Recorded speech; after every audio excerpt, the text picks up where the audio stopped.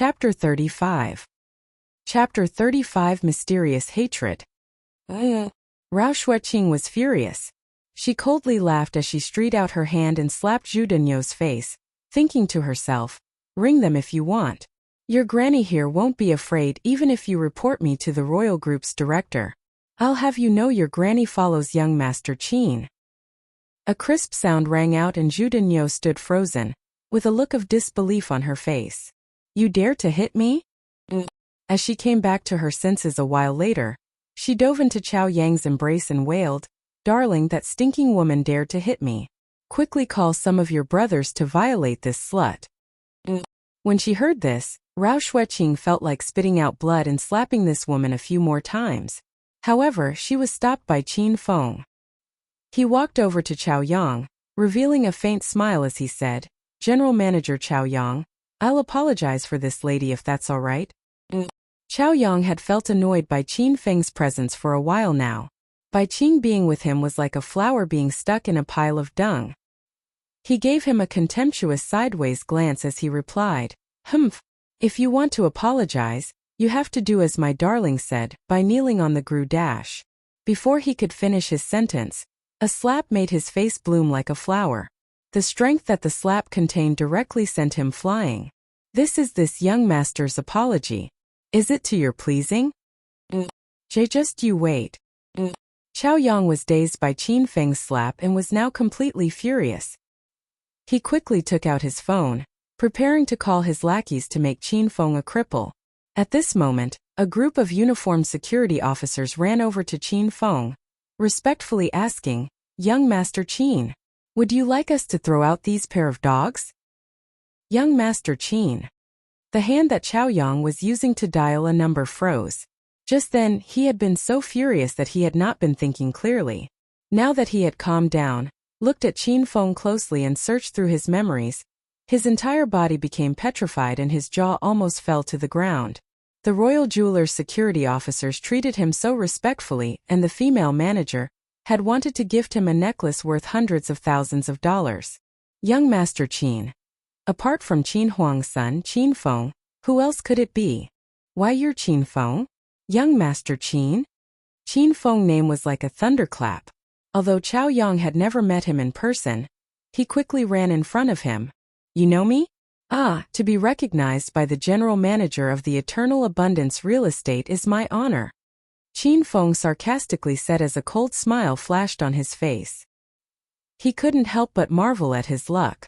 In just a single day, he had met two people who had been acting incredibly cocky. "Darling, hurry up and call your people. I want to kill these dogs personally." After being slapped, Zhu Dunyo was mad with fury and didn't notice how the atmosphere had completely changed. She was still pointing at Qin Feng and the others and furiously cursing. However, very soon she was given a big slap by Chao Yang. "Stop goddamn babbling, you slut. Open your dog eyes and look who that is. It's the Acropolis City's biggest young Master Qin. Hurry up and apologize. You're just begging to be slapped." After confirming Qin Feng's identity, Chao Yang was so scared that he began to break out in cold sweat. When he thought to how cocky and condescendingly he had been acting, he wanted to run into a wall and die. Chao Yang released all of his unhappiness on Zhu Dunyo, only stopping after giving her multiple slaps. Zhu Dunyo was completely dumbfounded. How could a shallow and pretentious woman like her not have heard of Qin Feng before? Before hooking in Chao Yang, she had investigated Qin Feng, wanting to be his mistress. However, after comparing the women that Qin Feng had been with to herself, she completely gave up on that.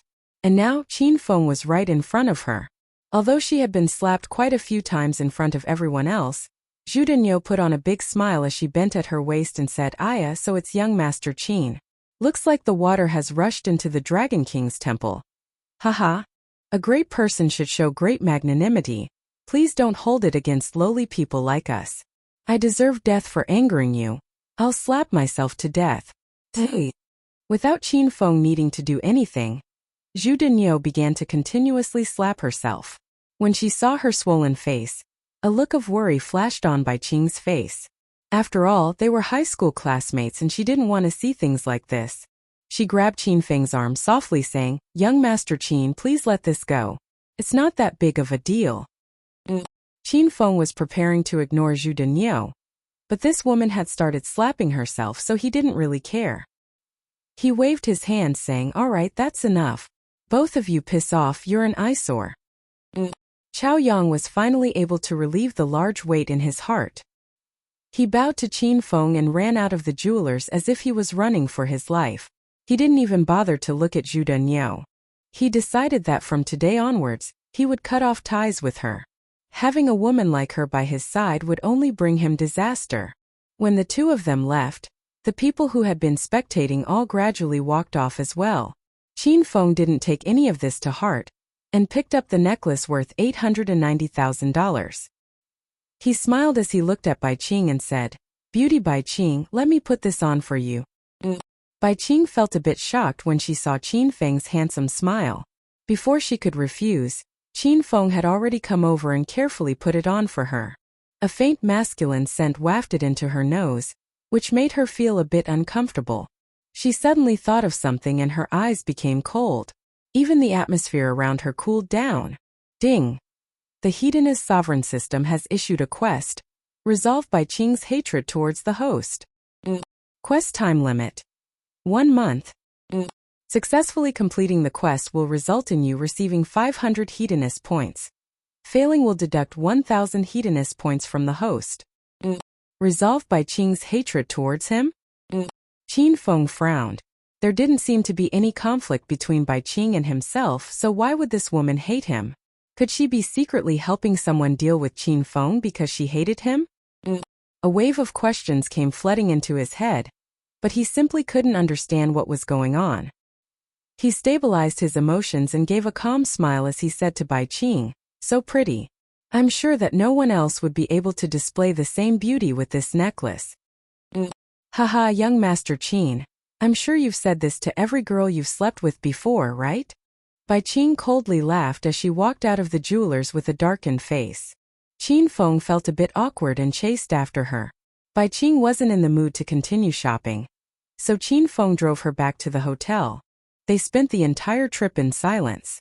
After returning to the Royal Hotel, Bai Qing didn't see Qin Feng. She returned to her position and took off the necklace. Chapter 36. Chapter 36, Visiting the Zhao family. Qin Feng returned to room 666. After that ordeal, he had still received some clues. He now knew that Bai Qing hated him for some reason. As long as he found that reason, he could resolve her hatred towards him. Perhaps after he gained her favorability, she would tell him who was behind all of this. At night and under strict orders from Qin Huang, Qin Feng came with him to the Zhao family's villa to apologize about the matter of rescinding the marriage. Zhao Lingxian's father was called Zhao Dahai, and was one of the top businessmen in the Acropolis city. His high medical group almost monopolized the Acropolis city's medical industry.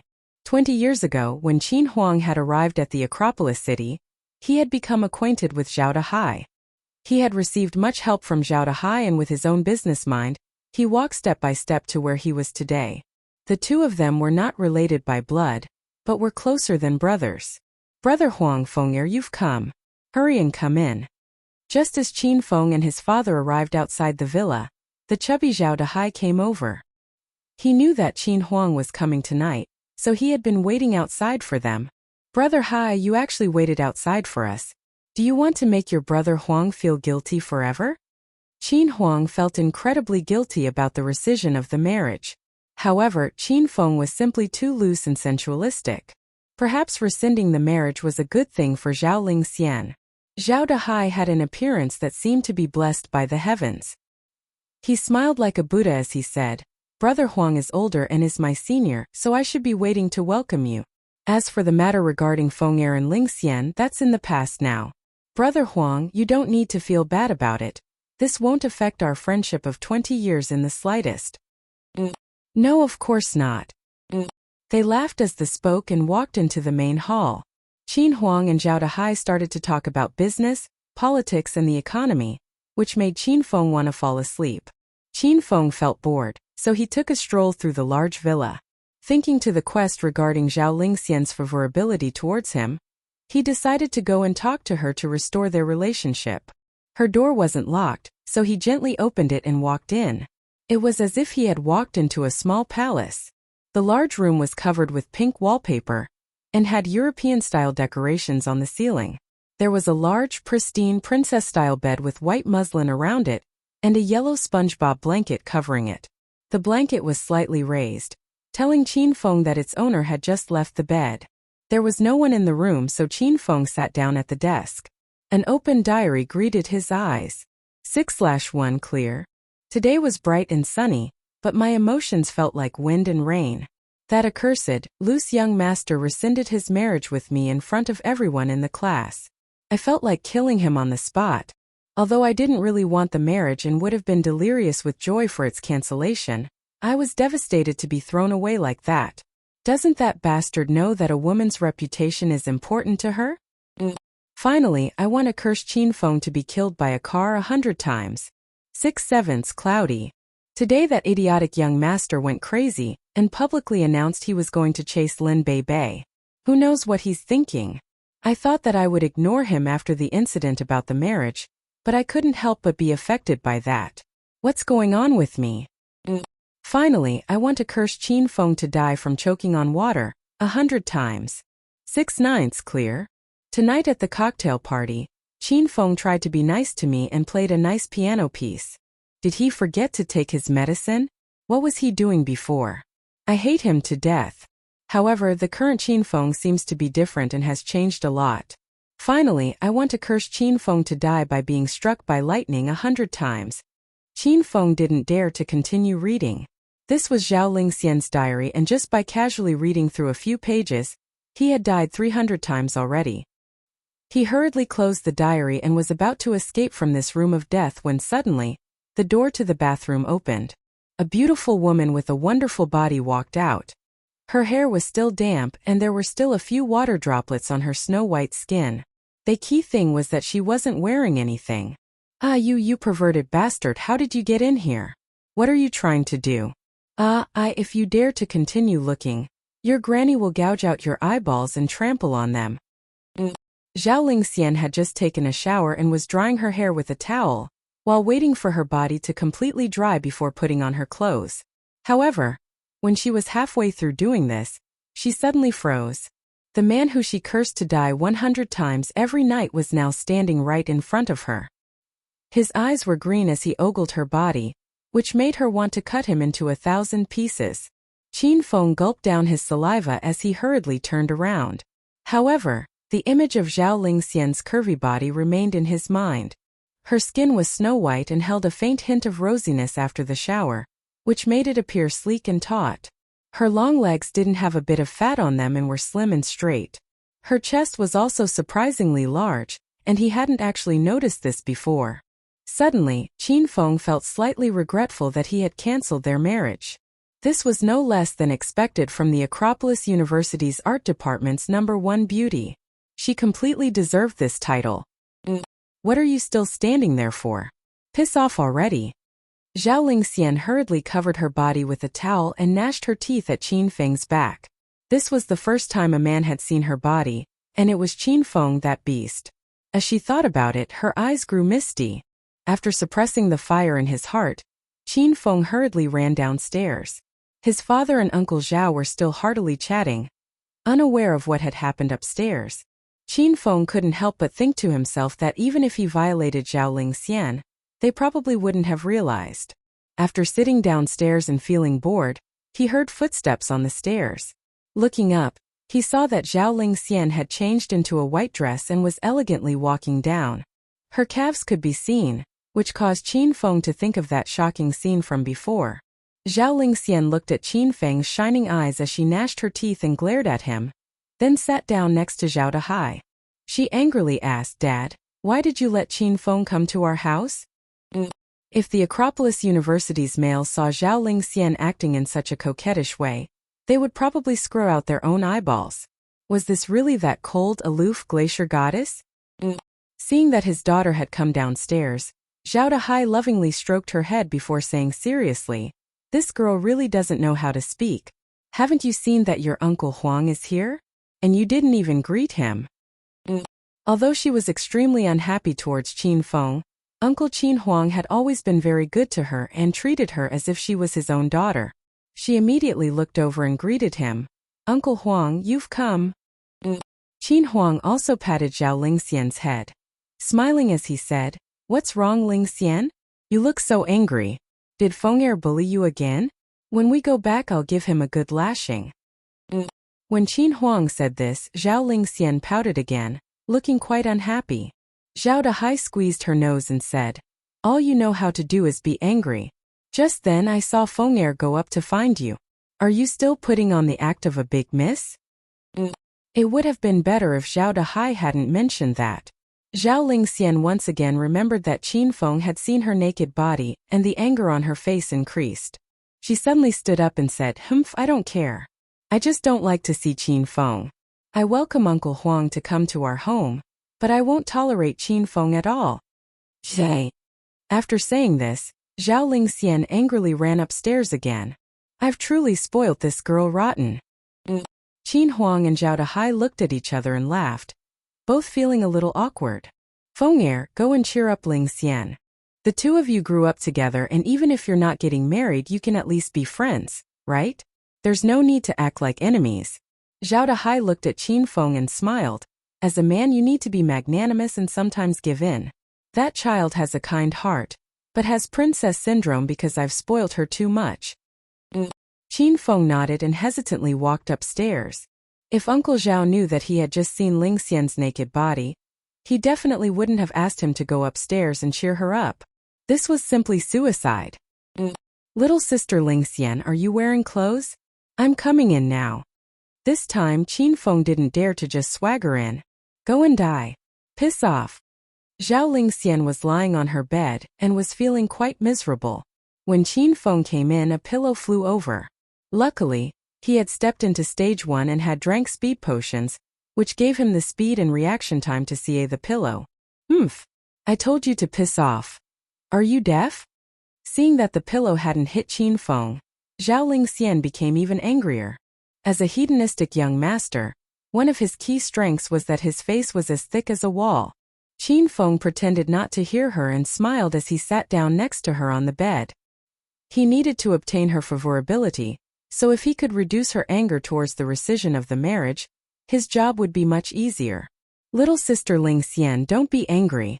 I came specifically to apologize about the rescission of the marriage. As soon as he mentioned the rescinded marriage, Zhao Lingxian became even angrier. She coldly replied, No need, hurry up and leave.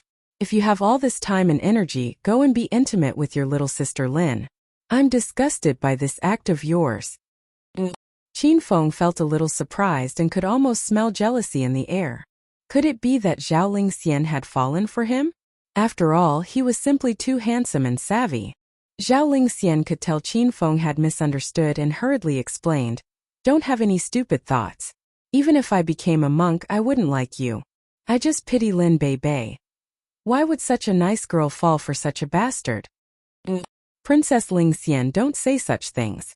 I remember when we were younger, a certain someone would always follow me around, Qin Feng proudly replied. Chapter 37. Chapter 37, Obtaining Zhao Lingxian's favorability. Qin Feng had grown up with Zhao Lingxian, so he was familiar with her family background. When they were little, Zhao Lingxian's mother had stolen much of Zhao Dahai's wealth and fled. Zhao Dahai hurriedly rebuilt his family, but had neglected Zhao Lingxian in the process. This caused Zhao Lingxian's personality to become lonely and aloof, so she virtually had no friends. Because Qin Feng was good with people and could get along with anyone, Zhao Lingxian always played with him. After they grew up, Qin Feng fell into the temptation of beautiful women, and they gradually drifted apart. However, they could still be called childhood sweethearts. What? I don't remember. Zhao Lingxian became slightly red, pretending that she had forgotten about that. She hit Qin Feng's head with a pillow, trying to chase him away. Hurry up and leave. I feel angry whenever I see you. I feel so angry that my stomach's hurting again. As she hit Qin Feng, she suddenly stopped and curled into a ball as she held her stomach. Her stomach really did hurt, but it wasn't because of Qin Feng. When she was young, she had developed a stomach illness because she didn't eat at regular times. Qin Feng knew about Zhao Lingxian's stomach illness. When they played together in their younger days, he would carry her to the doctors when her stomach hurt. When he saw Zhao Lingxian's incredibly pale face and the sweat on her forehead, Qin Feng hurriedly touched her forehead and asked, "Are you all right? Is your stomach acting up again?" "Don't touch me. I don't need you to worry about me. Hurry up and leave. Leave." Zhao Lingxian gritted her teeth and endured the pain, not wanting Qin Feng to see her in this state. She pulled up her blanket and covered herself. "Fine, since you hate me so much, I'll leave." Qin Feng laughed as he stood up and left the villa. Zhao Lingxian stayed under the blanket for a while, and after confirming that Qin Feng was gone, she uncovered herself.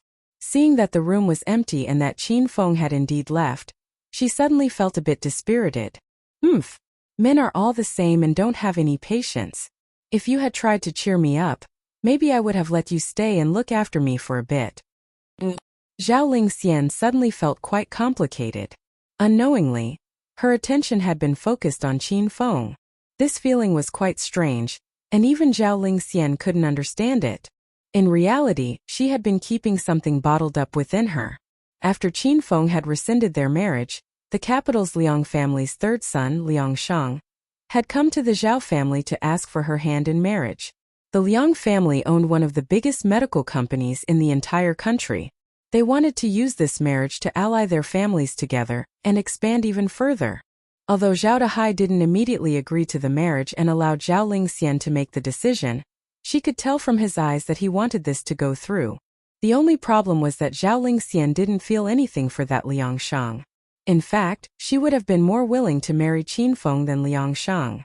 "You beast, you scoundrel, you bastard. If you didn't rescind the marriage, I wouldn't have so many troubles. I curse you to trip over and die 100 times. Zhao Lingxian cursed Qin Feng for a while, which would have made him die a countless number of times. Her stomach began to hurt more and more, to the point where she didn't have the strength to curse Qin Feng anymore. Her beautiful eyes became misty and she felt incredibly pitiful and wronged. Ever since she was young, she had never been properly looked after by anyone. Every time she had been hurt, she would lick her own wounds in the corner. "Stop cursing me. If I really died, who would go out at night to buy medicine for you?" The door was suddenly flung open as Qin Feng walked in with a handsome smile on his face. Zhao Lingxian was completely dumbfounded, and she thought that she was dreaming. She never thought that Qin Feng would have come back. He had even bought medicine for her. She suddenly felt a warmth in her heart, as well as an urge to cry. From memory, whenever her stomach hurt, it would always be her father, mother, or Qin Feng who went to buy stomach medicine for her. Even after Qin Feng started chasing beauties, she would still think of a certain someone when her stomach started hurting. "Who asked you to come back? Your seducing techniques won't work on me. Hurry up and get out." Although she felt quite moved, Zhao Lingxian wouldn't show it. When she thought to the possibility of being married off to the Liang family, she felt incredibly melancholic. By this time, Qin Feng had already poured some hot water, blew on it and handed it to Zhao Lingxian. He smiled as he said, curse away, as long as you're happy cursing at me, then continue. However, cursing takes a lot of strength. Drink your medicine first and after you've recovered, you can curse at me for the whole night." Curse at him for the whole night? Zhao Lingxian's face went red as inappropriate thoughts ran through her mind. If she stayed with this hedonistic young master Qin Feng for a whole night, who knew what could happen? "I'm not drinking it. Who knows if you really bought stomach medicine? I'm sure you put some sort of aphrodisiac in it." "I'm definitely not drinking it," Zhao Lingxian said as she angrily pouted. Seeing Zhao Lingxian act in such a stubborn manner, Qin Feng suddenly thought back to when they were younger. Back then, Zhao Lingxian was incredibly cute and would do whatever he said. However, they had gradually drifted apart and Zhao Lingxian had gradually recovered her cold and arrogant personality. Despite this, Qin Feng knew that deep down, she hadn't changed. She was still a weak girl who didn't have anyone to rely on. Her coldness was just a facade to protect herself. All in all, she was a very difficult girl. "Princess Zhao, what nonsensical things are you thinking about? Look here." This bottle is stomach medicine, Qin Feng said as he rolled his eyes at Zhao Lingxian.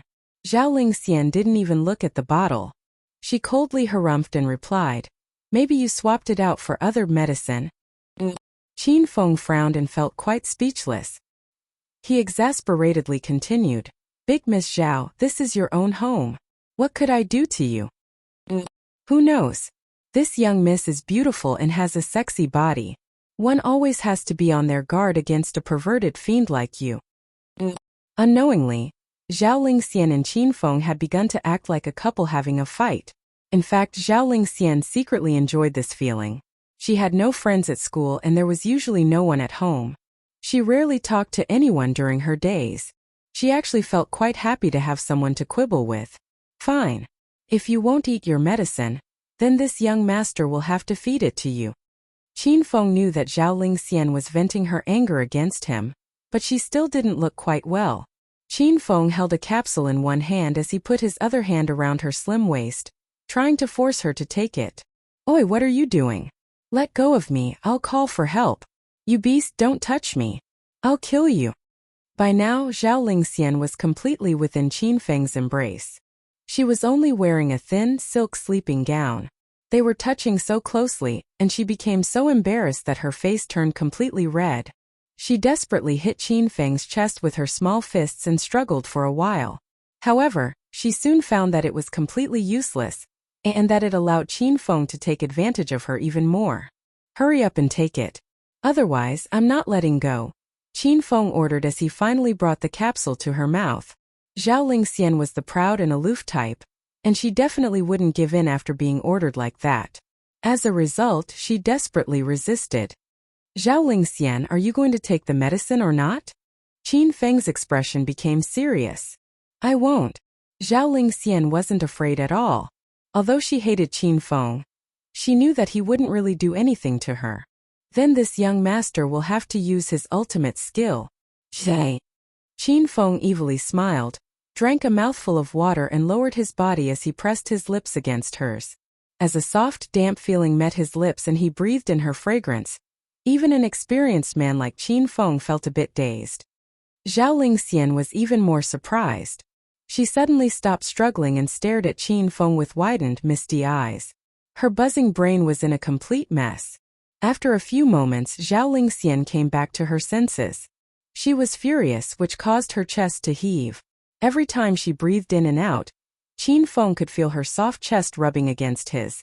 It was a feeling so wonderful that it made him want to cry out. Let go of me. Zhao Lingxian once again began to struggle, but her mouth was blocked by Qin Feng's, which made it difficult for her to speak. Qin Feng could feel that Zhao Lingxian was still trying to spit out the stomach medicine, so he decided to take things a step further. He suddenly opened his mouth and streaked his tongue into her mouth. Huff! Zhao Lingxian suddenly breathed in. This time, her brain completely short-circuited and went blank. She even closed her eyes, feeling intoxicated. This was her first kiss and it was the first time that she had experienced such a wondrous feeling. She couldn't resist and allowed Qin Feng to do as he wished. Originally, Qin Feng had been planning to stop after he had placed the stomach medicine into her mouth. However, after starting, he simply couldn't stop. He slowly began to kiss her more and more passionately. Zhao Lingxian's body slowly relaxed and she even wrapped her arms around Qin Feng's neck.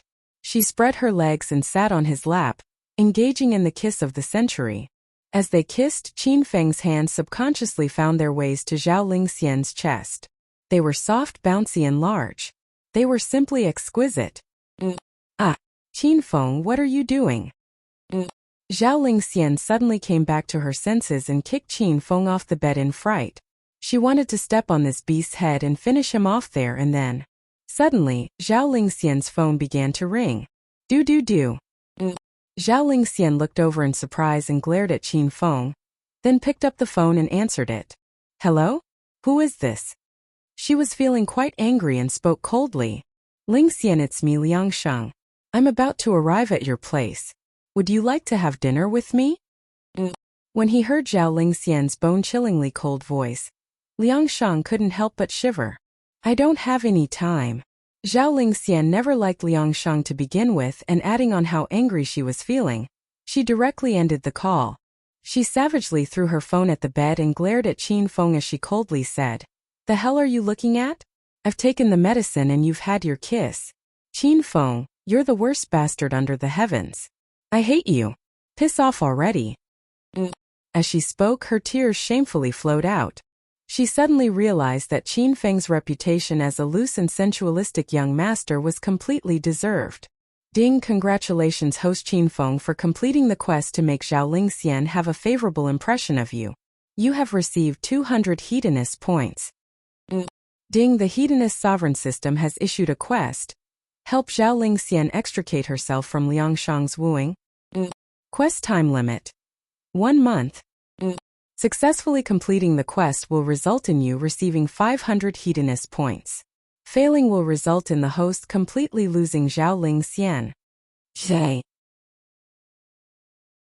Chapter 38. Chapter 38. Situation becoming interesting. Qin Feng felt a bit dazed. What he thought to be the most difficult quest had actually been easily completed with just a passionate kiss. This quest gave him a reward of 200 Hedonist points. If Qin Feng could finish another quest, he should be able to easily rack up 300 Hedonist points. After spending them, he would become a rank 4 Hedonist mortal, and would receive another 3 lottery chances. He felt incredibly excited as his large hands held Zhao Lingxian's shoulders and he affectionately said, "Lingxian, let's kiss again. This time it'll just be a pure kiss. I promise I won't touch anywhere else this time." Before he had recovered from that kiss, he had received Zhao Lingxian's favorability. Qin Feng believed that he would definitely succeed if he tried to take her right now. Zhao Lingxian felt a bit surprised and looked at Qin Feng, feeling stunned. She breathed in deeply, doing her best to suppress her rage as she roared, "Qin Feng, do you want to die?" Qin Feng felt a bit scared by the coldness radiating out from Zhao Lingxian's eyes. He hurriedly withdrew his hands as he gave a sheepish smile. "I was just joking, haha, just joking. Am I that sort of person? I only kissed you just then to feed you the medicine. I saw that you weren't wearing much, and was worried that you'd get cold, so I covered your important bits to keep you warm." Qin Feng, hurry up and piss off, otherwise your granny's going to kill you. Zhao Lingxian picked up a lamp next to her, lifting it up as if she was going to throw it. "Lingxian, if there's nothing else, I'll be leaving now." Seeing that the situation had taken a turn for the worse, Qin Feng decided to quickly leave. However, Zhao Lingxian suddenly called out and stopped him, saying, "You want to just leave after taking advance of this big miss? Who do you think I am? Wait for me downstairs. A troublesome fellow's coming to visit me. If you can help me get rid of him, we'll be even. Otherwise, I'll make you take the consequences." Qin Feng's mouth tweaked as he felt the chilling intent from Zhao Lingxian's body. He suddenly imagined Zhao Lingxian not sleeping for the entire night, furiously scrawling in her diary, "I curse Qin Feng to die in various ways 100 times. Most likely, Zhao Lingxian would only show this childish, overbearing attitude in front of Qin Feng. Even if other people wanted to see it, they weren't qualified. Qin Feng went downstairs first, and soon Zhao Lingxian walked down in a white shirt and short yellow skirt. She was also wearing colorful stockings that reached up to her knees, which made her look quite youthful. Seeing his daughter come down dressed nicely, Zhao Dahai gave a happy smile. It seemed that the disagreement between the two children had been resolved. Ding dong! Ding dong! At this moment the doorbell sounded. Zhao Lingxian didn't even have to look to know that it was Liangshang. She unhappily pouted and looked at Qin Feng. Qin Feng immediately understood her intention, and went to open the door. A man with a stylish fringe, a white shirt and black pants stood outside the door. He had a gentlemanly smile on his face, and was evidently a son of a rich family. "You are?" Seeing Qin Feng, Liangshang felt a bit surprised, and wondered who he was. Zhao Lingxian didn't have any older or younger brothers. "You pressed on my home's doorbell and yet you ask who I am? What's wrong with you?" Qin Feng more or less understood who Liangshang was from what he had heard from Zhao Lingxian. Seeing him dressed so gentlemanly, Qin Feng felt like whipping him. This was despite the fact that Qin Feng also liked to dress like a gentleman to seduce women. "Ahaha. Excuse me. I'm here to find Uncle Zhao." A look of hostility flashed in Liang Shang's eyes before it quickly disappeared as he smiled. Qin Feng looked up and down Liang Shang, cleaning his ears as he disdainfully said, "You had the gall to visit Uncle Zhao without a gift? You're not coming in." Zhay. After saying that, Qin Feng closed the door. From the beginning, Liang Shang didn't even step inside the Zhao family's villa. Although Zhao Lingxian was sitting on the sofa, she continuously glanced over to Qin Feng. She felt much better after seeing Qin Feng walk back by himself with a pleased look on his face. She looked at Qin Feng, then turned and pretended to watch the TV. Zhao Dehai and Qin Huang were engrossed in their discussion and didn't pay attention to what had just happened. "Feng'er, who was it?" Zhao Lingxian casually asked. He had only heard the doorbell ring, but no one had come in. It was a wild dog. It could jump extremely high. It was pressing the doorbell for fun, but was chased away by me. Qin Feng casually replied as he sat down next to Zhao Lingxian. Zhao Lingxian couldn't help but laugh with a pff. Qin Huang and Zhao Dehai stopped talking and looked at Qin Feng in bewilderment. "A wild dog? Jumping up to press my home's doorbell? No way, what dog can jump that high? Our doorbell is at least 7 meters high on the wall." "Feng'er, are you sure you saw correctly?" Zhao Dehai asked in surprise. "Definitely. I looked up and down, but it was definitely a wild dog. Uncle, you can keep chatting with my dad. If there's anything, I'll take care of it," Qin Feng said as he laughed. Ding dong. Just as Qin Feng spoke, the doorbell rang again. This time all 4 people got up and walked to the entrance. The 2 adults wanted to see what dog breed had learned to press doorbells. "Uncle Zhao, so you were already entertaining guests. It seems that I came at a bad time." Just as Zhao Dehai opened the door, he saw Liang Shang standing at the entrance and holding 2 bags of wine and cigarettes. Qin Feng and Zhao Lingxian were secretly filled with devilish glee. Those who knew Zhao Dehai well knew that he hated other people giving him presents. As expected, when he saw the 2 bags of presents, Zhao Dehai's face darkened. He said neither warmly nor coldly, "So this time it wasn't a dog. Liang Shang, in future when you come to visit Uncle Zhao, don't bring these sorts of gifts. Your uncle doesn't like these sorts of things." "Alright, next time I definitely won't then." Liang Shang felt a bit confused about Zhao Dehai's words. "Dog? What dog?" However, he glared at Qin Feng. He hadn't been planning on bringing anything, as it would make him feel like he was a stranger, but did so because of this brat's words. Moreover, seeing him stand so close to Zhao Lingxian, it seemed that they weren't relatives. In an instant, Liang Shang remembered Qin Feng in his heart. "I'm having a good time chatting with your Uncle Huang, so I don't have time to entertain you 3 kids. How about this? You young people like to go out all the time, so how about you go out together?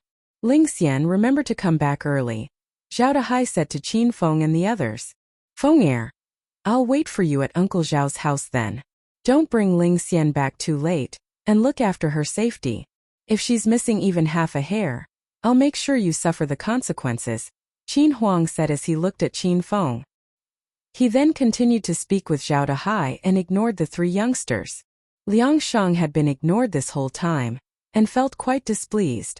He hurriedly walked over and said while smiling, "Lingxian, what do you want to eat? I'll take you to have some good food." Zhao Lingxian looked at him with a stony face. How could she have the appetite to eat while with him? Seeing that she wasn't replying even after a long time, Liang Shang continued to speak. "Alright, let's go to the royal clubhouse then. There's good food and entertainment there. What do you say?" The royal clubhouse. Qin Feng and Zhao Lingxian's mouths curved upwards upon hearing this name. The situation was becoming interesting. Chapter 39. Chapter 39. The whole world became quiet. "Alright, the royal clubhouse it is. Let's go." Zhao Lingxian suddenly became much happier and she skipped out of the villa. She had used Qin Feng as a meat shield partially so she could punish him. She wanted him to pay the price for rescinding the marriage and forcing that kiss on her. The capital's Liang family was no ordinary family. Zhao Lingxian became excited just from thinking of the possibility of these 2 men fighting. Women were indeed very dangerous animals. "Kid, you can go now. I'm going to have a candlelit dinner with Miss Zhao Lingxian, so you can go off and do your own thing," As soon as they left the villa, Liang Shang discarded his gentlemanly act and looked at Qin Feng like a ruffian. Liang Shang was only 21 years old. He was the youngest in the grandchildren's generation of the capital's Liang family. He was about the same age as Qin Feng. In the capital, he had 2 elder brothers looking after him, so he acted fearlessly and lawlessly, and there was nothing he didn't dare to do. Before, he had showed restraint in front of Zhao Dehai. After all, he needed to act decently in front of his potential father-in-law. However, he was raring to give Qin Feng a good beating. You dare to show me up, young Master Liang? There's no one alive who dares to do such a thing. What a pity. I've already asked Ling Xian on a date for tonight, so it looks like the person who will have to leave is you. Qin Feng didn't get angry, and instead calmly smiled at Liang Shang. Anger flashed in Liang Shang's eyes. If they were in the capital and if anyone dared to talk to him like this, he would have slapped them long ago. However, this was the Acropolis city and Zhao Lingxian was standing right there.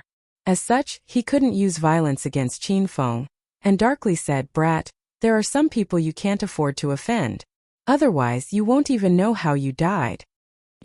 Haha, is that so? I want to try it. Qin Feng didn't feel scared at all, and instead gave a dazzling smile.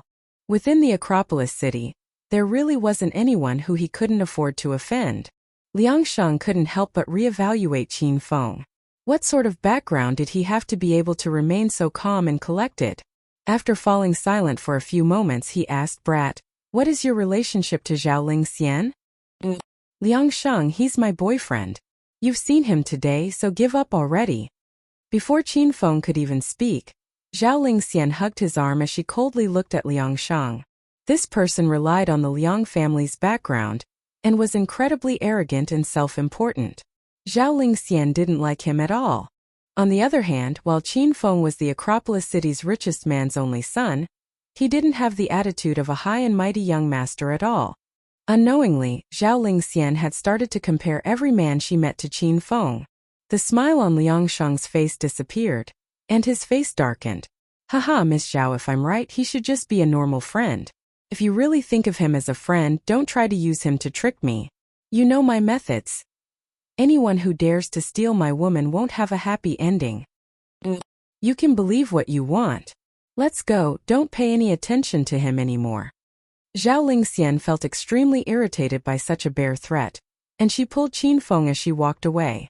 Liang Shang suddenly started to laugh coldly. "Miss Zhao, if you're determined to stick to this brat, I'll have to ask Uncle Zhao if he really is your boyfriend or not." Zhao Lingxian suddenly stopped walking. She definitely couldn't allow him to go ask her father. If he did, he would definitely scare her father and Uncle Huang to death. "What do you want?" Zhao Lingxian said as she angrily glared at Liang Shang. "Nothing much. Didn't Miss Zhao say that she would go with me to the royal clubhouse? You can't have forgotten already, right?"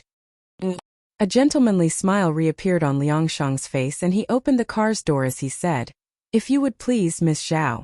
My Porsche 911 can only seat 2 people. As for your friend, if he wants to come, he can take a taxi. However, it's best that he arrives before me.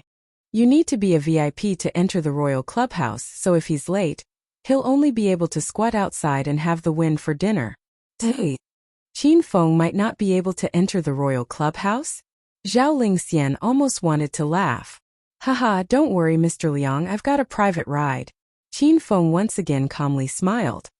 He stretched his hand out to Zhao Lingxian beside him, saying, "Lingxian, if you're not used to riding in sports cars, you can come with me in my private ride." All right. Without even having to think about it, Zhao Lingxian agreed to go with Qin Feng. However, when she came to Qin Feng's private ride, Zhao Lingxian was dumbfounded. This was an old and shabby retro 28 bicycle. It could already be considered an antique, and it was entirely possible someone had thrown it away. "Qin Feng, can you give yourself some face? You're always trying to look cool with your Batmobile at the university. Are you trying to make me look like an idiot?"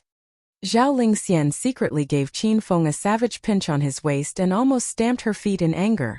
Before, Liang Shang had been full of anger, but when he saw Qin Feng's private ride, he couldn't help but laugh loudly. "Oh, holy crap, Miss Zhao, your friend is the most amusing person I've ever met. I'm sure you'll be coming in my Porsche, right?" If you go on that bicycle, you'll be having a midnight snack instead, haha. Liang Sheng looked at Qin Feng like he was an idiot.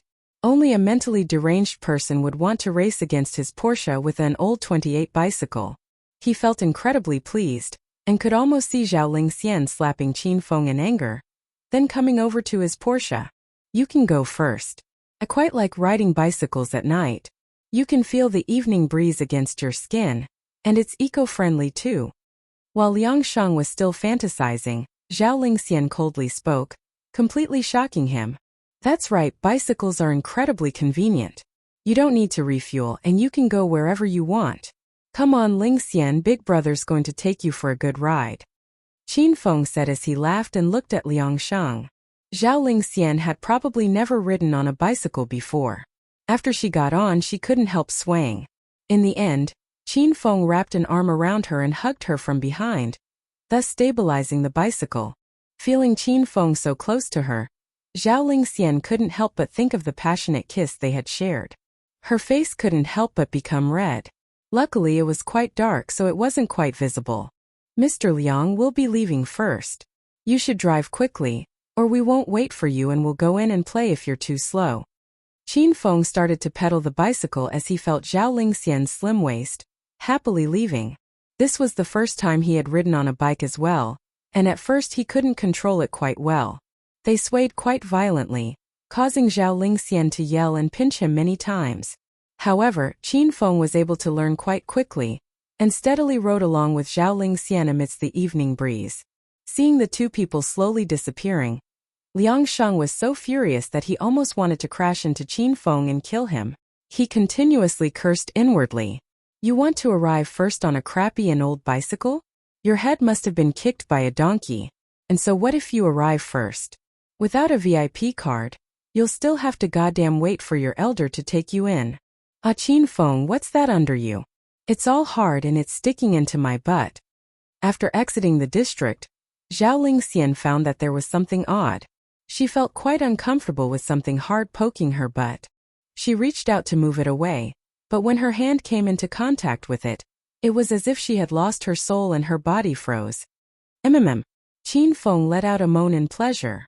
Ah! Qin Feng, stop the bicycle. I want to get off right now. I'm going to kill you, you beast, you pervert.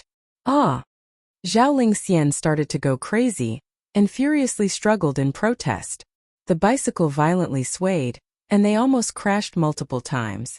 Qin Feng also felt a bit awkward. He quickly tried to calm her down. Little sister Lingxian, stop making a ruckus. The more you do this, the longer it's going to take for it to settle down. Zhao Lingxian suddenly stopped moving, and peacefully sat on the bicycle for 2 minutes, which felt like 2 centuries. However, that thing indeed settled down.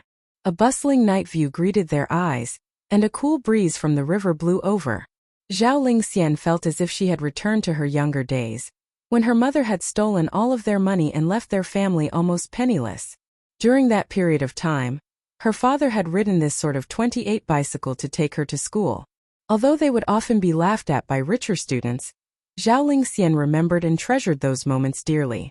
This was because only when she went to school or came back from school could she spend time with her father. She felt incredibly blissful and safe while riding with her father. Little sister Lingxian, you can't have fallen asleep, right? Qin Feng felt a bit weird after seeing that Zhao Lingxian had fallen silent after making a ruckus the entire trip. Qin Feng, in future, can you take me riding on your bicycle as well? Zhao Lingxian was in a bit of a daze, and a rare look of bliss appeared on her face. After saying this, even she felt a bit shocked. She found that she was slowly starting to rely on Qin Feng. Sure, as long as you're not afraid of hard things poking your butt, I'm fine with it, Qin Feng teased. Zhao Lingxian once again started to yell and pinched his leg many times, before suddenly saying, Qin Feng, can you ride faster? No problem. After speaking, he started to accelerate. After breaking through to stage 1 and drinking 2 strength potions, Qin Feng's body was incredibly strong. He continuously accelerated and his legs actually started to leave behind afterimages. After breaking through to stage 1, he hadn't truly trained his body, so this was decent training for him. The gentle evening breeze became quite intense. If it wasn't because Qin Feng was holding down Zhao Lingxian's skirt, she would have felt like she was going to fly off. The trees on the side blurred and quickly disappeared, and they even left cars behind them. They were moving so fast, and it seemed that the air was moving so fast that Zhao Lingxian found it difficult to breathe. She slowly closed her eyes and let a smile bloom on her face. Just like a blossoming flower, she looked so beautiful that she could cause someone to become intoxicated just from looking at her. However, it only lasted for a moment before it disappeared. She suddenly remembered many things from her childhood. She had been a lonely child who had been abandoned by her mother. She was a young girl who lacked joy and happiness in her childhood. She was a cold and arrogant princess, a poor bug whose marriage had been rescinded. She recalled memories from primary school until now, and her tears slid down her face. It was quiet all around them, and all they could hear was the wind. However, she quite enjoyed this feeling. She even thought that just riding like this, with Qin Feng pedaling and her sitting in front of him, it wouldn't be too bad to ride until the end of time. At least, at this moment, she didn't feel lonely, and didn't feel like she was the only person in the world. Chapter 40. Chapter 40. Woman joins the battle. Clocklet. Little sister Lin, we're here. The voice in her ears suddenly brought her back to reality. She opened her eyes and almost fell off the bicycle. The words Royal Clubhouse glowed brightly in front of her eyes. Qin Feng, how did we get here? Zhao Lingxian was completely dumbfounded. Her house was at least 20 kilometers away from the Royal Clubhouse. Even by car, it would take at least 20 minutes. However, Zhao Lingxian felt like she had just recalled some memories from the past, and when she opened her eyes, they had arrived. It was simply too magical. We got here by bicycle, of course. You're sitting on my bicycle, remember? You didn't get your brain blown out by the wind, did you? Qin Feng smiled, but didn't tell Zhao Lingxian that he had pushed his body to the limit and had ridden at 80 kilometers per hour. You're the one who has no brain. I'm getting off. Zhao Lingxian glared at Qin Feng, then got off the bike with Qin Feng's help. Young Master Qin, you're here. At this moment, an eagle-eyed doorman ran over. Seeing Qin Feng ride a bike with a girl on it, he couldn't help but marvel at his seducing techniques. It seemed that he definitely deserved his title of the #1 seducer sage of the Acropolis city. Give this bicycle a parking spot. Don't let anyone steal it. Qin Feng casually gave the doorman a $1,000 tip and held Zhao Lingxian's hand as he walked into the Royal Clubhouse. Spendthrift, Zhao Lingxian said as she glared at Qin Feng. Even if this bicycle was left on the streets, no one would probably want it. And yet, he had given that person a $1,000 tip for looking after it. He was a super spendthrift. When Qin Feng and Zhao Lingxian walked into the clubhouse, the attendants all came to greet them. Welcome, young Master Qin. Welcome, Miss Zhao. Qin Feng waved his hand, sending them away, and sat down with Zhao Lingxian on a sofa in the main hall. It seems that Mr. Pretty Boy isn't here yet. Little sister Lingxian, let's get a room and have some food first. Qin Feng had gone to Zhao Lingxian's house to eat, but because of Liang Sheng popping up, he still hadn't eaten. By now, he was quite hungry. Zhao Lingxian curled up into a ball on the sofa. Her face became quite pale and she weakly said, Qin Feng, I feel a bit cold. My stomach problem's back. Qin Feng felt Zhao Lingxian's arm, which was indeed quite cold. It was possible that on the way here, he rode too quickly, causing her to endure the cold wind. He wrapped his arm around Zhao Lingxian, letting her lie in his embrace. He then waved his hand and asked an attendant to bring over a glass of warm water. What are you doing? Hurry up and let me go. You big pervert, you won't even behave in public. Feeling Qin Feng's embrace, Zhao Lingxian felt incredibly complicated and quite embarrassed. She was extremely angry about Qin Feng's groping. However, Qin Feng didn't do as Zhao Lingxian wished. He understood this cold and arrogant princess personality.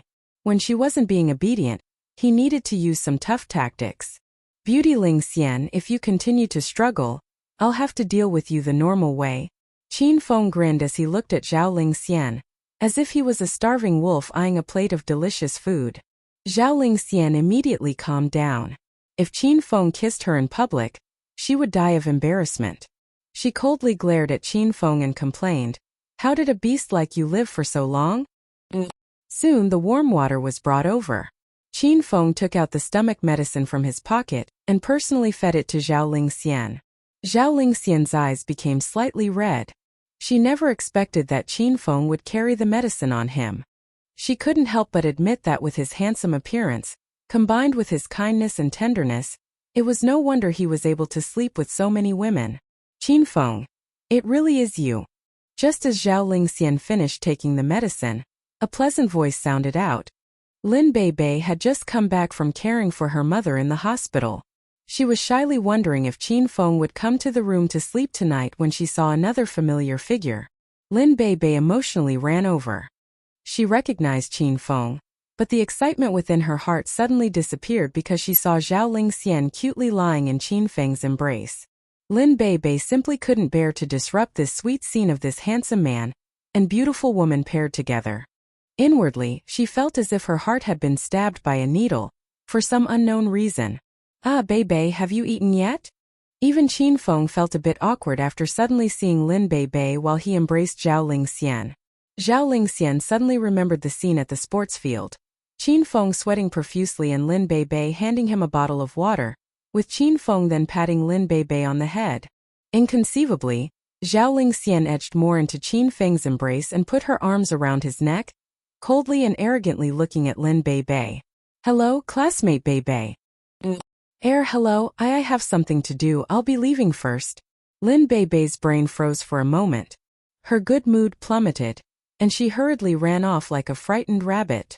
Zhao Lingxian's expression became cold. She pushed aside Qin Feng as she icily said, Young Master Qin, you're quite impressive. In just a few days you've won over the university's pure beauty Lin Bei. You've even gotten her to come to the clubhouse to have fun with you. Aren't you a romantic and loose one? Zhao Lingxian was a beautiful and intelligent woman. She knew what sort of family background Lin Bei had, and her being at the royal clubhouse was definitely because of Qin Feng's arrangements. Apart from getting intimate, why would she come to the royal clubhouse so late at night? To study with Qin Feng? Qin Feng had never had worries about women before, but he felt as if his head was going to explode. Just as he was going to explain the matter with Lin Bei, a woman with a beautiful face and sexy body elegantly walked over. Seeing her, Qin Feng almost wanted to run into a wall. Yo, young Master Qin, I've looked for you for so many days but couldn't find you. You must be even busier than the president of a country. This was the #1 beauty of the Jincheng city, Han Ying. She had come to the Acropolis city to discuss business with Qin Feng. However, after meeting him at the cocktail party, she couldn't find him no matter where she searched. She had decided to try her luck and come to the royal clubhouse. After all, this was Qin Feng's holy land of pleasure. And she had succeeded in finding him. Yo, Miss Zhao's here too. After seeing Zhao Lingxian, a look of surprise flashed in her eyes. Han Ying casually sat down next to Qin Feng and leaned in towards him as she coyly said, Young Master Qin, there's some serious matters I want to discuss with you. I'm not sure if young Master Qin has any time tonight. It might take up the entire night. Shameless. Zhao Lingxian couldn't stand Han Ying's flirtation and coldly harumphed. Han Ying looked at Zhao Lingxian and lightly laughed, saying, I'm shameless? At least I'm not like a certain someone, sticking on to young Master Qin despite having their marriage rescinded by him. These two exquisite beauties had begun fighting as soon as they saw each other. One was a queen who had much experience in the business world. The other was a glacial goddess who was still in university. Who knew who would win? Chapter 41. Chapter 41. Rather be struck to death by lightning 100 times. Han Ying's expression didn't change, but Zhao Lingxian was so furious that she wanted to vomit blood. One couldn't help but admit that this woman was quite vicious and savage. Her lovely upturned eyes seemed to be able to see a person's weak points, and every word she spoke could cut into other people's hearts. Han Ying, aren't you selling your body just for some money? What right do you have to speak badly of me? Zhao Lingxian was so angry that she stood up. If it wasn't for Qin Feng blocking the two women, they probably would have started fighting. Once women went crazy, even the heavens and earth could not tolerate it. Humph. Han Ying's smile disappeared. Indeed, in order to do business, she often went to many cocktail parties and banquets to flirt with the sons of the wealthy and noble. However, no one knew how much pain and bitterness she put up with in order to develop her family's business. She was willing to flirt, but would never actually do the deed. In the end, she was a woman who valued purity. And now, hearing Zhao Lingxian say such things, a flame burned in her eyes. She looked at Zhao Lingxian as she said, "Miss Zhao, you're from the upper-class society, so please show some restraint when speaking. Have you personally seen me get into bed with a man? Or could it be that when I got into bed with a man you were also there? Otherwise, how could you know?" As soon as Han Ying said this, Qin Feng knew that things were spiraling out of control. These two women both had powerful family backgrounds. Even Qin Feng would feel scared if they started to fight. At this moment, an even more terrifying cold electronic voice sounded out in his mind. Ding! The Hedonist sovereign system has issued a quest. Make Zhao Lingxian and Han Ying interact harmoniously for 10 minutes. Quest time limit: 24 hours. Successfully completing the quest will result in you receiving 100 Hedonist points. Failing will result in the Zhao family and Han family engaging in an intense business war. Qin Feng's mouth chewed. He would rather be struck to death by lightning 100 times. On the other hand, Liang Shang had been quite angry the whole trip as he drove in his Porsche 911 to the royal clubhouse. Business was excellent tonight, and the large parking lot was filled with many luxury cars. He went around the parking lot a few times, and finally found 2 free spaces. Just as he was about to park into one of them, a man wearing a security uniform and holding an electric baton angrily walked over. "Apologies, sir, but you can't park here." Liang Shang was already furious, and now he had been stopped from parking by a security officer. He angrily got out of the car and came in front of the security officer, pointing at him as he started to loudly curse, "Are you goddamn blind? There are 2 parking spaces there. Why can't I park there? I'll have you know that your granddaddy is the royal clubhouse's VIP. If you anger your granddaddy, a single phone call from me is enough to get you fired." After being cursed at like that, the security officer's expression became cold. Normally, if a visitor cursed at time, he would simply endure it. After all, everyone who came here were extremely wealthy and powerful. However, tonight he was filled with confidence. He was looking after young Master Qin's ride. He pointed back at Liang Shang and cursed back at him. "Open your dog eyes and have a good look. These 2 parking spaces are already occupied." Liang Shang had never been cursed at by a security officer. He stared at the security officer in shock before looking at the 2 seemingly empty parking spaces. Only then did he find that there was an inconspicuous 28 bicycle parked there. It had even taken up 2 parking spaces in an extremely overbearing manner. Moreover, this bicycle looked extremely familiar. It seemed to be the one that Zhao Lingxian and her fake boyfriend had left on. Although he was angry, Liang Shang was more shocked by far. He never would have thought that Qin Feng would arrive faster than him on an old bicycle. After all, he was driving a Porsche. He even started to suspect whether this bicycle was really Qin Feng's. Maybe they just looked similar. Was this brought here by a man and a beautiful woman? Liang Shang asked with a darkened face. Why do I need to tell you? Anyways, these 2 parking spaces are taken, so go park somewhere else. Otherwise, I won't be courteous anymore. The security officer acted extremely arrogantly towards Liang Shang, as if he disdained even speaking with him. He patted the electric baton in his hands and viciously looked at Liang Shang. Because young Master Qin had personally given him this bike to look after, he had reserved 2 parking spaces for it. If some blind driver accidentally ran over this old 28 bicycle, or scraped some paint off it, he wouldn't know what to say to young Master Qin. Liang Shang and the security officer faced off for a while, after which Liang Shang angrily drove away. He found a good parking space near the royal clubhouse and quickly walked in. When he saw Qin Feng standing in between the 2 beauties trying to pacify them, Liang Shang became certain that the old bicycle that had overbearingly taken up 2 parking spaces was definitely Qin Feng's. It seemed that he didn't have an ordinary background if he was able to enter the royal clubhouse and take up 2 parking spaces. However, so what? No matter how influential someone was in the Acropolis city, they would still be nothing to the capital's Liang family. Liang Sheng walked over to the three of them as he gave a gentlemanly smile. Miss Zhao, apologies. I had something important to do on the way, so I ended up coming a bit late. Naturally, he wouldn't admit that he had driven at his fastest speed to the royal clubhouse. Liang Sheng felt like coughing up blood after thinking that he had been beaten by an old bicycle. Zhao Lingxian and Han Yingying had just finished having their fight, and neither had a pleasant expression. They sat down and turned away from each other.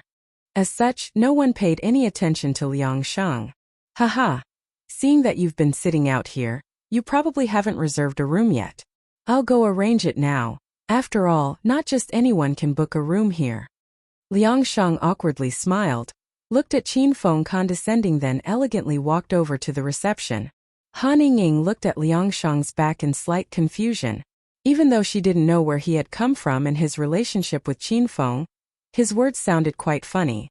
Qin Feng had finally calmed down the two women when Liang Sheng, that little scumbag, had come over and tried to look cool. He felt quite annoyed and took out his phone to call the reception, telling them not to give Liang Sheng a room. Not too long after, Liang Sheng came back with a darkened face, angrily cursing, "Humph, what a crappy clubhouse. Their elder is a silver card member, and yet they told me that all the rooms are fully booked. Lucky for them, this is the Acropolis city. If it was the capital, I would have ordered people to smash the place. Lingxian, just wait for a moment, I have a good brother here. He's the general manager, and I'll give him a call to get him to come over and arrange a presidential room for us." Liang Sheng ran off to the side to make a call, and neither Zhao Lingxian and Han Yingying could be bothered to pay any attention to him.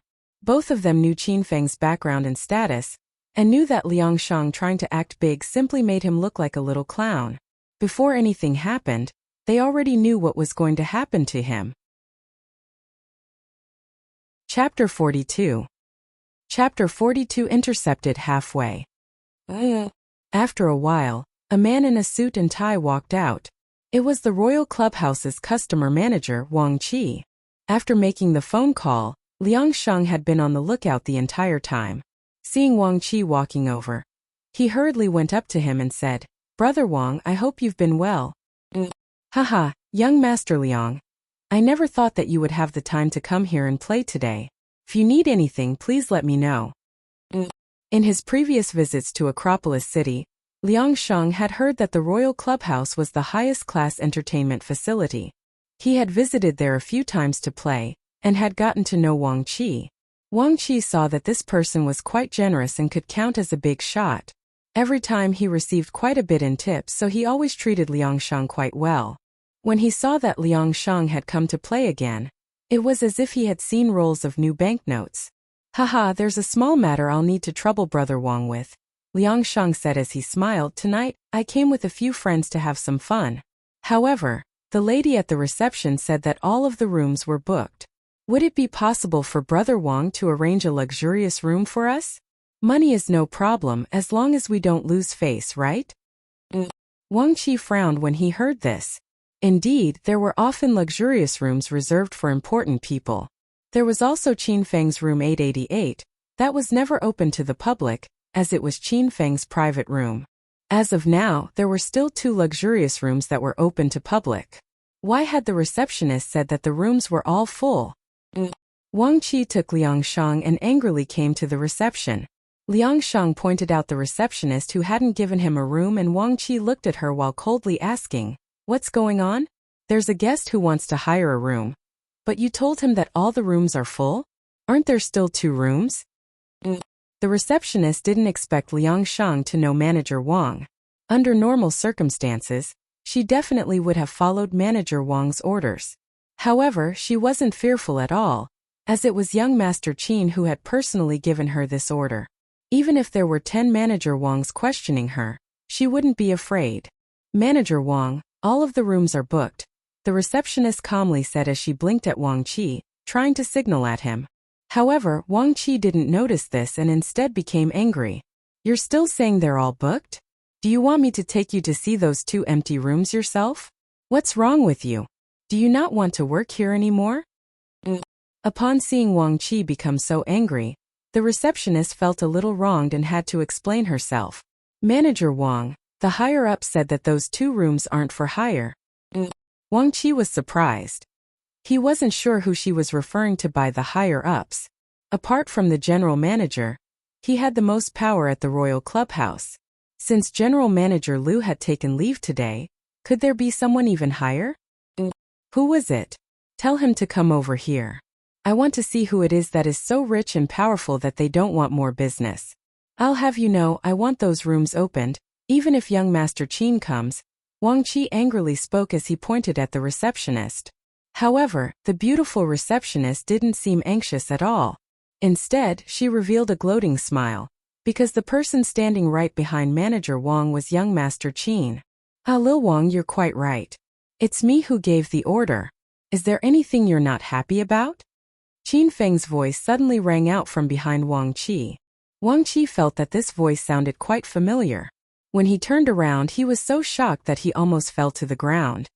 Liang Shang still hadn't realized what was happening. When he saw that Qin Feng had come over, he felt like his intestines were going to explode from anger. Since this brat was determined to make trouble for him, he would definitely make him pay for it. Yo kid, you're acting quite big. You're the boss of this royal clubhouse, eh?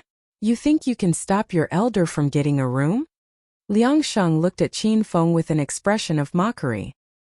He pointed at Wang Qi and condescending said, "Look here, brat, this is my good brother.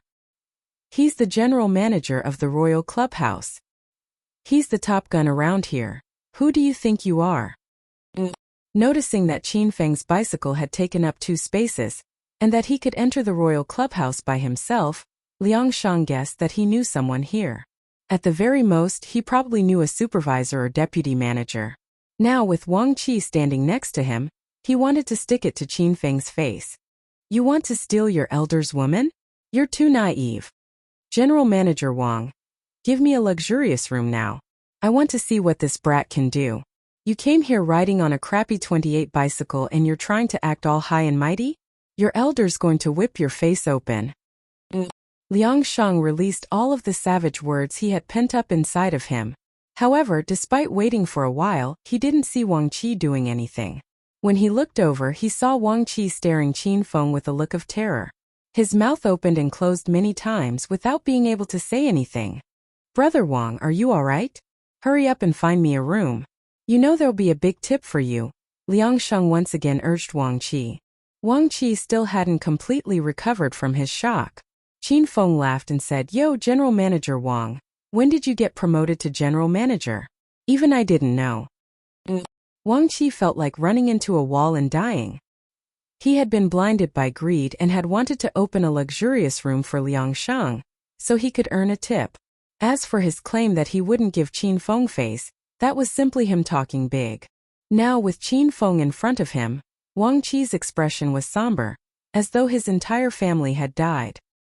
He half cried as he spluttered, Young Master Qin, this lowly one truly didn't know it was your order. Otherwise, even if it was the mayor of Acropolis City, I definitely wouldn't give him a room, let alone some crappy young Master Liang. Young Master Qin, the ignorant should not be held responsible. Please forgive this lowly one this time. A 30-year-old man was pleading and begging in public. Liang Shang felt quite shocked at the sight of this. He suddenly realized that the royal clubhouse was owned by the Acropolis City's richest man, Qin Huang, and that Wang Qi was addressing this young man as young Master Qin. He was acting like he would even go so far as to kneel down and lick his boots. Apart from Qin Huang's only son, Qin Feng, who else would be able to wield such power? Thinking to the fact that he had requested to come to Qin Feng's family's clubhouse to have fun, and had mocked Qin Feng the entire way, Liang Shang's face almost turned green. He wanted to dice Qin Feng up into small pieces. So what if you're Qin Feng? Brat, just you wait and see. I'll have you know that you're just a young master in the Acropolis City. Before the capital's Liang family, you're just like an ant. Liang Shang had lost all of his face today and had none left to continue to stay here. After spitting out some savage words, he stormed out of the royal clubhouse. Ding! Congratulations host Qin Feng for completing the quest to make Zhao Lingxian and Han Ying interact harmoniously for 10 minutes. You have received 100 Hedonist points. Just as Liang Sheng left, a cold, electronic voice rang out in Qin Feng's mind. He looked towards the sofa in dismay and saw that the two women with completely different personalities, but who were both as beautiful as celestial goddesses, were sitting back to back. They both looked spaced out, and he had no idea what they were thinking. Quests could be completed just like that? Qin Feng almost couldn't believe it. Lingxian and Liang Sheng stormed off in anger. Do you want to get some food? Qin Feng came over to the two women and asked. At the beginning, the two women were inwardly cursing at each other, but after a while, they both lapsed into each other's thoughts. Zhao Lingxian was wondering what the relationship between Qin Feng and Lin Beibei was. Normally, after Qin Feng had his way with a woman, he wouldn't meet her for a second time. However, Lin Beibei seemed to be an exception, which made Zhao Lingxian feel quite unhappy. Han Yingying was plotting how to make Qin Feng hers. From the information she had, Qin Feng was just a sensualistic and hedonistic young master. Before, Han Yingying was completely confident that she could win him over, but she slowly found out that he wasn't exactly as her information had described. Just like that, lost in their own thoughts, the two women had interacted harmoniously for 10 minutes, which allowed Qin Feng to complete the quest. No, it's all right. A certain someone has ruined my mood tonight, so I want to go home. Zhao Lingxian stood up and coldly glared at Han Yingying, then walked out of the royal clubhouse. Miss Han, I'll be taking Lingxian home. We can talk more if we meet again in future. Qin Feng smiled at Han Yingying, then chased after Zhao Lingxian. When she saw Qin Feng leave, Han Yingying's eyes were filled with anger and reluctance. She silently vowed, Qin Feng, just you wait. I'll definitely make you mine someday, and make you completely obedient to me. Just like how they had come, Qin Feng speedily took Zhao Lingxian back on his 28 bicycle. Perhaps it was because she wasn't in a very good mood, but Zhao Lingxian spaced out during the entire trip and didn't speak to Qin Feng. When they reached the Zhao family's villa, Zhao Lingxian gave a simple greeting to her father and Qin Huang, then went upstairs. Seeing that Qin Huang and Uncle Zhao were still in high spirits and wouldn't be finished talking for a while, Qin Feng left first and rode to the royal hotel on his bicycle. After completing 2 quests tonight, Qin Feng had obtained 300 hedonist points. He was anxious to spend them and obtain another 3 lottery chances. He pedaled faster and faster, and his retro 28 bicycle shot through the streets like an arrow. As he sped forwards, Qin Feng began to sweat profusely. He suddenly found that riding the bicycle was a pretty good way to exercise, and decided to replace his incredibly flashy Batmobile with it. In order to reach the royal hotel as quickly as possible, Qin Feng had gone through quite a few small roads. At the end of the small road he was riding on, a pair of headlights suddenly lit up, forcing him to stop as he couldn't see. Qin Feng left the bicycle on the ground and held his hands in front of him. He squinted through the gaps in his fingers, trying to see what was going on.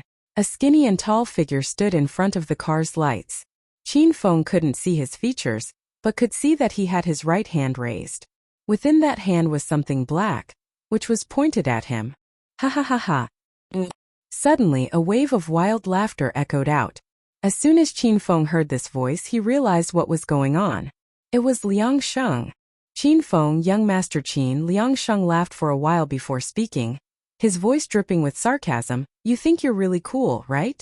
Your hands can cover the sky in Acropolis City, and no one dares to offend you. Haha, your elder's seen many hedonistic young masters like you. You're just a frog in a well. Your elder has said it before. You're still too tender to fight with me. Zhay. Chapter 43. Chapter 43. Littlely throwing knife. Because of the light, Qin Feng couldn't see Liang Sheng's expression. However, it was easy to guess that he was delirious with joy and was incredibly proud of himself. Qin Feng didn't act rashly. Although he would be able to take on 10 Liang Shengs in a normal fight, Liang Sheng was holding an unknown object, which was probably a gun. Haha, so it's young Master Liang. Why have you come out to meet me so late at night? Could it be that you want to race with me? There was no one around in this suburban district. Qin Feng kept his cool and tried to stall for time, as he looked for an opportunity to attack. As soon as Qin Feng mentioned racing, Liang Sheng felt furious again. He still couldn't understand how Qin Feng had arrived earlier than him on a bicycle, when he had been driving a Porsche. Qin Feng, your elder's in awe of your goddamn sense of humor. You're about to die and yet you're still in the mood to crack jokes. Liang Shang spat as he gnashed his teeth. About to die? Young Master Liang, what do you mean? I can't understand what you're saying. Who would want to kill me? Qin Feng pretended to be dumb and stealthily inched his way towards Liang Shang. As long as he could get close enough, Qin Feng was confident he could kill him in one blow. Stop walking. Brat, if you dare to take another step, your elder will immediately shoot you to death. Oh right, with the lights behind me, you can't see what your elder has in his hands. I'll tell you now. Your elder is holding a gun that is pointed towards your head. Ha ha ha. Qin Feng stopped walking. A wealthy young master like Liang Shang wouldn't consider the consequences of their actions. He might actually shoot, having suffered so much today. A gun? Young Master Liang, why are you pointing a gun at me? Aren't we friends? Qin Feng's voice started to shake, as if he was quite scared. This was exactly what Liang Shang wanted. Seeing Qin Feng's cowardly reaction, he felt incredibly delighted. Haha, friends? You think you're good enough to be your elder's friend? You were acting pretty arrogantly tonight, now you know what fear is. Ha ha ha, if you don't want to die, kneel on the ground and kowtow 3 times to your elder. Then I might let you off. Kowtow 3 times? Qin Feng wasn't stupid. Even if he did kowtow, a narrow-minded and vengeful scoundrel like Liang Shang wouldn't let him off. He started to feel a little nervous, as he was essentially defenseless. He was more than 10 meters away from Liang Shang, so he couldn't hit him or run away fast enough. Qin Feng felt quite frustrated. Lil Piggy, are there any long-ranged weapons? In his crisis, Qin Feng decided to ask the little pig. Despite how dangerous the situation was, the little pig still looked quite lazy. It licked its hooves and slowly raised its head, which made Qin Feng want to drag it out and beat it up. Master, I'd recommend buying a little throwing knife for 50 Hedonist points and killing him in one hit. Fudge, this throwing knife must be made out of gold. Qin Feng couldn't help but inwardly grumble. A single throwing knife would set him back by 50 Hedonist points. As such, he was quite reluctant to purchase it. After all, he was saving up for elementary sword skills. However, the situation was quite dire. If he didn't act, he would most likely be dead. Qin Feng gritted his teeth and spent the 50 Hedonist points. A small and sharp throwing knife appeared in his hand. Haha, you're still not willing to kneel? That's fine. Before you die, I'll let you in on a secret. Seeing that Qin Feng still hadn't kneeled, Liang Shang didn't become angry, but laughed even more sinisterly. He could tell that Qin Feng cared for Zhao Lingxian and didn't want him to die in ignorance. Actually, I don't like Zhao Lingxian at all. The Liang family only proposed the marriage to the Zhao family to swallow up their medical enterprise. However, that girly Zhao Lingxian has pretty decent looks, nice skin, a hot figure and big boobs, as well as a cold and arrogant aura. When your elder makes her his, I'll trample on her every day and make her completely obedient towards me. How great would that be?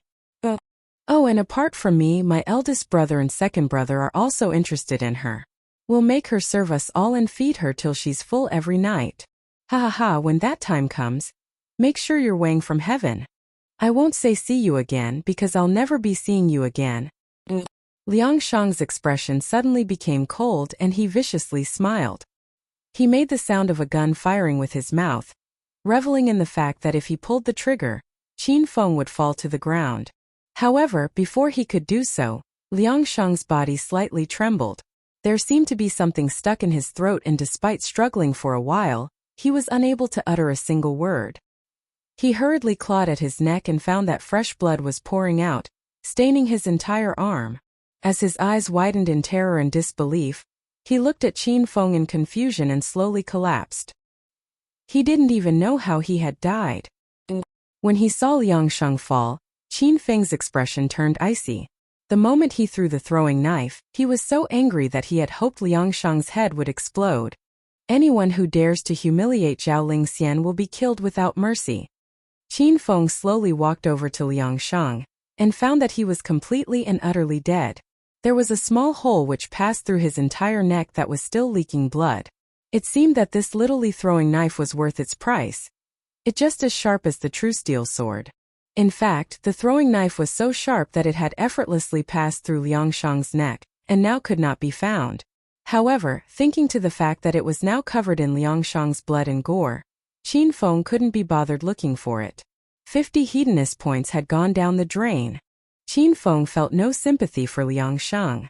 If that guy hadn't sought him out of his own accord and said those things about humiliating Zhao Lingxian, Qin Feng wouldn't have bothered killing him. However, this sort of arrogant young master, who held no one in his eyes except himself, had probably committed many evil deeds, so his death was well deserved. What Qin Feng had done could be counted as ridding the public of evil. Ding. Congratulations, host Qin Feng, for helping Zhao Lingxian extricate herself from Liang Shang's wooing. You have received 500 hedonist points.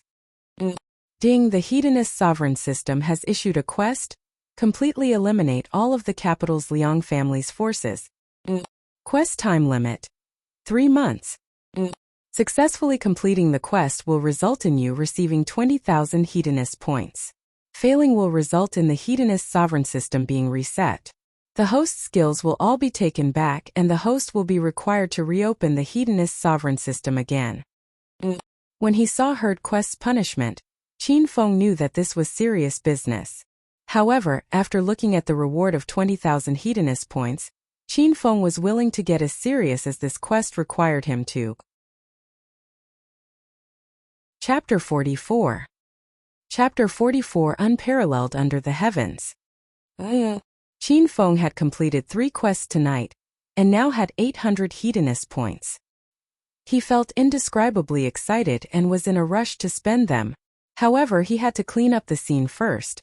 He couldn't let the Liang family find out that he had done this. Even if he was going to destroy the Liang family, it was still better to strike from the darkness while they were completely unprepared. After all, the capital's Liang family was a large and powerful family, and couldn't be taken lightly. Qin Feng screwed his head while looking at Liang Shang's body. He had killed people before but had never cleaned up corpses. Master, let this little pig out. I can help you clean up the corpse and any remains. Suddenly, the little pig began to excitedly jump around in Qin Feng's mind. With a slight thought from Qin Feng, the cute and chubby little pig came out and began to madly run about. Qin Feng decided that he would let this snotty pig out more. Seeing how excited it looked, it had probably been almost bored to death. Lil Piggy, surely you didn't ask me to let you out just so you could play, right? You said you would help me clean up, so what the hell are you doing chasing that female cat? You're not even the same species. Hearing Qin Feng's complaint, the little pig ran over to him, then looked at Liang Shang and proudly said, "Che, no big deal. Leave it to this little pig. I'll get this done in a few seconds." As it spoke, the little pig revealed a serious expression that it had never shown before. It looked at Liang Shang gravely as it suddenly raised its head. Achoo! Fudge, did you have to make such a big deal out of a sneeze? Qin Feng was quite impressed by the little pig's demeanor, and had expected it to do something shocking. However, it had simply sneezed. Achoo! Achoo! Achoo! The little pig ignored Qin Feng and continuously sneezed while looking just as serious. Qin Feng couldn't bear to watch this anymore. Just as he was going to drag the little pig back into the system and make it reflect on its actions, a wave of hot air rushed over. Boom! This time the little pig didn't sneeze, but released a large fireball. The fireball flew over and landed on Liang Shang's body. In the blink of an eye, flames that burned as tall as a person shot up, causing Qin Feng to take a few steps back in fear. He looked at Liang Shang and found that he had already been disintegrated to ashes. Holy crap, little pig! What sort of animal are you? You were probably originally a dinosaur, right? Someone probably threw you into a pigsty and you grew up there. Qin Feng was completely dumbfounded. This entire time he had believed that apart from being cute and proud, this little pig was just a useless fighter. However, he now realized that he was completely wrong. Che, it's no big deal. Master, this is just the tip of the iceberg as far as my abilities go. After I break through and evolve, and enter the intermediate grade, spitting fire will be a piece of cake, the little pig proudly declared in its usual manner. How do you evolve? And how can you spit out fireballs even though you haven't evolved yet? Qin Feng excitedly asked. There are 2 ways to evolve. The first is to let me loose and allow me to train and break through by myself. It's more or less like Master's own training. The second method is for Master to buy evolution potions so I can quickly evolve. However, the potions are quite expensive. The potion to evolve from elementary to intermediate costs 2,000 Hedonist points. With Master's personality, you definitely won't be willing to buy it for me. Zay. Haha, can't we just all get along? Qin Feng awkwardly screwed his head and evilly smiled as he looked at the little pig and said, to be honest, I feel like getting you to train by yourself is a pretty good idea. You're probably bored to death staying in the system every day. The world is so big, you should go out and have a look. Thinking back to the fireball that the little pig just released, Qin Feng's eyes lit up. Once it broke through, he would keep it by his side. If he wasn't happy with anyone, he could destroy them with a fireball. This sort of low investment, high return opportunity was something that Qin Feng loved. The little pig condescendingly rolled its eyes at Qin Feng as it coldly harumphed, Master, make sure you think this through properly. I can only produce 1 fireball per month, and I can't use it perfectly yet. Just then I had to try a few times before I could release it. If Master really wants to throw me out to fend for myself, even a wild dog would be able to bite me to death. Haha, I was just joking. Qin Feng hurriedly dispelled the little pig's thoughts. He had bought this pig for 50 Hedonist points and couldn't let it just die like that. Of course, it was mainly because Qin Feng remembered that the little pig had saved him quite a few times. It simply wouldn't be very humane for him to leave it to fend for itself. So, it turns out that firing fireballs for you is like an aunt visiting. It only happens once a month. If I knew that was the case, there's no way I would let you go out by yourself. The outside world is incredibly dangerous, and I would worry about you. Qin Feng guiltily laughed. The little pig coldly laughed along with Qin Feng. Evidently, it didn't believe him. Qin Feng smiled and continued to speak. Little pig, how many times can you evolve then? When you reach intermediate grade, will you be able to fry anyone you want with fireballs? I'm a normal pet, so I can evolve 4 times. Elementary, intermediate, advanced and ultra. There's a rare type of pet that can continue to evolve after ultra to sovereign and unlock their special hidden skills. They're all incredibly powerful, but it costs a lot of hedonist points to upgrade them. It's something you wouldn't dare to think about just yet. The little pig looked at Qin Feng meaningfully before continuing to speak. Even if I evolve into intermediate grade, releasing fireballs still takes up a lot of strength. After using up all my strength, I'll need to go into hibernation.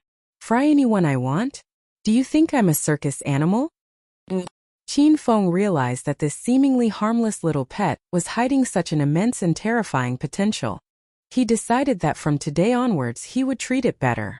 It would be a shame for it to roast him when it eventually evolved. Firing a fireball once every month was already the little elementary grade pig's limit. It seemed like it wouldn't be possible for it to get rid of Liangshang's Porsche. However, Qin Feng had never come into contact with this car, so he wasn't worried about the police finding any links to him. He put the little pig on his shoulder and rode his 28 bicycle to the Royal Hotel. The scene of a man and his pig riding on a bicycle was quite interesting. The little pig rarely came out from the system, so it excitedly raised its head and continuously hooped in the evening breeze and the wondrous nighttime scenery. However, it was a pity that it was a little pig and not a wolf, which would have been much more fitting for the scene. Its grunt, grunt, grunt noises began to drive Qin Feng crazy. Not too long after Qin Feng left that road, a black shadow suddenly appeared by Liangshang's Porsche. The phone in the man's hand let out a blue light, illuminating his evil smile. The scene that was playing on the phone was of Qin Feng killing Liangshang. Haha, Qin Feng, just you wait for someone to collect your corpse. The man coldly laughed as he disappeared into the night. By the time Qin Feng returned to the Royal Hotel, it was already past 11 p.m. However, he still felt quite energetic. He lay on his bed and hurriedly opened the Hedonist sovereign system. He now had 750 Hedonist point and could buy quite a few goodies. Lil Piggy, give us some suggestions. After looking through the items, Qin Feng was bedazzled by what he saw.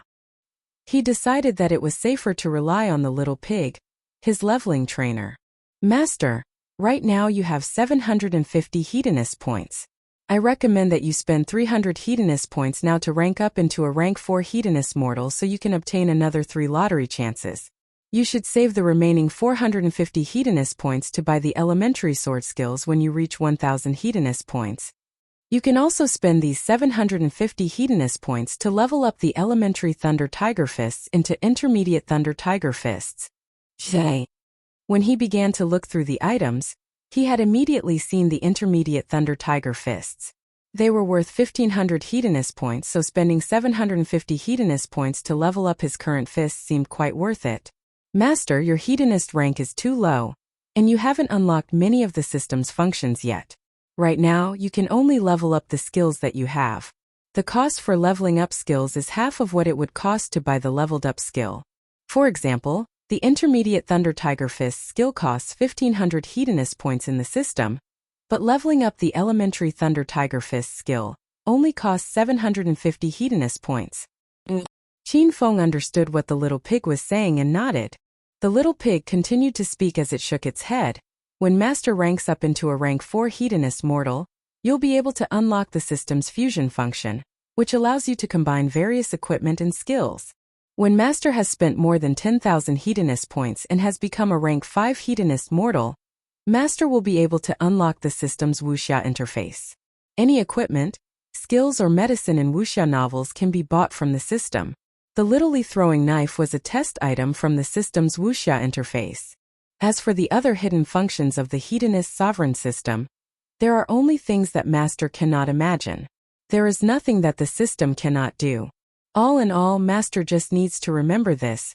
With the system at hand, you will be unparalleled under the heavens. The little pig's explanation completely shocked Qin Feng.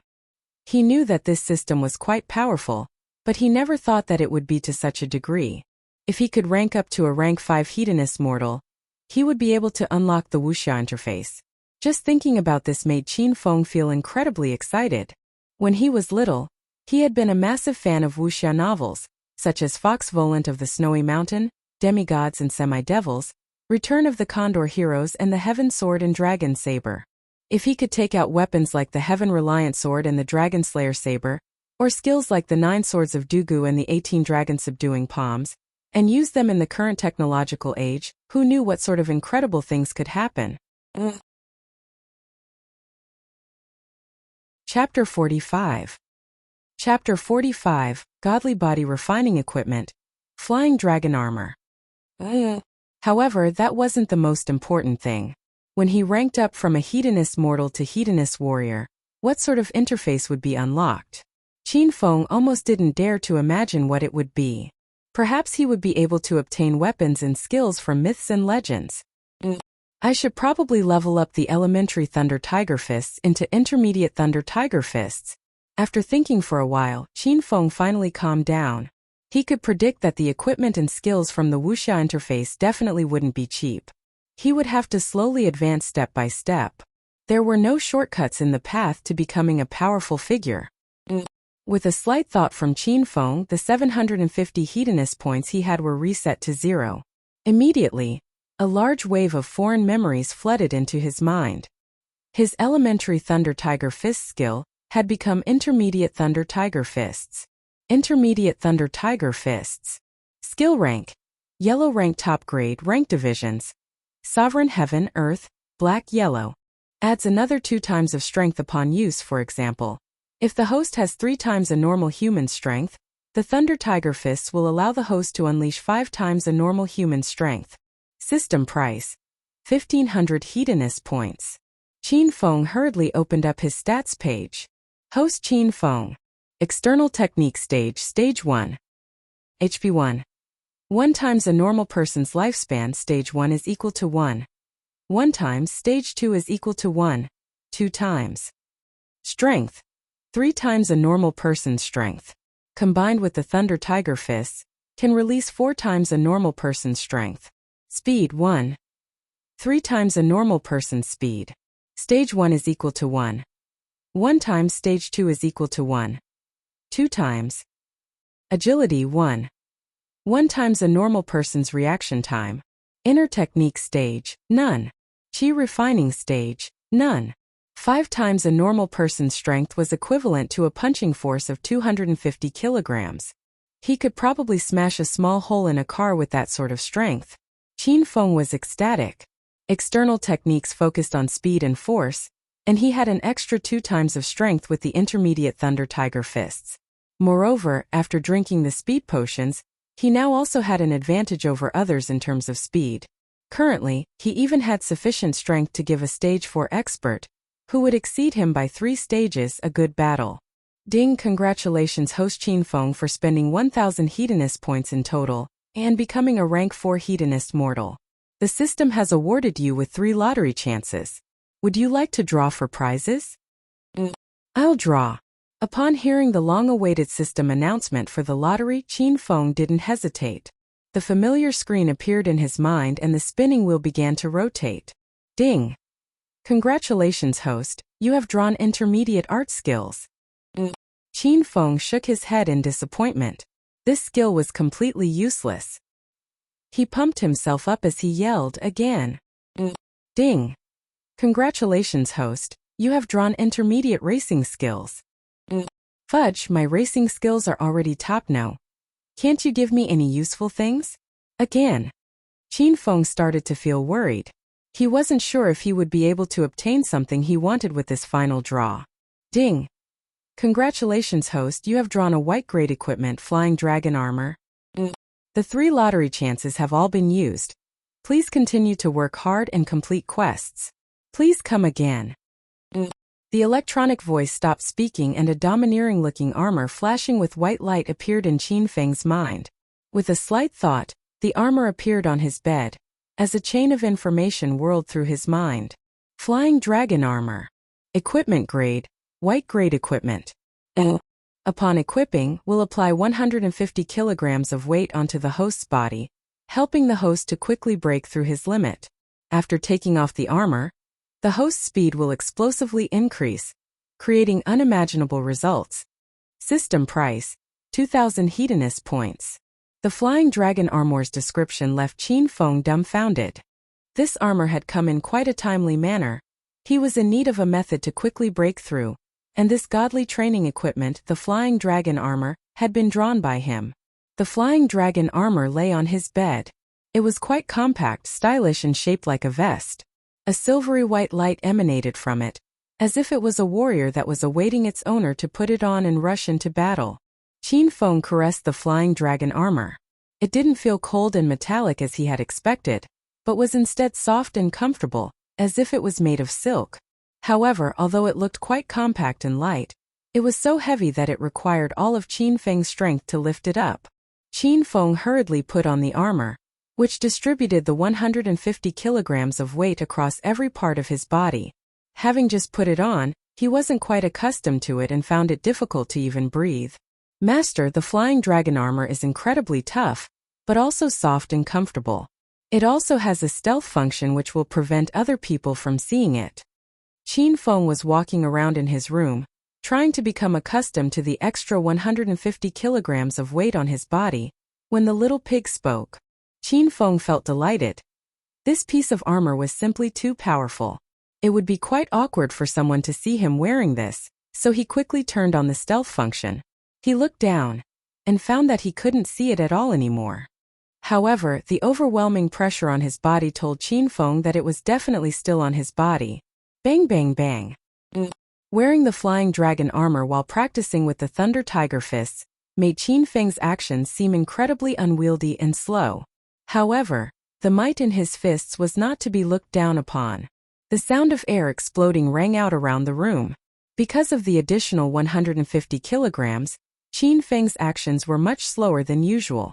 By the time he had finished going through half a set of exercises, he was already breathing raggedly and his back was covered in sweat. Despite this, he did not stop. Qin Feng gritted his teeth as he continued to practice. Ever since he had broken into stage 1, he hadn't felt his body quickly strengthening and being refined. He knew that his body was rapidly developing towards stage 2. Qin Feng knew that with the flying dragon armor, It wouldn't be too long before he would break into stage 2. He pushed himself into training for 1 hour with the Thunder Tiger fists, but his body had reached its limit. Although he felt that he would faint if he took even a single step, he was still quite far away from breaking into stage 2. He couldn't help but stop training and collapse onto the bed. Qin Feng didn't even have the strength to take a shower as he fell into a deep sleep. In the early morning of the next day, as the bright sunlight fell on the vast sports field, the crowd erupted into yelling and cheering. Following the crowd's gaze, one could see an impressive-looking, handsome young man speeding around the sports field on an old 28 bicycle. Needless to say, this young man was the hedonist young master, Qin Feng. Currently, Qin Feng was wearing the flying dragon armor while riding the bicycle. Sweat poured down his body as he furiously pedaled. This attention-calling new ride of his was simply too shocking. He once again caused a massive crowd to gather around the sports field, with everyone eyeing to see what this young Master Qin was up to today. Qin Feng didn't pay attention to the yelling and cheering, but spotted a familiar person within the crowd. Chapter 46. Chapter 46 Chinese Art Competition. Zhao Lingxian was wearing a snow-white lace dress, which fell to her knees. Her slim legs were incredibly straight and eye-cawing, and she looked like a beautiful fairy standing in the crowd. Her gaze was as soft and still as water as it fell on Qin Feng. Seeing him ride the 28 bicycle around the track, a hint of warmth appeared in her eyes, and she felt an urge to sit on the bike. As she thought to herself, Qin Feng's bicycle stopped in front of her as he gave a dazzling smile. "Princess Lingxian, would you like to ride on this warrior's chariot and experience traveling as fast as lightning?" Zhao Lingxian spaced out for a while as she looked at Qin Feng's handsome face. After lapsing into silence for a few moments, she surprisingly nodded. She stretched out her white and delicate hand, allowing Qin Feng to pull her onto the bicycle. The sound of cheering, discussions, and the wind. The sports field was instantly thrown into an uproar, and everyone was talking about Qin Feng and Zhao Lingxian. Qin Feng had publicly rescinded the marriage between Zhao Lingxian and himself not too long ago, and now he was acting close with her again. No one could tell what he was thinking. This was the first time Zhao Lingxian hadn't felt angry when being talked about. All of the voices around her were blown away by the wind, and she closed her eyes, feeling like she had returned to her younger days. She could only experience this sort of wonderful and mysterious feeling when she sat on Qin Feng's bicycle. The spectators were all dumbfounded. Zhao Lingxian was already as beautiful as a celestial goddess, and looked like a princess wearing her snow-white dress, which fluttered as she rode around the track. The wind blew her hair around, causing her to lose the cold aura that was normally around her. She had a lovely look on her face, one that was rarely seen, and her skirt occasionally lifted. The onlookers had glimpses of her thighs, which caused the males to drool. Many of them wished they could use their lips to comfort her from her feet to her legs. Of course, Qin Feng was using one of his hands to hold down Zhao Lingxian's skirt. Otherwise, many of the perverts really would have seen everything. Although his hand was separated from her thighs by the thin dress, the supple feeling on his fingers stimulated him to ride faster and faster. Qin Feng rode 30 laps before becoming so tired that he almost couldn't breathe. He stopped riding as he gulped down air and smiled, saying, "Enough, enough, Princess Lingxian, you must have gained weight. I'm so tired that I can't even ride anymore."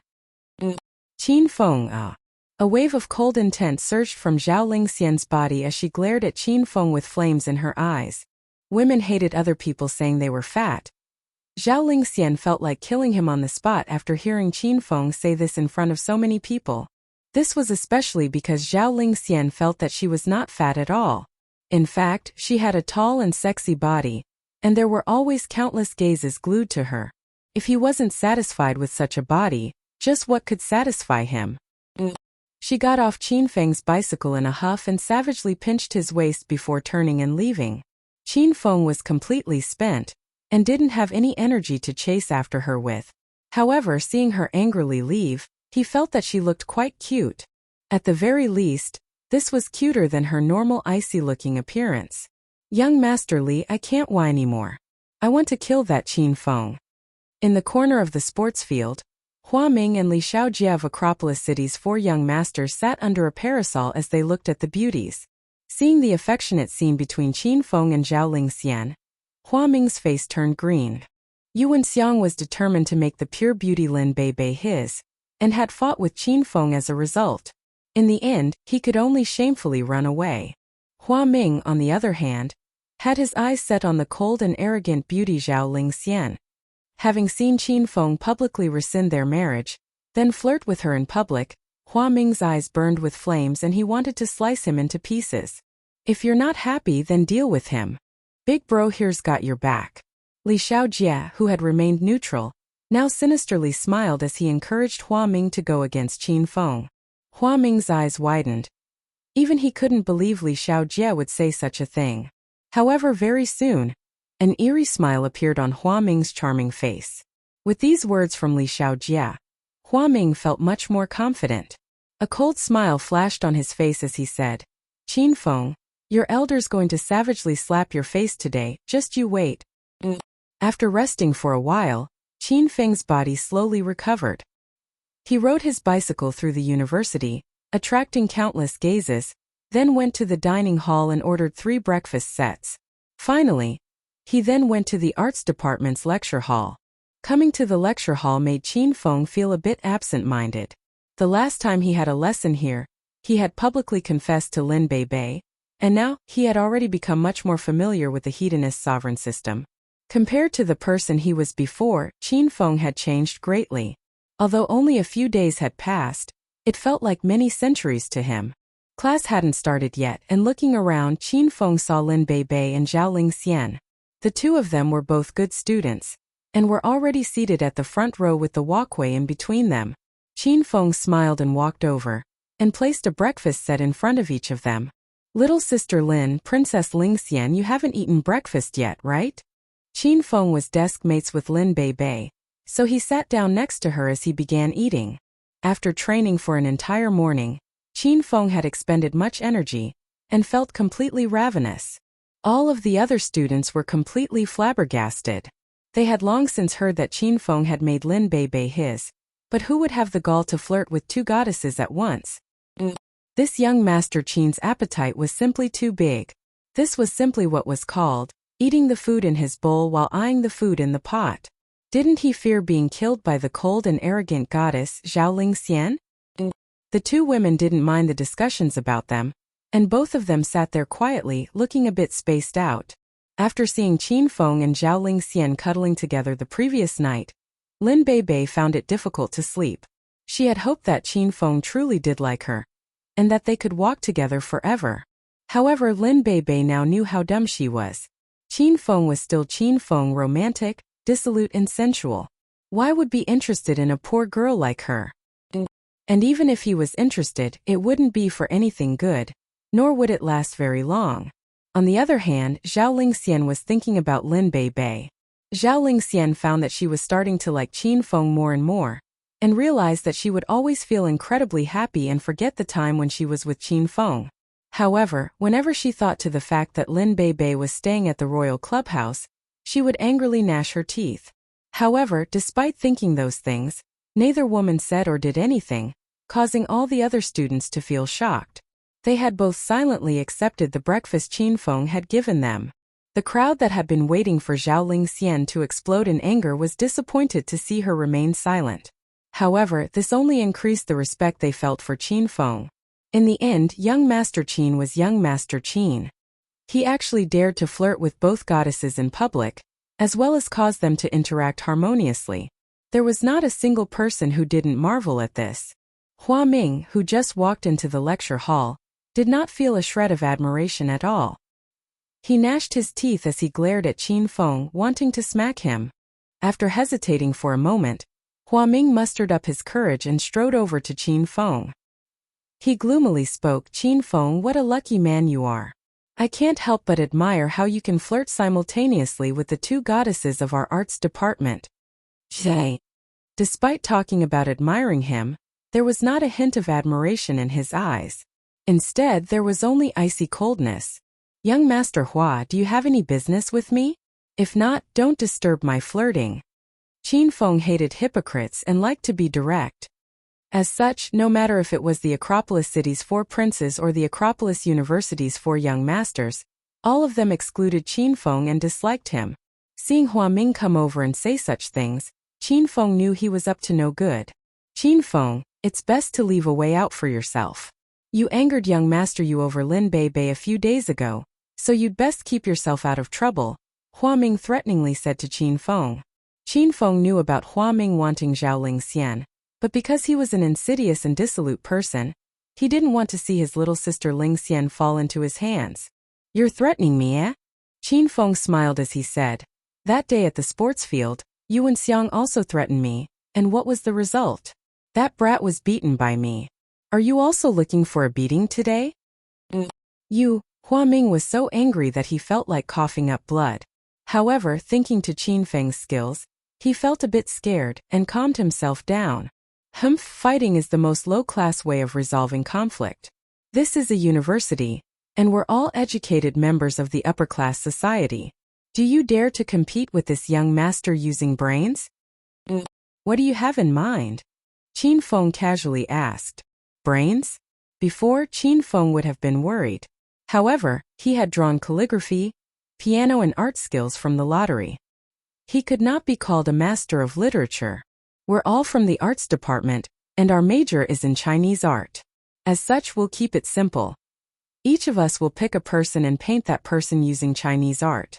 We'll ask teacher Yun Xiao to adjudicate, and whoever paints the better painting will be the winner. Hua Ming was completely confident. Before making this challenge, he had made sufficient preparations. Although Qin Feng and Hua Ming were both hedonistic young masters and liked to play around, Qin Feng came to the arts department because there were many beauties here.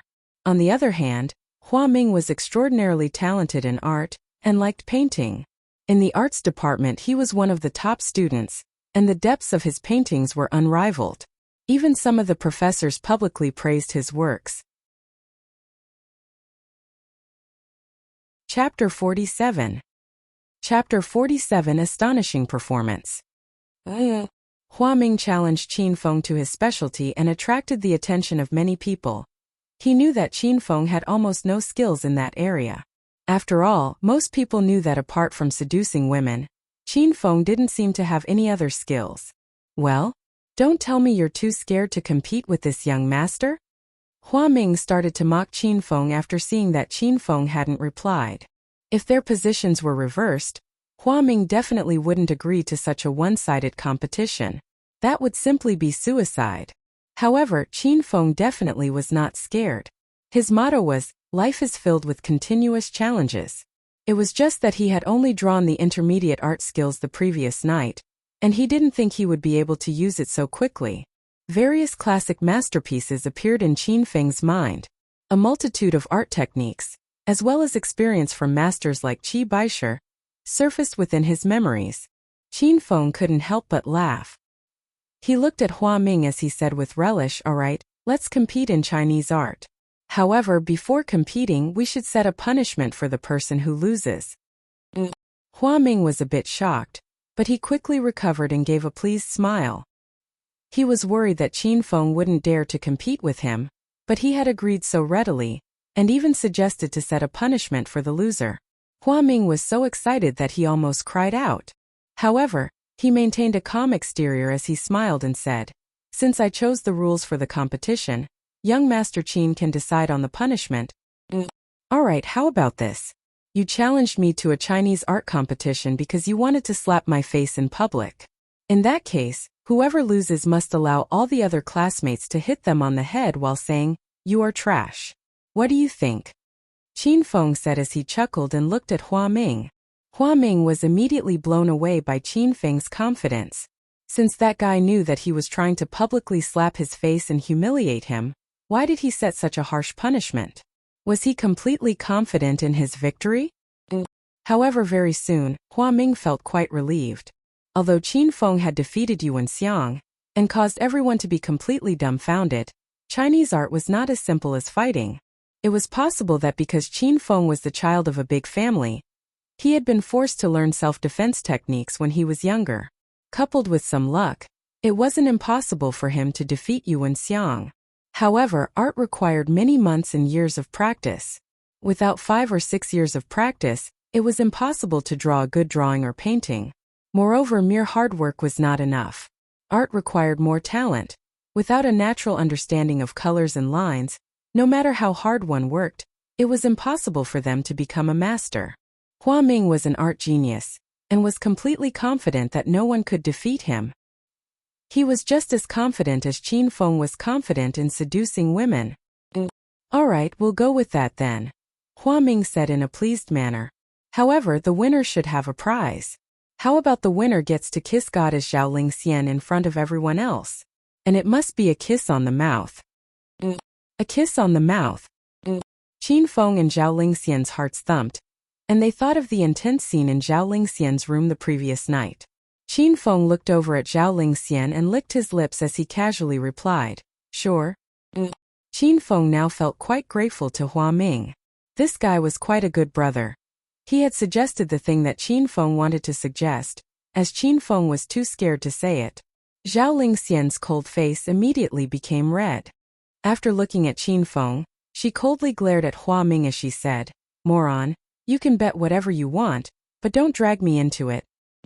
Qin Feng and Hua Ming looked at each other without saying anything, silently confirming the conditions of the competition. As for whether Zhao Lingxian would agree or not when the time came, it wasn't the first time Qin Feng had forced a kiss on her anyway. Let's begin then. Hua Ming was incredibly eager to win against Qin Feng. He desperately wanted to see the whole class hit Qin Feng and mock him, then kiss Zhao Lingxian's lips.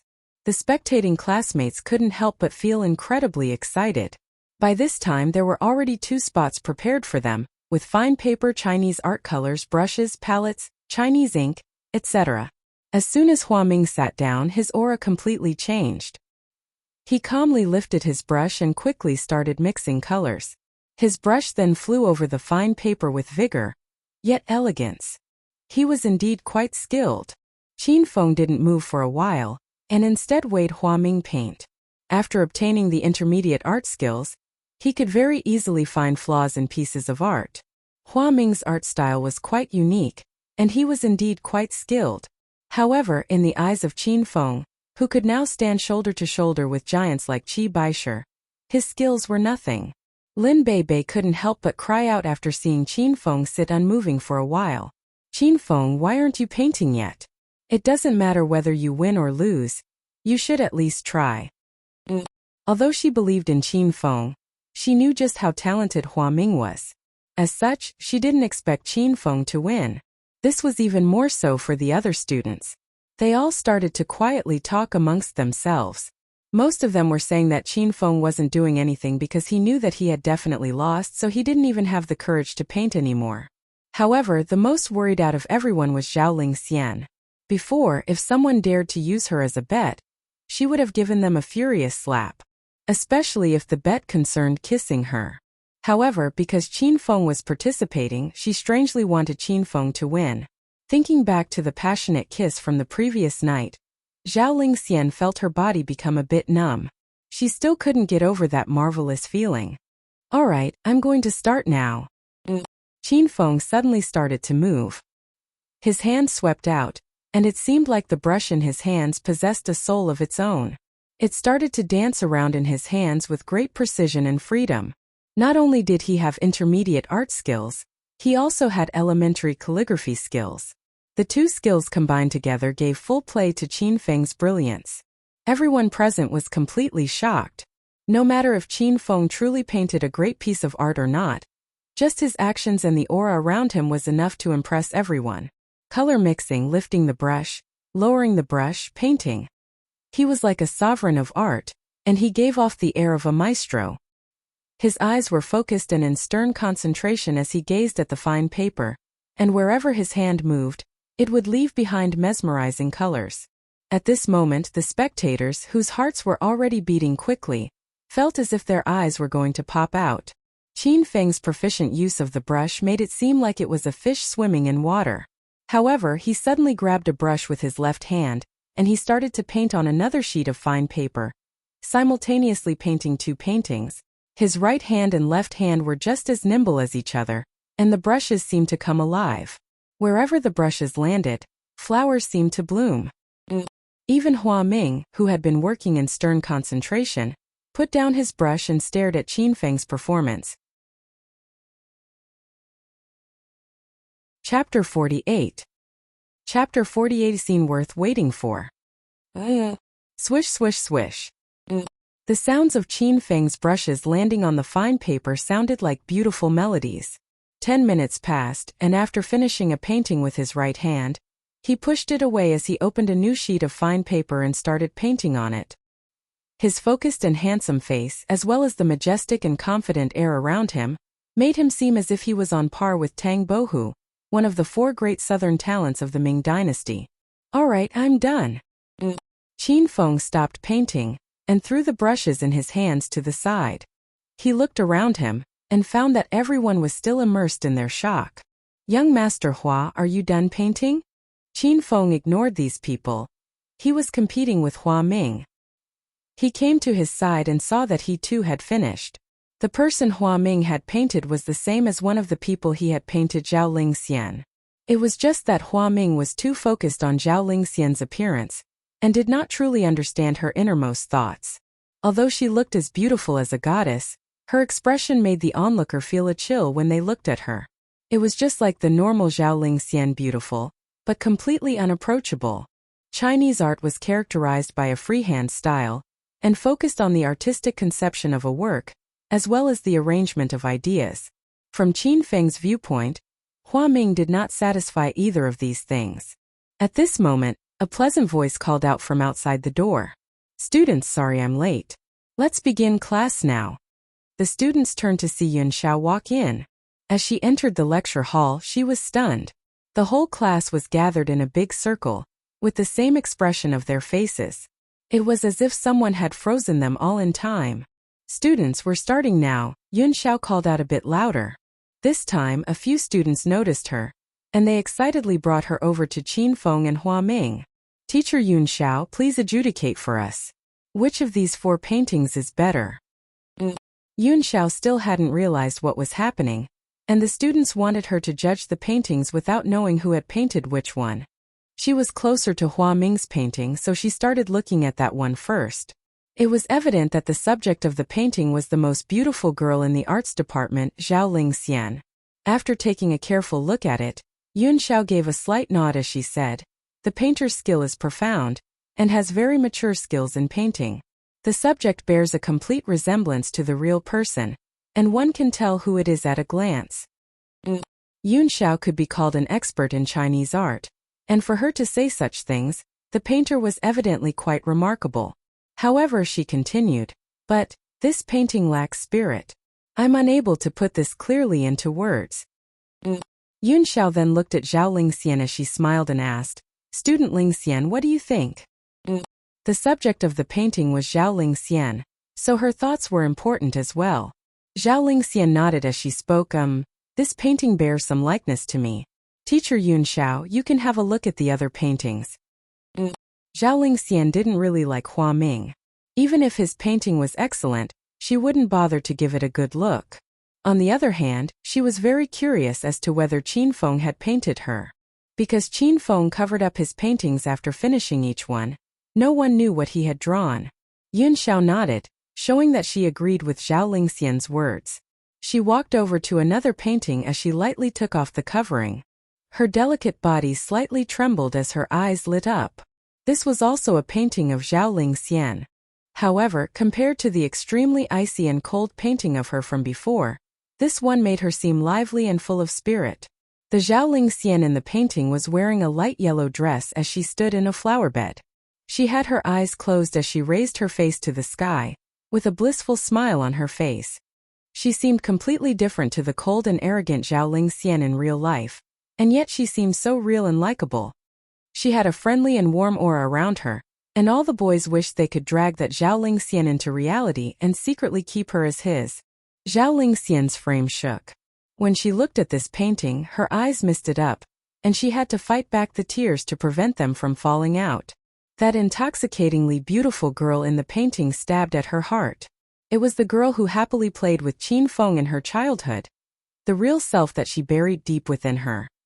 She was cold and prideful because of the lack of warmth and care she had received. She was afraid of being hurt, so she had put on this icy mask.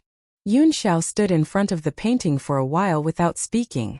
She suddenly walked over to the next painting while softly saying, "I haven't been able to think of the words to praise the previous painting. I'll have a look at the next one first." After lifting off the covering, her body once again trembled. The subject of this painting was someone everyone familiar with. It was one of the other beauties of the art department, Lin Bei. Lin Bei was in a busy city, with people all around her. However, she was squatting in a forgotten corner with her head resting on her knees. There was a trace of loneliness in her eyes, as if she was a child forgotten by the world. However, there was a pair of big strong hands on her shoulders. They seemed to contain boundless strength, causing what should have seemed like a dreary scene to become warm and blissful. Everyone who looked at the Lin Bei in the painting felt that she was not lonely, because there was someone to protect her and stay with her. As for who the hands belonged to, only Lin Bei knew. She was sure that these hands belonged to Qin Feng. Qin Feng had helped her too much, to the point that she had started to become dependent on him. Every time she stood next to Qin Feng, she would have a sense of safety. Lin Bei, who had suffered many hardships since she was young, felt the toughness within her shatter. She could feel a pair of large hands meticulously protecting her. She turned around as tears flooded down her face. Once again, Yun Xiao did not say anything as she hurriedly came to the third painting and pulled off the covering. She suddenly felt as if her head had been hit by something heavy as it buzzed and her mind blanked out. Yun Xiao's body swayed, and would have fallen to the ground if Qin Feng hadn't caught her. The subject of this painting was Yun Xiao. In the painting, she was standing in an amusement park. There were couples everywhere, creating a sweet and romantic scene. However, Yun Xiao was standing by herself. She looked at this blissful scene with a bit of emptiness in her eyes. At her age, she desired finding a lover, marrying and settling down much more than people around Qin Feng's age. Those who looked closely would find that in a corner of the amusement park stood a shadow. His features weren't clear, but the man stood silently, looking at Yun Xiao. This shadow didn't escape Yun Xiao's eyes. When she looked at it, she felt that it looked incredibly familiar. Slowly, the shadow and Qin Feng's likeness fused together, giving her clarity. She suddenly thought of that night when Qin Feng had come alone to save her. It was the first time someone had risked so much for her. However, that scene was quickly replaced with the sight of blood and guts. The black-clothed men who had been chopped in half, as well as the blood-covered Mada who also flashed in her mind. Qin Feng's actions that night had completely frightened Yun Xiao. If it wasn't because Qin Feng had killed those people for her, a righteous teacher like Yun Xiao would have reported him to the police. "Teacher Yun Xiao, have you finished looking? Have you made a decision?"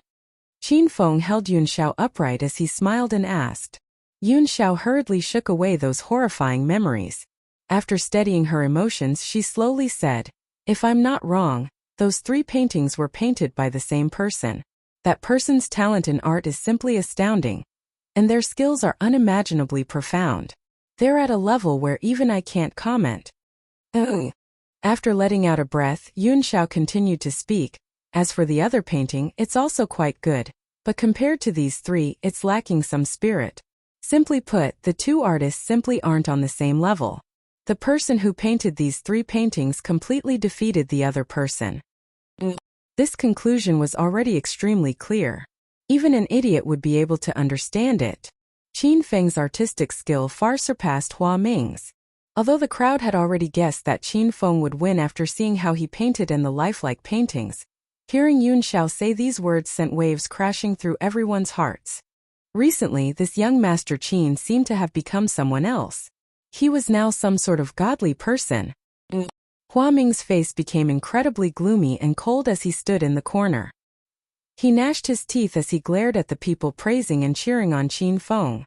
He simply couldn't believe that he had lost to Qin Feng in art. This was a massive blow to him, causing him to feel utterly humiliated. "Since the adjudication has finished, I'll give these paintings to you 3. I hope you like them." Qin Feng smiled as he gave the respective paintings to Zhao Lingxian, Lin Bei, and Yun Xiao. The 3 women accepted the fine paper as they looked at the true depictions of themselves.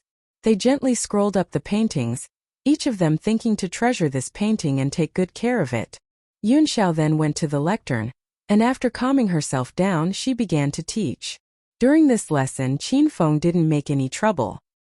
He had been working hard for the entire morning, and now lay on the desk as he napped. This caused Yunxiao to feel a bit strange. Going through a lesson smoothly made her feel like something was missing. After class, Yunxiao packed her things and left, but the students all quietly sat in their seats. Not a single person dashed out of the lecture hall like they usually did. This was because victory and defeat were decided between Qin Feng and Hua Ming, and the rewards and punishments hadn't been given out yet. No matter if it was hitting Hua Ming's face or Qin Feng kissing Zhaoling Xian, they were all a scene worth waiting for. Chapter 49. Chapter 49. Kiss. Kiss. Kiss. Qin Feng grinned as he walked over to Hua Ming. He had never shown mercy towards enemies who provoked him for no reason. Young Master Hua, I'm terribly sorry, but it seems I've accidentally won against you, Qin Feng calmly said as he looked at Hua Ming. Since victory and loss have already been decided, let's start dishing out the rewards and punishments. I'm sure that a famous figure like young Master Hua won't go back on a bet, right? Hua Ming really couldn't go back on his bet. Even if he could avoid being hit by the other students and being called trash, he would gain the reputation of being a sore loser who couldn't keep a bet in the entire university. That would result in a massive loss of face, making it impossible for him to lift up his head in the entire Acropolis University again. However, in the end, he was still one of the Acropolis University's 4 young masters, and he possessed a powerful background. He looked quite calm as he coolly looked at Qin Feng and said, I, young Master Hua, have always kept my word and keep my bets. Isn't it just hitting my face? Come, if anyone dares to do it, then do it. Hua Ming's words evidently contained a veiled threat. The students who had been looking forwards to hitting this proud young master all shrunk back. Facing the majestic background of this young master, no one dared to make a move. They were all afraid that if any of them dared to satisfy this craving of theirs, their legs would be broken as soon as they stepped out of the university. Haha. See, Qin Feng, it's not that your elder doesn't accept his loss, but that these people are all cowards. Even though I've given them the chance, they don't dare to touch your elder.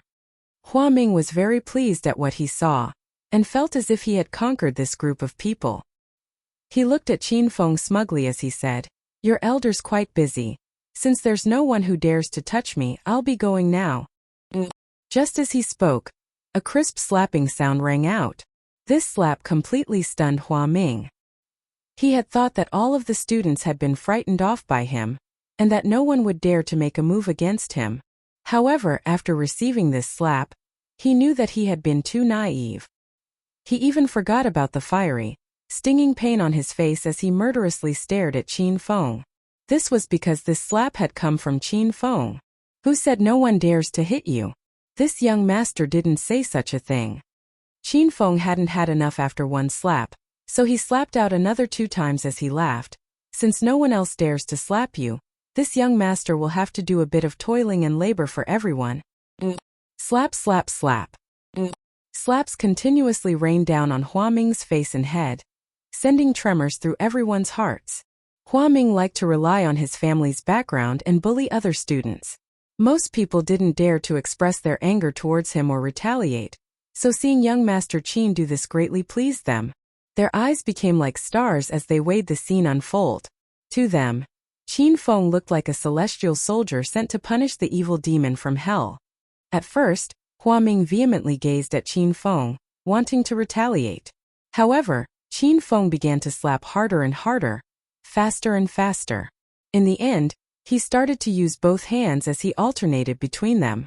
Hua Ming's head was like a rattle drum as he was battered by Qin Feng's hands. The pain caused Hua Ming to grimace and scream in pain. By now, he was covering his head with his hands, trying to protect himself as much as possible. The scene was like a parent strictly disciplining their child after the child did an awful deed. Everyone was ecstatic. After slapping Hua Ming tens of times, Qin Feng's hands became sore, so he finally stopped slapping. He grumbled, in future, I'll have to find someone to slap for me instead. Hearing Qin Feng's words, Hua Ming was so angry that he almost vomited up blood. He had lost all face today, and was in no mood to stay behind. He covered his head as he scrambled out of the lecture hall. Alright, since I've finished disciplining the wild dog, it's time for the victor to receive his prize. I'm sure everyone wants to see Princess Zhao Lingxian kiss, right? Qin Feng spoke as he grinned at Zhao Lingxian. Zhao Lingxian was still sitting in her seat, which was unusual. Normally she would have walked off already, because she never had an interest in such things. Moreover, the bet concerned her.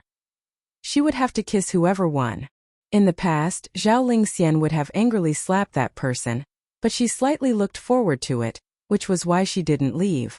This was because she knew that the person who won was Qin Feng. Kiss, kiss, kiss. Qin Feng's words drew an immediate response from the crowd. Many of these people had crushes on Zhao Lingxian. However, they all knew that they had no chance with Zhao Lingxian. Thus, if they saw Zhao Lingxian kiss Qin Feng, they could at least swap out Qin Feng for themselves in their minds. So immature. In the end, Zhao Lingxian didn't have the courage to kiss Qin Feng in front of everyone else. She suddenly thought of Qin Feng publicly rescinding their marriage. If she went and kissed Qin Feng after all that, she wouldn't be able to keep living. She savagely glared at Qin Feng, then lowered her head and ran out of the lecture hall. No one saw that her cheeks were faintly red. Seeing this, Lin Beibei felt a bit gloomy. She didn't think that Qin Feng would publicly ask Zhao Lingxian for a kiss. It seemed that young Master Qin was young Master Qin, sensual and dissolute. They simply lived in different worlds. She looked at Qin Feng, feeling a sense of loss, as she slowly walked out of the lecture hall. Seeing that the beauty had run off, Qin Feng decided that there wasn't much point in staying.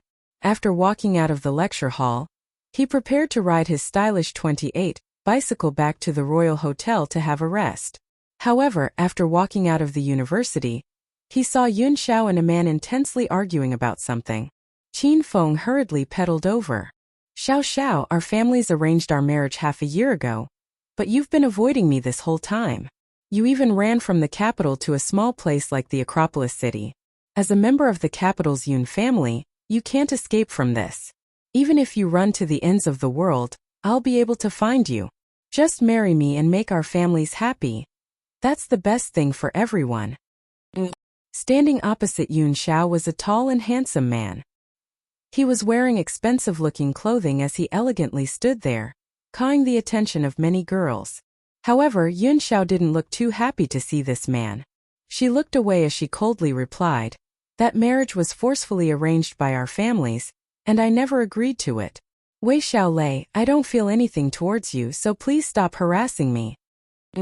After speaking, Yun Xiao turned to leave. An icy glint appeared in Wei Xiaolei's eyes as he reached out to grab Yun Xiao, when suddenly a person blocked him. Chapter 50. Chapter 50. I'll give you a 5-minute head start. When Wei Xiaolei looked at Qin Feng, who had suddenly come over, his eyes were filled with hostility. He said in a sinister voice, "Brat, this is none of your business. It's best that you don't make trouble out of nothing." Yun Xiao was also surprised to see Qin Feng. However, after seeing how outrageously Wei Xiaolei had spoken to Qin Feng, she glared at him and said, "This is my student. Please speak with some tact." Wei Xiaolei sized up Qin Feng as the coldness in his eyes became stronger and stronger. "Student? Yun Xiao, could it be that you came to a little place like the Acropolis city for a pretty boy like him?" He laughed. Yun Xiao's chest heaved, and she couldn't even be bothered give Wei Xiaolei an explanation. As she began to leave, she grabbed Qin Feng's hand and said, "Qin Feng, let's go. Don't worry about him." Seeing this, Wei Xiaolei's eyes almost shot out fire. He had known Yun Xiao for more than 20 years, but this was the first time she had taken the initiative to hold a man's head. Moreover, she seemed to cherish this student a lot. Wei Xiaolei definitely wouldn't believe that there was nothing going on between Yun Xiao and Qin Feng. He strode over and blocked the path in front of them, giving them a cold stare while saying, "Yun Xiao, you'd best reevaluate what you're doing. If our families found out about this, what do you think will happen to this brat?" If I were you, I wouldn't want to drag down a student whose facial hair hasn't even grown out yet. I'm sure you understand what I'm saying. Yun Zhao's face became bright red. Of course, she could hear the thinly veiled threat in Wei Xiaolei's words. If she didn't do as he wished, he would slander her and Qin Feng in front of their families, causing Qin Feng to suffer the consequences. Yun Xiao didn't care about her status or reputation. Wei Xiaolei could say whatever he wanted about her. However, she didn't want to cause trouble for Qin Feng. Although she knew that the Qin family was quite powerful in Acropolis City, she knew that the Yun family and Wei family in the capital were no pushovers either. As such, she truly began to worry about Qin Feng. What do you want? Yun Xiao angrily asked. When he saw that Yun Xiao had given in, Wei Xiaolei smiled with glee as he said with relish, I don't really want anything. I just want to complete the marriage arranged by our families. Tell this brat to piss off so I can take you back. There are some matters I want to discuss with you in private between ourselves. As he spoke, Wei Xiaolei's eyes flashed with an evil light, which made Yun Xiao feel disgusted. However, she had no other choice, and she turned to Qin Feng to ask him to leave. At this moment, Qin Feng started to speak.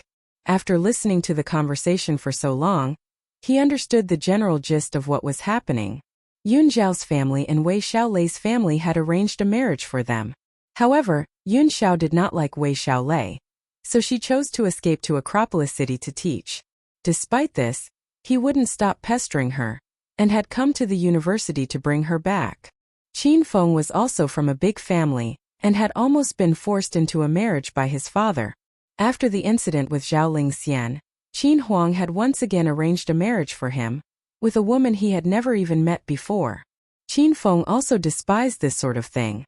Teacher Yun Xiao, it's pretty hot today. There's an annoying fly that keeps buzzing around. Do you want to buy some by spray and kill it? After being called an annoying fly by Qin Feng, Wei Xiaolei became so angry that his face darkened. He fiercely looked at Qin Feng with eyes that shot daggers with each word he spoke. Brat, don't be too arrogant. Otherwise, you'll die without even knowing how. Oh really? I'll worry about that when I'm dead. Qin Feng smiled as he glanced at Wei Xiaolei.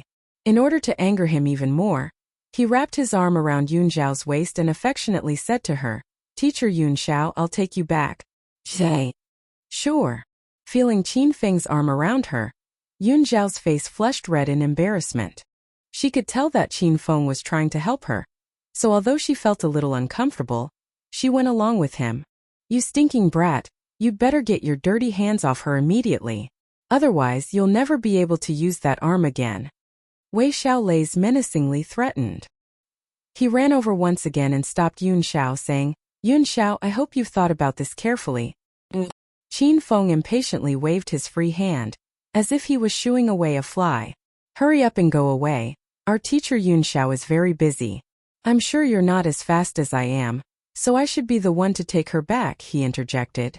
When he heard this, Wei Xiaolei laughed in surprise. Qin Feng saying that he could drive faster than him was an absolute joke. As a hedonistic young master, Wei Xiaolei had no skills in finance, business or management.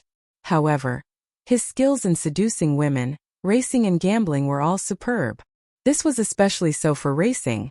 He was one of the top racers in the capital and was nicknamed the Ghost Mountain God Racer by other racers.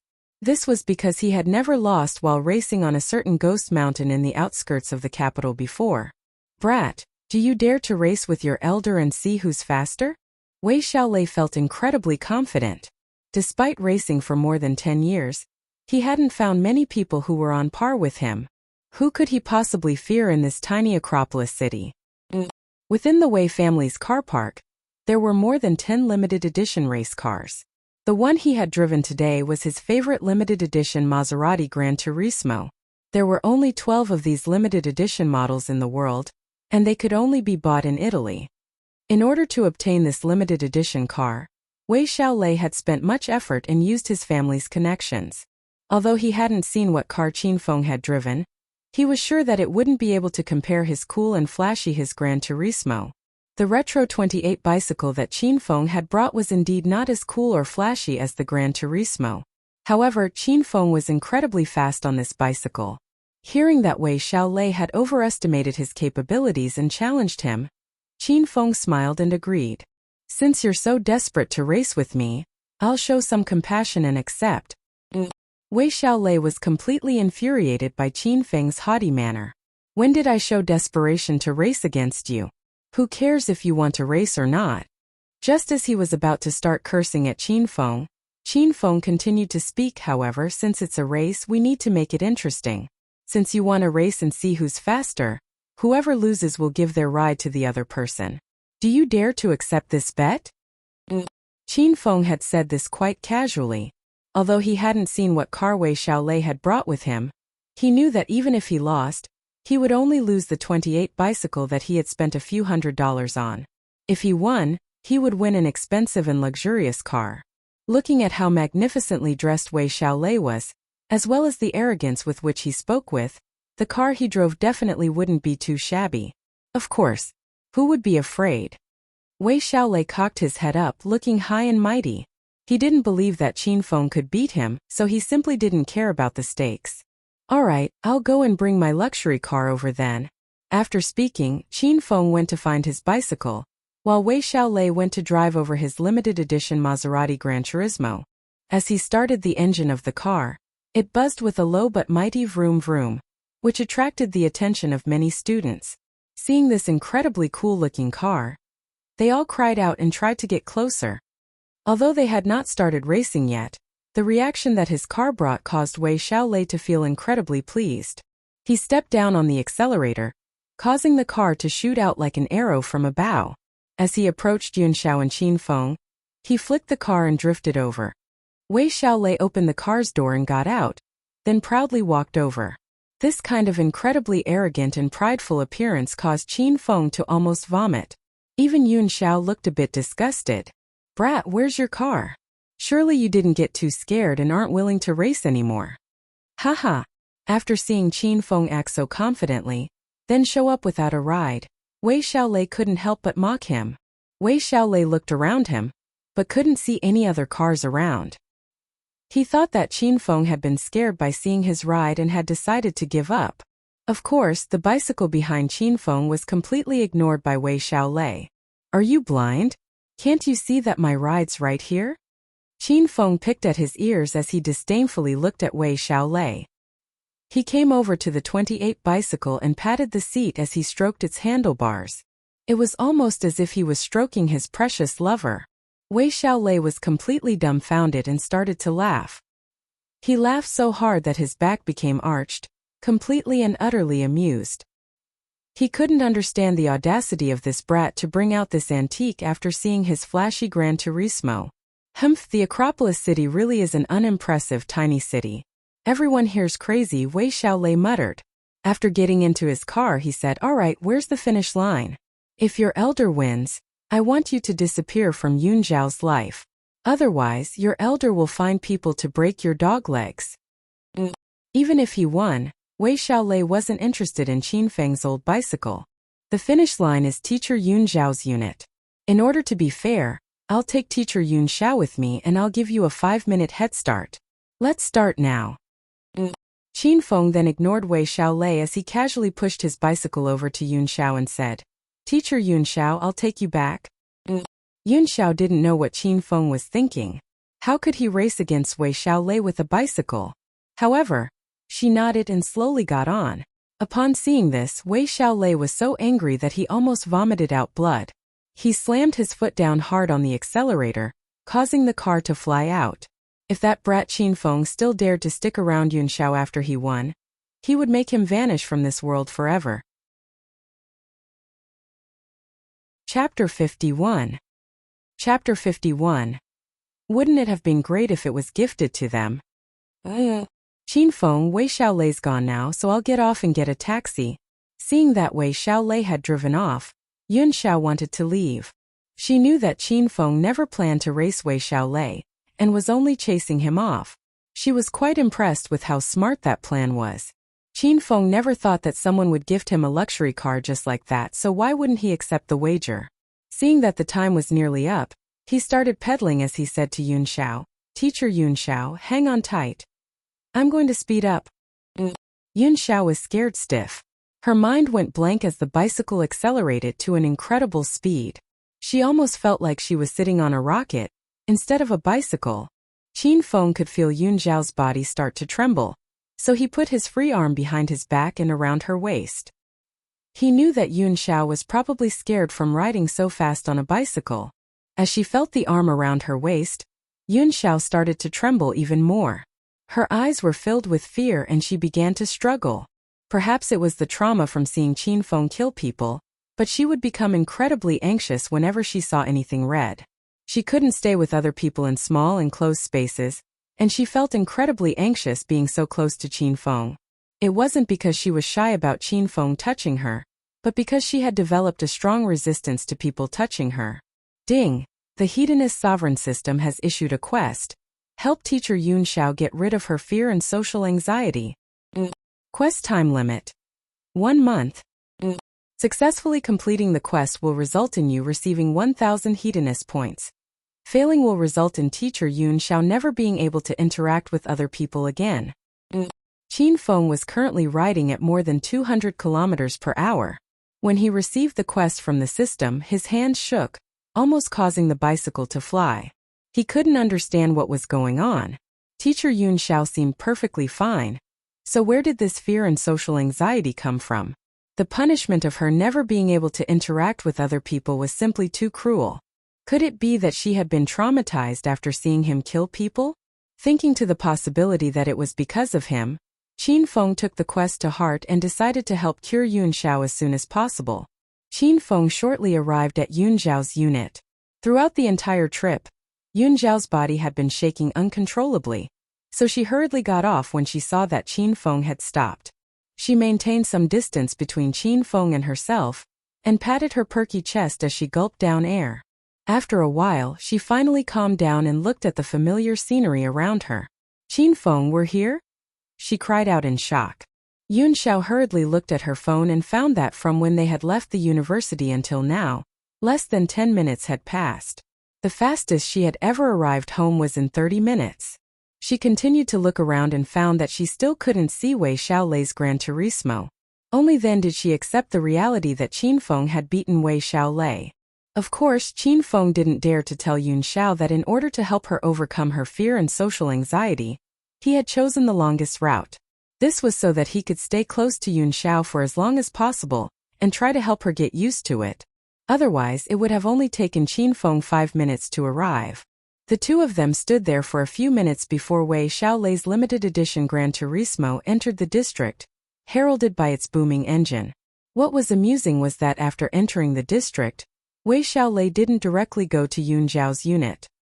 He thought that he had won, so he completed a victory lap around the district, then did a 360-degree spin as he stopped in front of Yun Xiao's unit. Wei Xiaolei's control over the car made Qin Feng slightly smiled. This guy was indeed quite skilled. After obtaining the intermediate racing skills, Qin Feng could immediately tell how skilled someone else was at racing and driving.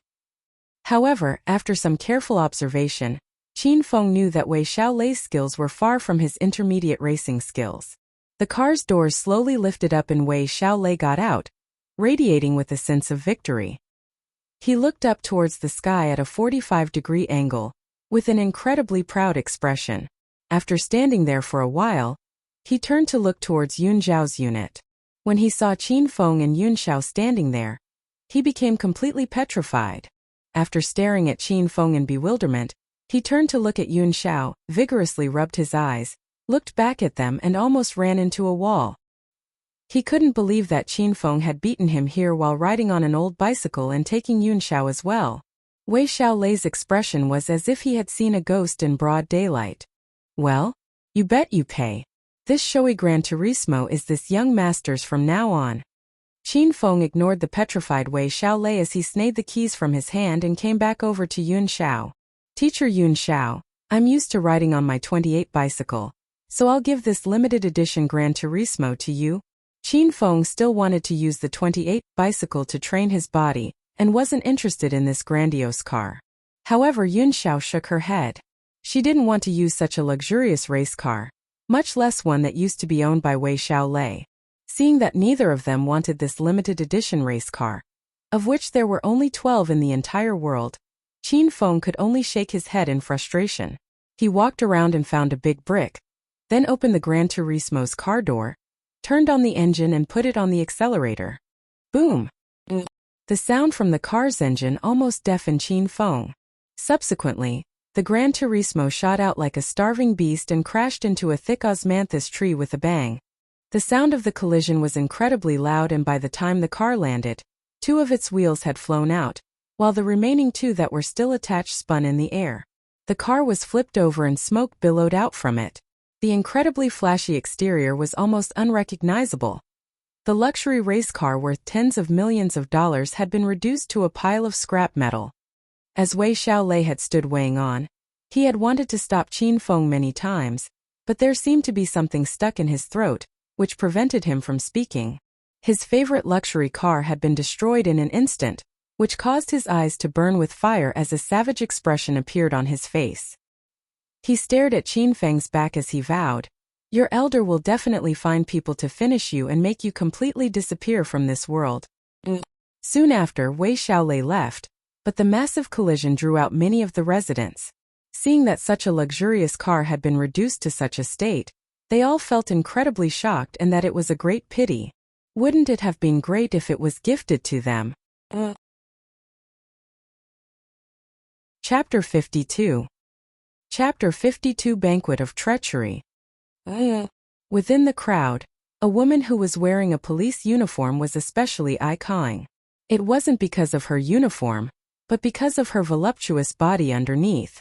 Compounding this with her incredibly icy appearance, Qin Feng immediately locked onto her in the crowd, unable to avert his gaze. The policewoman was called Lu Bingbing, and because of her family's influence, she had moved from the capital to Acropolis City.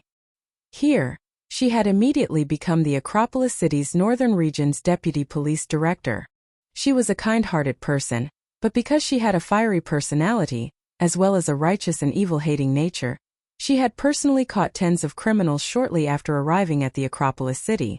Seeing the luxury car crashed onto the tree and the crowd gathering around, she walked over in the spirit of professionalism. "Is this car yours?" Lu Bingbing truly lived up to her name, which contained 2 ice characters. Although she was quite beautiful, no one dared to approach her, because of the trembling her aura would cause.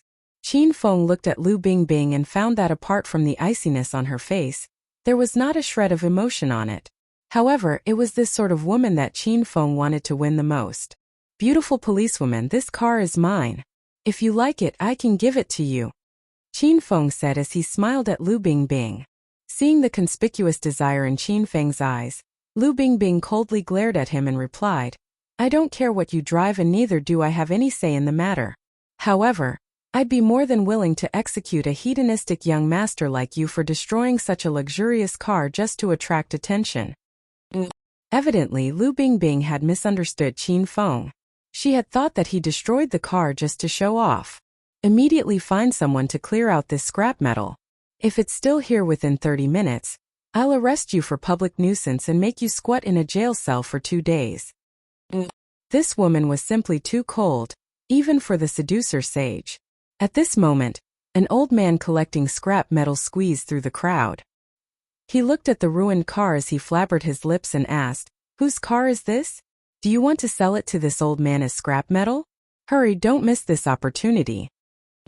Qin Feng was just thinking about how to get rid of this ruined car, and seeing that there was someone collecting scrap metal, he hurriedly gifted it to the old man. The old man became delirious with joy and repeatedly praised Qin Feng for being a good young man. When she saw that the scrap metal had been taken care of, Lu Bingbing coldly glared at Qin Feng before turning and leaving. At this moment, the old man came to the 28 bicycle and patted it as he yelled, "Whose crappy bicycle is this? If no one wants it, this old man will take it as well." Qin Feng hurriedly ran over and chased the old man away. He said his farewells to Yun Xiao before riding off on the bicycle. The crowd had seen Qin Feng destroy a race car, then leave on an ancient bicycle. They were all completely perplexed. Who knew what went on in the heads of rich people? Qin Feng rode the bicycle back to the royal hotel and slept in one of the rooms until nighttime, when he was woken up by a call. After picking up the call, He heard Hao Yun's voice. Young Master Qin, us Acropolis City's 4 princes haven't met up in a while. You've always been missing, you busy person. Us brothers are at the Amethyst Dragon Palace having fun. I've reserved the whole place to shout everyone today. Hurry up and come. Haha, alright, I'll go over when I have time. After hanging up, Qin Feng frowned. Hao Yun, who had called him over at night, definitely didn't have any good intentions. Last time at the banquet of the rich and powerful, he had publicly humiliated him. He had been wondering why that guy hadn't made any trouble for him recently, but now the trouble had come. Attending this kind of banquet of treachery was simply bringing trouble upon himself. However, Qin Feng had other ideas. After Mada, who had been killed, he still hadn't been able to find any clues relating to who the mastermind behind that whole ordeal was. Qin Feng had tried to work on Bai Qing, but it seemed that he still needed some time. He suspected that it was likely that the mastermind was one of those 3 other princes. After all, how could one have the guts to oppose the Qin family without sufficient backing? Half an hour later, an elegantly dressed Qin Feng walked into the Amethyst Dragon. This was a private clubhouse that looked like an emperor's palace, and belonged to Hao Yun's family. Compared to the Qin family's royal clubhouse, the Amethyst Dragon Palace was only about half as big. However, its design was much more magnificent, while it also had some dirty dealings hidden away within it. Qin Feng had come here to have fun a few times, but ever since obtaining the Hedonist sovereign system, he hadn't come here at all. With the 4 princes all gathered here, it seemed that a night of entertainment was ahead of him. Young Master Qin, young Master Yun has reserved the entire premises and has been waiting for you. Please come with me. As soon as he entered, a beautiful attendant wearing a red qipao greeted him and guided him inside. The Amethyst Dragon Palace fitted its name quite well. It was designed just like the Northern Sea Dragon King's palace in Journey to the West. The glass they walked on was transparent, and they could see many different fish swimming around. There were also large glass pillars which contained many colorful bubbles. With the beautiful attendant leading him, Qin Feng was guided to the innermost private room. As he entered, he saw the other 3 princes lazily lying on the couches, smoking as 2 beautiful women massaged each of them on their backs while another massaged their feet. Young Master Qin, we've finally invited you over. As soon as Qin Feng entered, an evil smile appeared on Hao Yun's face. He clapped his hands together and 3 more beautiful women walked in. They bowed to Qin Feng and prepared to help him get changed. Qin Feng waved his hands and dismissed the 3 women. Although the women at the Amethyst Dragon Palace were all beauties, they paled in comparison to Lin Bei, Zhao Lingxian, Yun Xiao and Bai Qing. Qin Feng had no interest in them. Oh, young Master Qin seems to have changed. Where did the loose young Master Qin go? You've become a prim and proper person, huh? Seeing that Qin Feng had dismissed the women, the 3 princes all teased him, but Qin Feng didn't mind. He took off his clothes as he got into the hot spring pool behind them and soaked in pleasure. There were many kissing gurumi fish in the water massaging his feet. Young Master Yun, young Master Zhou and young Master Sima all looked so happy and relaxed while gathered here. Is there going to be some entertaining show later? Every time the 4 princes gathered, there would be some fantastic entertainment. Alternatively, the 4 of them would race or gamble together, in order to create some excitement and pass the time. The 4 of them hadn't gathered together for a while, and Qin Feng could feel that something big was going to happen tonight. Haha, don't worry, young Master Qin. This young master has a big gift for you, as well as a spectacular show.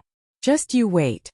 As Hao Yun spoke, an undetectable trace of coldness flashed in his eyes.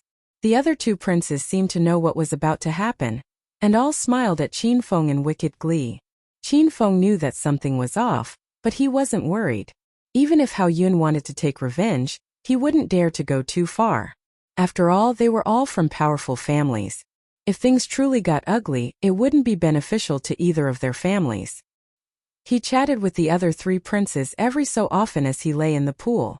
When the 3 of them were fully rested, they got up and put on their clothes, as if they were preparing themselves for a good show.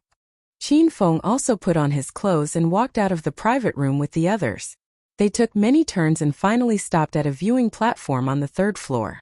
Qin Feng looked down and found that the ground at the bottom was flat and empty, with the area around it surrounded by an iron cage. The iron cage was about 30 meters tall, and the buzzing sound indicated that there seemed to be an electric current running through it. This was evidently a fighting arena currently. There were two bare-chested, muscular men fighting inside. The viewing platforms on the first and second floors were filled with people who were all shouting and cheering. However, there was only the four of them on the third floor. The other three princes all found places to sit, and weighed the spectacle below with binoculars. Qin Feng also sat down. He still hadn't figured out what Hao Yun was trying to do. Just what was he up to? He was sure that it wouldn't be as simple as just inviting him to underground fights. "What do you think, young Master Qin?" asked Hao Yun, who was sitting next to Qin Feng, smiling. "If I remember correctly, when I previously came to the Amethyst Dragon Palace, this underground fighting arena wasn't here." Qin Feng maintained a calm disposition as he weighed the fight down below. "Haha, young Master Qin has a good memory. Indeed, this fighting arena wasn't here before. This fighting arena is this young master's gift to you tonight. I'm sure you didn't expect this, right?" Indeed, Qin Feng had not expected this at all. However, he was sure that there was no good reason for Hao Yun to randomly gift him an underground fighting arena. He didn't say anything, and Hao Yun continued to speak as he laughed. "Young Master Qin, today was the first day that this underground fighting arena was opened. It has been running for 2 hours now, and do you know how much money it's made so far? $20 million. A whole $20 million. Hao Yun's face was filled with excitement and his eyes almost shone with light. This was just the profit from 2 hours.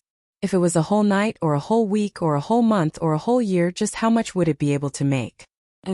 Young Master Qin, I don't dare to calculate all of this. Tonight, I'm gifting this ultra-profitable business to you. So let's put our disagreements from the past aside. Tonight, let's have the time of our lives."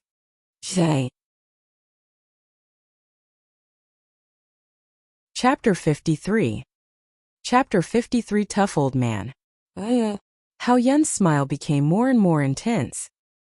He signaled one of the employees at the bottom, then suddenly excitedly exclaimed, "Young Master Qin, a good show's about to start. Make sure you don't blink and walk carefully." Just as he spoke, the people in the fighting arena were replaced. A large, muscular man was pushed out. He had probably been locked up in a dark place and didn't seem well adjusted to the bright fighting arena. As he looked around him, he used his hands to block the light. Although his hands were covering most of his face, Qin Feng immediately recognized this person. It was the subordinate who he had just taken under him, Zhang Biao. After recognizing Zhang Biao, Qin Feng's expression became cold. He knew that Hao Yun didn't have good intentions in calling him over, but he never would have thought that he would have captured his subordinate and forced him into the fighting arena. "Young Master Yun, what's the meaning of this?" Although Qin Feng was usually a lazy and careless hedonist young master, he could seem quite terrifying when he became serious. Only two things could make the young Master Qin serious. Subordinates he had accepted. They were his people, and his women. These two things were his triggers. Even if one was a god or a celestial, Qin Feng would fight them to the end if they messed with his people. What does young Master Qin mean by this? I don't quite understand. Hao Yun acted as if he didn't know what was going on, but Qin Feng knew that he was pretending. Zhang Biao should have been working on contacting the Wild Wolf Gang to take down the Flying Dragon Gang, so why would he come here to engage in underground fighting? Moreover, he had been pushed onto the stage. Evidently, he had been captured and forced here. Furthermore, he had been forced onto the fighting arena right after they had arrived. This simply couldn't be a coincidence. If all of this wasn't arranged by Hao Yun, Qin Feng would have run into a wall and died. "Young Master Yun, let's not beat around the bush. Why did you call me here tonight, and why did you capture my subordinate? What do you want in order to release my subordinate?" Originally, Qin Feng had planned on looking for clues relating to the mastermind behind the plan to go against the Qin family. However, it seemed like there were new troubles for him now. "Haha, young Master Qin is so direct," Hao Yun loudly laughed. His expression then suddenly darkened as he viciously glared at Qin Feng and said, "Since you dared to humiliate me in front of everyone at the banquet last time, you should have prepared yourself for this. Today, your elder's going to take you down and let you know that you're not invincible in this Acropolis city, ha ha ha." Hao Yun somewhat lost control of his emotions and started to roar with laughter. Qin Feng wanted to beat him up, but thinking to the fact that this was Hao Yun's territory, he controlled himself. He knew that as long as he didn't act first, Hao Yun wouldn't dare to do much to him. However, once he attacked, the situation could spiral out of control. Even if he killed him, he could say that it was out of self-defense. At this moment, the fight in the fighting arena began. The surroundings once again erupted with the cheers of the people who had placed bets on this fight. Qin Feng temporarily put the grievances he had with Hao Yun aside and leaned against the crystal railings as he looked down. Zhang Biao's opponent was an old man in his 50s or 60s, who was wearing a tang suit. He was on the skinny side and his eyes glimmered, giving them an unfathomable appearance. Of course, only a person with sufficient strength could feel another person's strength. Having broken through to stage 1, Qin Feng's senses had all been raised, which allowed him to tell that this old man definitely wasn't ordinary. He was definitely one of Hao Yun's subordinates who had been sent here to take care of Zhang Biao. However, it seemed that none of the spectators had placed any of their hopes in the old man. Most of them were loudly cheering for Zhang Biao. It seemed that most of them had placed their bets on Zhang Biao. Compared to the seemingly ordinary old man, this muscular and well-built young man appeared much more likely to win. Zhang Biao had been in the underworld for more than 10 years, and could more or less gauge the strength of other people. He could tell that the old man in front of him was not as simple as he seemed, as his eyes were full of wariness. The old man suddenly moved with surprising speed. Qin Feng's eyes almost couldn't track his movements, let alone Zhang Biao. Before Zhang Biao could even react to what was happening, he suffered a blow to his abdomen and was sent flying. He landed heavily on the ground and spat out a mouthful of fresh blood. Just a simple punch without any fancy tricks had sent a large muscular man flying without any chance to retaliate. This scene stupefied all of the bettors. The people who had been cheering for Zhang Biao immediately shut up, looking like they had just eaten a pile of dung. Some of them even wondered if this was a case of ma fixing. Perhaps only the 4 princes knew that Zhang Biao and the old man weren't pretending at all. Zhang Biao wished he could beat that old man down, but he was simply unable to. He lay on the ground and wrapped his arms around his abdomen. The spot where he had been struck was racked with pain, which was so intense that he felt like he was going to cough his internal organs out. The old man's nickname was Uncle Feng, which meant wind because his speed made him seem like a gust of wind. After knocking Zhang Biao down with a single punch, Uncle Feng's expression did not change. An opponent like Zhang Biao was simply nothing to him. His feet lightly tapped on the ground as he came before him. Uncle Feng raised his foot and viciously stamped down on Zhang Biao's back. A powerful force swept through Zhang Biao's back, causing him to spit out yet another mouthful of blood. Fudge, just kill your elder if you dare. Stop acting like a little girl and using such little strength. Are you trying to give your grandpa a backscrew? Zhang Biao was not stupid. From the moment he had been captured and thrown into a car, he knew that he had offended some important and powerful figure. This important and powerful figure probably had enmity with young Master Qin. When he was taken to the Amethyst Dragon Palace, Zhang Biao confirmed that Hao Yun was behind this. It seemed that the rumors of the young Master Qin falling out with the other 3 princes were true. Zhang Biao was a man among men. He would rather die standing than live kneeling. Since he had pledged his allegiance to Qin Feng, he would maintain his dignity even when facing death. As such, he loudly mocked Uncle Feng with his remaining strength. A cold smile appeared on Uncle Feng's face as he looked down at Zhang Biao, who was like an ant to him.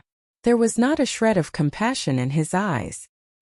He suddenly raised his foot and forcefully kicked Zhang Biao's stomach. Chapter 54. Chapter 54 finished the fight within 10 minutes. A bang sounded out as Zhang Biao's body flew out like a leaf within a gust of wind. This time Uncle Feng had kicked much harder, causing Zhang Biao to fly quite far. He smashed into the electric cage, which caused crackling and sizzling sounds. After dropping to the ground, Zhang Biao's body violently trembled as he foamed at the mouth and fainted. The spectators all cried out in horror. Those who thought that the Ma had been fixed quickly dispelled that thought. No one wanted to use their own life to take part in such an act.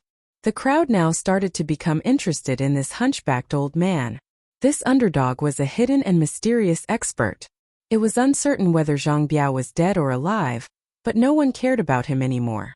Zhang Biao caused more than half of the bettors to lose money. He was already gaining face since they were not cursing him. That was typical of the coldness displayed by those in the upper-class society. Qin Feng felt a wave of coldness pass through his heart.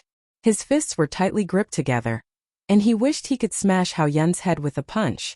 However, he controlled himself. After seeing how loyal Zhang Biao was to him, Qin Feng was much more concerned about him right now. Young Master Yun, Zhang Biao won't be able to last very long. I want you to send him to the hospital right now, Qin Feng said to Hao Yun with a dark expression. Hao Yun felt delighted after seeing Qin Feng angrily begging him to send Zhang Biao to the hospital. He played with the jade ring on his thumb as he unhurriedly replied, Young Master Qin, I don't think I can allow that. This arena has its rules. Before the fight ends or a fighter surrenders, the fight must continue. Before the fight ends or a fighter surrenders. Zhang Biao was already unconscious. How was he meant to surrender? Qin Feng could tell that Hao Yun didn't dare to openly attack him. However, tonight he was determined to get rid of Zhang Biao as a show of strength. Qin Feng simply couldn't wait anymore after seeing Uncle Feng walking towards the unconscious Zhang Biao. He roared, Hao Yun, Zhang Biao's just a pawn. Aren't you just using him to get at your elder?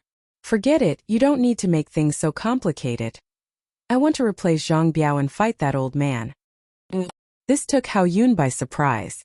The Acropolis city's 4 princes were quite familiar with each other, but he had no idea Qin Feng could fight. Apart from seducing women, what else could that hedonistic young master do? Are you sure you want to replace Zhang Biao? Hao Yun suddenly sat up straight in excitement. If Qin Feng really wanted to go and fight, Hao Yun was more than willing. He had kept a grudge against Qin Feng after being humiliated by him at the banquet of the rich and powerful. However, because of Qin Feng's family, he hadn't dared to go too far. Now that Qin Feng was asking to fight, even if he was killed, it would have nothing to do with Hao Yun. After all, this was an underground fighting arena. Accidents were common, and one was responsible for their own life or death. Your elder said it very clearly. Let me replace Zhang Biao and fight. Qin Feng couldn't wait to teach that old man a lesson and get revenge for Zhang Biao. Today, he wanted the other 3 princes to know that the consequence for bullying Qin Feng's people was death. Haha. Alright, very well. This young master will arrange for you to fight then. Young Master Zhou, Young Master Sima, you also heard that it was young Master Qin who personally asked to go and fight. If something happens, you can be my witnesses. Zhou Kai and Sima too expected that Qin Feng would request to go and fight. They were startled at first, but then they smiled with wicked glee and nodded, saying, Young Master Yun, since young Master Qin's gotten bored of beauties and wants to feel the stimulation of fighting, just make the arrangements for him. The 3 of them were of one mind, and in the end, after making some arrangements, Qin Feng was allowed to fight. Just as Qin Feng was preparing to walk down, a familiar frame walked up the stairs. When she saw Qin Feng, her eyes flashed with surprise as she asked, Qin Feng, you're here as well? Qin Feng looked at Han Ying, who was wearing a red dress. She looked extremely seductive, but he was worried about Zhang Biao's injuries, and didn't have time to talk to her. He nodded and quickly descended down the stairs. Han Ying stared after him for a few moments before recovering. By then Qin Feng was already gone. She felt that there was something different about Qin Feng today. There was a rare air of coldness and anger about him. Han Ying quickly ran to the 3rd floor to see what was going on. When she arrived, Han Ying saw the other 3 princes. She had been invited here by Hao Yun to discuss business at the Amethyst Dragon Palace. Now, seeing that the 4 princes were gathered, she felt that something big was going to happen. Oh, the Jincheng city's #1 beauty is here. Quick, have a seat. Seeing Han Ying come over, Hao Yun's eyes immediately drifted over, lustfully falling on her body. A look of disgust flashed in Han Ying's eyes, but she gave a lovely smile as she said, What sort of lucky day is it for the Acropolis city's 4 princes to all be gathered here? Could it be that there's something big happening? Haha, of course there's something big. I'm sure Miss Han won't be disappointed. Hao Yun called Han Ying over to the seat that Qin Feng had just vacated. He had invited Han Ying here tonight to humiliate Qin Feng in front of her. He wanted to take revenge for the humiliation he had suffered at the banquet. Perhaps if Han Ying saw his domineering side, she might even get into bed with him. Hao Yun couldn't help but smile after thinking about that. Miss Han, hurry and look below us. Qin Feng, that reckless brat, wants to fight in the underground fighting arena. I'll tell you a secret. You see that old man? Don't look down on him. He's an expert I've invited. He's the strongest out of all the fighters here. Hao Yun grinned as he looked down. Qin Feng had already walked into the arena. After hearing Hao Yun's words, Han Ying's expression changed as she looked at Qin Feng in shock. She simply couldn't understand what he was thinking. Young Master Yun, this isn't very good. What if something happens to young Master Qin down there? How will you deal with the consequences? Before coming to the Acropolis city, Han Ying had done her research on Qin Feng. According to her information, he didn't know how to fight at all. He was a hedonistic young master who didn't even have the strength to truss a chicken. He would definitely suffer if he fought against this old man, who was the strongest out of all the fighters here. Han Ying had come to the Acropolis city this time to discuss business with the Qin family. She wasn't interested in Qin Feng at all, but after meeting him, she started to worry about him. Even she didn't notice this subtle change. Humph, that brat was the one who requested to go and fight. It's got nothing to do with me. Hao Yun felt quite displeased as he saw Han Ying looking worried about Qin Feng. He ignored Han Ying, his eyes almost shooting out flames as he gazed at Qin Feng in the arena. An evil smile surfaced on his lips soon. Even if Qin Feng didn't disappear from this world, he would become a cripple. What need was there to be angry? Zhang Biao, are you all right? Zhang Biao, wake up. As soon as Qin Feng entered the arena, he ran over to Zhang Biao and shook his body. However, he saw no reaction from him. The little pig's voice sounded out in Qin Feng's mind. Master, Zhang Biao has taken serious damage and needs to be taken to the hospital immediately. However, there isn't enough time. My recommendation is for Master to buy an elementary gold sore medicine to save Zhang Biao. Qin Feng hurriedly opened the system and prepared to buy an elementary gold sore medicine. However, it costed 100 hedonist points and he did not have a single hedonist point left. Master, you can break through to stage 2 through your fight with Uncle Feng. After receiving the reward, you can buy the elementary gold sore medicine. You can also obtain more hedonist points from the quest I'm about to give you. However, judging from Zhang Biao's injuries, he probably won't be able to last more than 10 minutes. Please be quick, Master. Just as the little pig finished speaking, an electronic voice spoke in Qin Feng's mind. Ding. The Hedonist Sovereign System has issued a quest. Defeat the stage 4 external expert Uncle Feng. Quest time limit. 10 minutes. Successfully completing the quest will result in you receiving 500 hedonist points. Failing will result in Zhang Biao being doomed. This quest put Qin Feng in a path of no return. He didn't want Zhang Biao to die. After all, he was only in this situation because he had decided to follow Qin Feng. The aura around Qin Feng suddenly became cold as he furiously gazed at Uncle Feng and walked over. Seeing Qin Feng personally come into the arena, Uncle Feng gave him a condescending look as he stroked his beard. Young Master Yun had told him that tonight was solely for the purpose of taking down Qin Feng. Now, it seemed that things were going to become much more interesting. Brat, you sure have an exaggerated opinion of your own abilities. You dare to personally challenge me? It seems that you've become tired of your lazy life and want to die quickly so you can quickly reincarnate and experience what it's like to be poor. Uncle Feng didn't feel threatened at all by Qin Feng. He could take care of hedonistic young masters like him with his eyes closed while using one hand. You injured my subordinate tonight, so you'll have to pay the price. As for whether I have an exaggerated opinion of my abilities, we'll see whether that's true after we fight. Qin Feng did not back down either as he coldly stared at Uncle Feng. As the two of them shot verbal barbs at each other, the spectators were sent into a frenzy. They had all seen how strong Uncle Feng was, and most of them were betting on him now. None of them paid any attention to the tall, skinny and fair-skinned Qin Feng. He definitely wasn't as strong as that muscular man from before.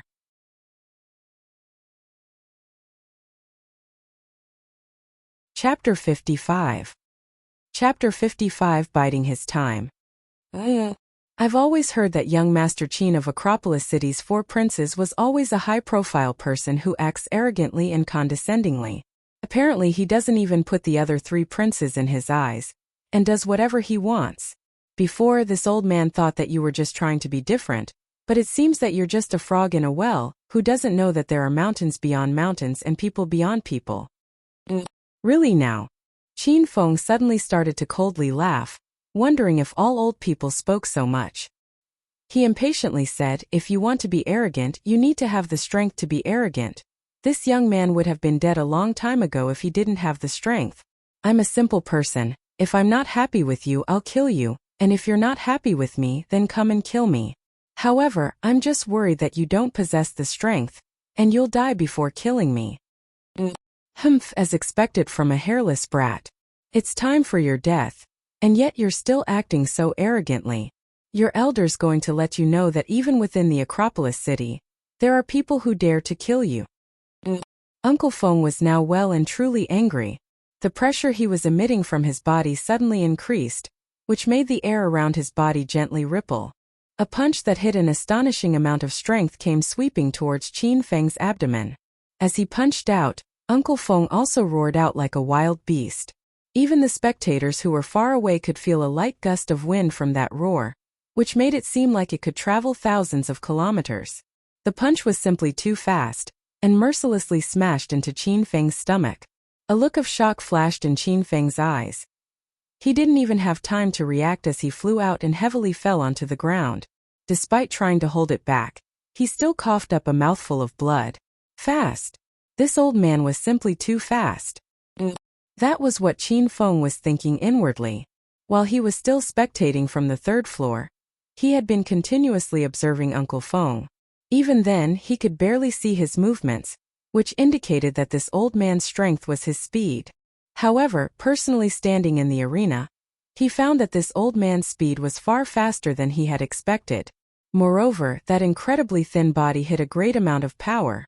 The system announcement had told him that Uncle Feng was a stage 4 expert, and it was the first time Qin Feng had encountered such a strong person before. With his stage 1 strength as well as the intermediate Thunder Tiger fists, he could punch out with 5 times a normal person's strength, which might be enough to cope with Uncle Feng. However, after going into the arena, Qin Feng found that he had been too naive.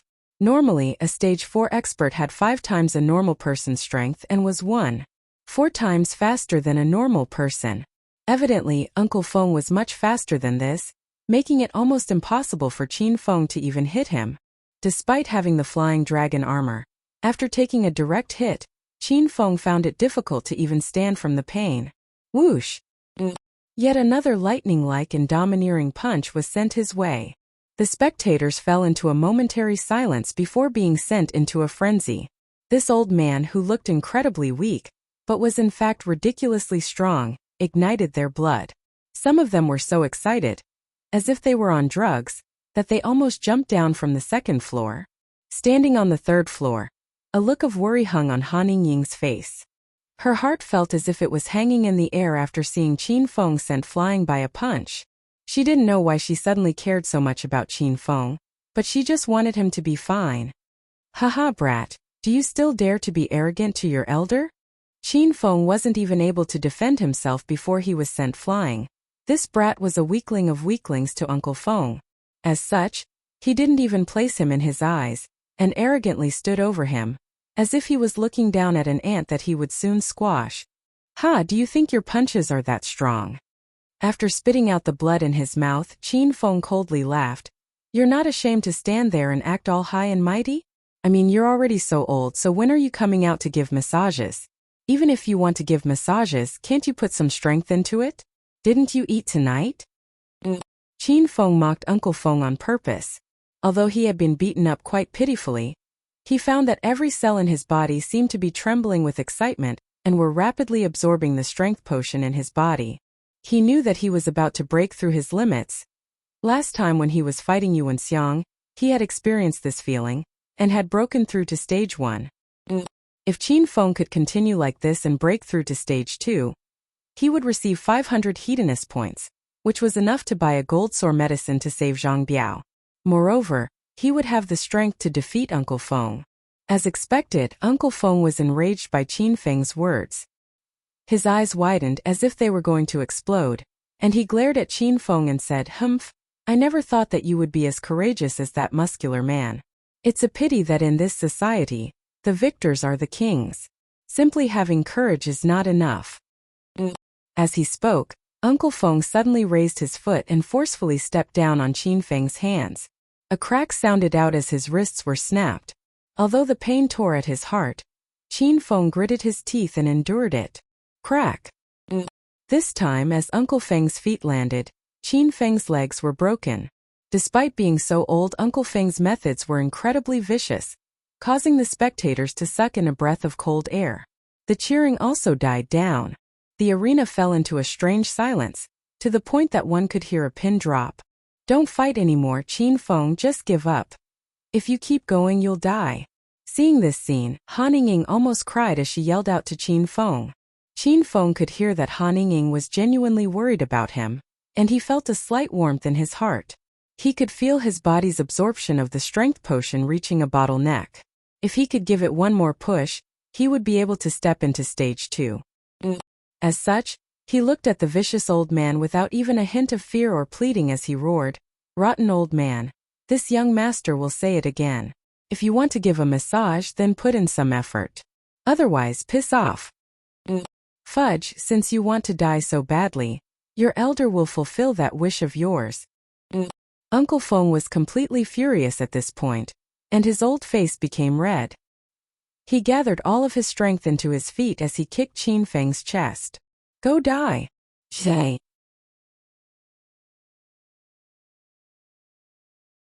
Chapter 56. Chapter 56, Crazily Erupting. The sound of the kick landing on Qin Feng's chest was akin to two cars traveling at great speeds colliding into each other. It was so loud that the entire arena slightly shook. Qin Feng was sent flying onto the electrified cage, causing crackling sounds to be heard. This scene caused everyone to be completely dumbfounded, and some squeamish women didn't dare to even look at Qin Feng anymore. They were certain that there would be blood and guts everywhere, and Qin Feng would have been completely fried by the electrified cage. "Qin Feng," Han Ying couldn't help but call out as a stream of tears fell from her eyes. Even Han Ying believed that Qin Feng was dead as well. His wrists and legs had been broken, and he had been kicked like a ball then electrocuted. How could he still be alive? For some reason, when she thought to the fact that she could never see Qin Feng again, she felt an emptiness within her. "Humph, reckless brat. To your elder, killing you is like stepping on an ant." On the other hand, Uncle Feng did not react at all to Qin Feng's death. He had already killed many people in the past, so adding Qin Feng to the list was no big deal to him. Of course, the person who was happiest at this moment was Hao Yun. He had personally seen Qin Feng being beaten to the point that he couldn't get up, and had finally been electrocuted to death. He was so happy that he felt he was going to go crazy. Zhou Kai and Sima too started to congratulate Hao Yun. "Congratulations, young Master Yun. In future, with that annoying guy gone, the Acropolis City's 4 princes will become Acropolis City's 3 princes." They didn't like Qin Feng either, and seeing that Hao Yun had gotten rid of him, they were pleased that they didn't have to act themselves. "Haha, today's a day of great celebration. Please stay behind afterwards. I'm going to hold a grand banquet to celebrate. I'll tell Manager Ma later that everything in the Amethyst Dragon Palace tonight will be on my tab." Hao Yun was truly ecstatic. He had wanted to deal with Qin Feng for a long time, and never expected that Qin Feng would bring about his own death. It seemed that the heavens were on his side. Just as he was about to excitedly run down and talk to Manager Ma to waive the expenses of all the guests, a cold voice sounded out. The voice wasn't very loud, but it clearly fell in everyone's ears. It was like a peal of thunder, threatening to blow apart their heads. "Young Master Yun, I'm still alive and well. What are you celebrating about?" Qin Feng was just like a ghost, and no one had noticed him stand up. He was standing with his hands behind his back and was standing incredibly straight. He had a light smile on his face and his body emitted a cold and sharp aura. It was as if he had died and become a new person. The domineering air that was coming from his body gave off a sense of pressure. The feeling everyone felt was akin to a spring wind after a terrifying storm, creating an image of new life. The spectators couldn't help but respect Qin Feng. The image of him standing there, looking like an invincible god of war, was firmly imprinted onto their hearts. After speaking, Qin Feng came over to Zhang Biao and squatted down as he pushed a red medicinal pill into Zhang Biao's mouth. He then stood up and looked at the time on his watch as a frivolous smile appeared on his face. He mumbled to himself, 3 minutes left. That should be enough to take care of this rotten old man. Qin Feng wasn't being overconfident. After being repeatedly beaten up, he had successfully broken through to stage 2, and had received 500 hedonist points from the system. He had bought 2 elementary gold sore medicines, one for himself and one for Zhang Biao. After eating the elementary gold sore medicine and adding on the fact that he had broken through to stage 2, Qin Feng's bones had completely healed, and he had become even more agile than before. He now possessed 4 times a normal person's strength, and combined with the intermediate Thunder Tiger fists, he could explode out with 6 times a normal person's strength. His speed was also 1.4 times a normal person's. Now, facing Uncle Feng again, Qin Feng had the strength to defeat him. Humph, brat, I never thought you would be this hard to kill. Qin Feng had stood up as if he was fine, and apart from his singed clothing, he looked completely unharmed. Deep down, Uncle Feng felt a shred of fear. Even he wouldn't be able to take such a beating and survive, and yet Qin Feng looked completely fine. Of course, he kept his fear hidden within him instead of displaying it openly. Uncle Feng's eyes on his wrinkled face shot out icy intent as he fiercely spoke. So what? Your elder doesn't mind killing you a few more times. I wonder how many lives you have? Suddenly, Uncle Feng's body exploded out with even stronger pressure, and even the spectators on the second floor could see the air rippling. Uncle Feng's body shot out so quickly that it became a blur, and was unable to be followed by the naked eye. It was as if Uncle Feng had teleported. In just an instant, he had arrived in front of Qin Feng, and his legs spun as he prepared to kick Qin Feng's head. Hebrat, this time your elder's going to kick your head into bits. I'll see if you can stand up again. As Uncle Feng roared out, the sound of his leg cleaving through the air could also be heard, making everyone feel incredibly astonished. In response, Qin Feng suddenly smiled. After breaking through to stage 2, his entire body had been enhanced. He found that the old man in front of him didn't seem as fast, at least. Qin Feng's eyes were able to follow his movements. Suddenly, Qin Feng shifted his body as he nimbly avoided Uncle Feng's ferocious kick, then spun and punched out. Uncle Feng's body was still turning in his kick when he was sent flying by Qin Feng's punch. Simple and agile, yet bold and powerful. That was the impression Qin Feng left on everyone's hearts. The spectators had long since been completely astounded, and couldn't express in words what they were seeing. They simply couldn't understand how Qin Feng, who had seemed so defenseless earlier, became so powerful all of a sudden. Uncle Feng held his stomach and vomited out a few mouthfuls of blood. He struggled to stand straight, and when he looked at Qin Feng again, there was a hint of fear in his eyes. However, they were predominantly filled with anger. He felt humiliated that he had been sent flying by this hedonistic young master, who was rumored to be so weak that he couldn't even truss up a chicken. The aura around his body became even more intense, and he looked at Qin Feng as if he was a corpse. Originally, he had not gone all out, as he believed that he was facing a useless young master. However, things were now different. He sprang towards Qin Feng, preparing to use all of his skills to fight with him to the death. Uncle Feng was like a demon, and shot incredibly quickly towards Qin Feng. This time, Qin Feng found it difficult to follow his movements. He had thought that Uncle Feng was ridiculously fast, but only now did he realize that this was his true speed. Master, you can take off the flying dragon armor, which will instantly remove the weight on your body. This will allow you to become light as a cloud, creating unexpected results, the little pig reminded him. Qin Feng suddenly thought back to the flying dragon armor's description. He hurriedly unequipped the 150-kilogram flying dragon armor. Something strange happened. Qin Feng had been carrying the 150-kilogram heavy flying dragon armor for the past few days, and had kept it on him even when he was sleeping. Now that the weight was suddenly gone, he felt that his body was incredibly light, as if he had transcended this mortal plane. He looked at Uncle Feng, and strangely found that he now seemed incredibly slow. Qin Feng slightly tilted his head as Uncle Feng's fist swung towards him, easily dodging it. This time, Qin Feng wasn't in a hurry to counterattack. This sort of miraculous feeling made him feel incredibly excited. After taking off the flying dragon armor, his speed not only increased but his senses and reaction speed were heightened as well.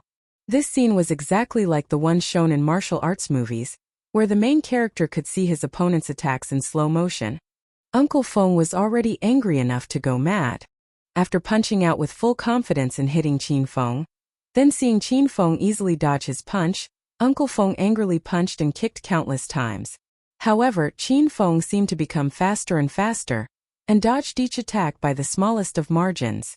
This caused Uncle Feng to feel utterly furious as he felt like Qin Feng was toying with him. Just when Uncle Feng was about to cough up blood from his anger, Qin Feng looked at the time and found that the 10 minutes was nearly up. "Alright, I can't be bothered playing with you anymore. You can go die now." As he spoke, he swept out with his palm, which left afterimages behind it. This palm seemed ordinary, but it was filled with vigor, and even gave Uncle Fu a sense of death. It smashed into Uncle Feng's chest, resulting in a large explosion. Uncle Feng flew backwards, and the momentum caused him to smash a crater in the cage. His body remained within the depression he had created in the cage, as the electricity repeatedly flowed through his body. It was like a scene from a sci-fi movie.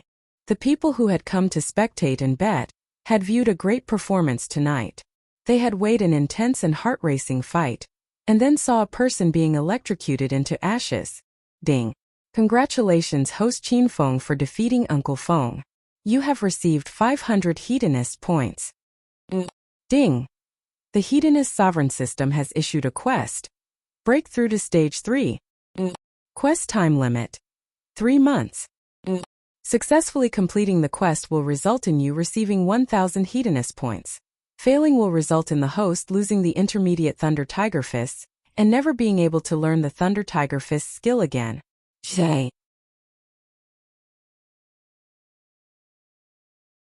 Chapter 57.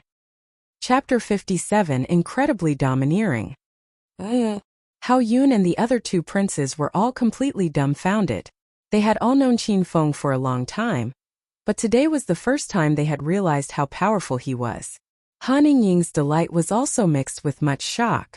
She never knew that Qin Feng was such a powerful external expert either. "Young Master Yun, your dog's been taken care of, so you're next." Killing Uncle Feng wasn't Qin Feng's ultimate goal. Tonight, Hao Yun had completely enraged him. If it wasn't for the fact that he had been close to breaking through to Stage 2, the one who died would have been him. This time Qin Feng decided that he was sick of being on the defensive. Who cared who this young Master Yun was? Anyone who dared to act against this young master like this would have to die. Hearing this roar, Hao Yun's legs gave out and he fell to the ground. He didn't know when, but Qin Feng had already arrived from the arena and was standing right in front of him. He was simply as fast as a gust of wind. Qin Feng. What are you going to do? Seeing the humorless smile on Qin Feng's face, Hao Yun was so scared that he started to tremble. What am I doing? You can't tell? Of course I'm sending you to reincarnate so you can be a good person in your next life. As he spoke, Qin Feng slowly walked towards Hao Yun. The pressure he released made it difficult for the people around him to even breathe. Hao Yun was so scared that all color disappeared from his face, and he stared at Qin Feng in fear and shock. He scrambled backwards until his body was firmly pressed against the railings of the 3rd floor. There was nowhere left to run. "Qin Feng, please let me go, and we'll cancel out all the grievances between us. I'll never make trouble for you again, alright?" The strength Qin Feng displayed completely shocked Hao Yun. He never thought that Qin Feng would be able to defeat even Uncle Feng. Even if he was given the opportunity, he would never dare to oppose Qin Feng again. "It's too late to say all that," Qin Feng said as he continued to walk forwards. Sima Tu suddenly stood up as his expression became serious. "Qin Feng, you've already killed Uncle Feng, so you better control yourself and not make things too big. Give me Sima 2 some face and stop here for tonight. How about that? Compared to Hao Yun and Zhou Kai, who were scared witless, Sima 2 seemed much calmer. His family had existed since ancient times, and almost all of China had the Sima family's shadow over it.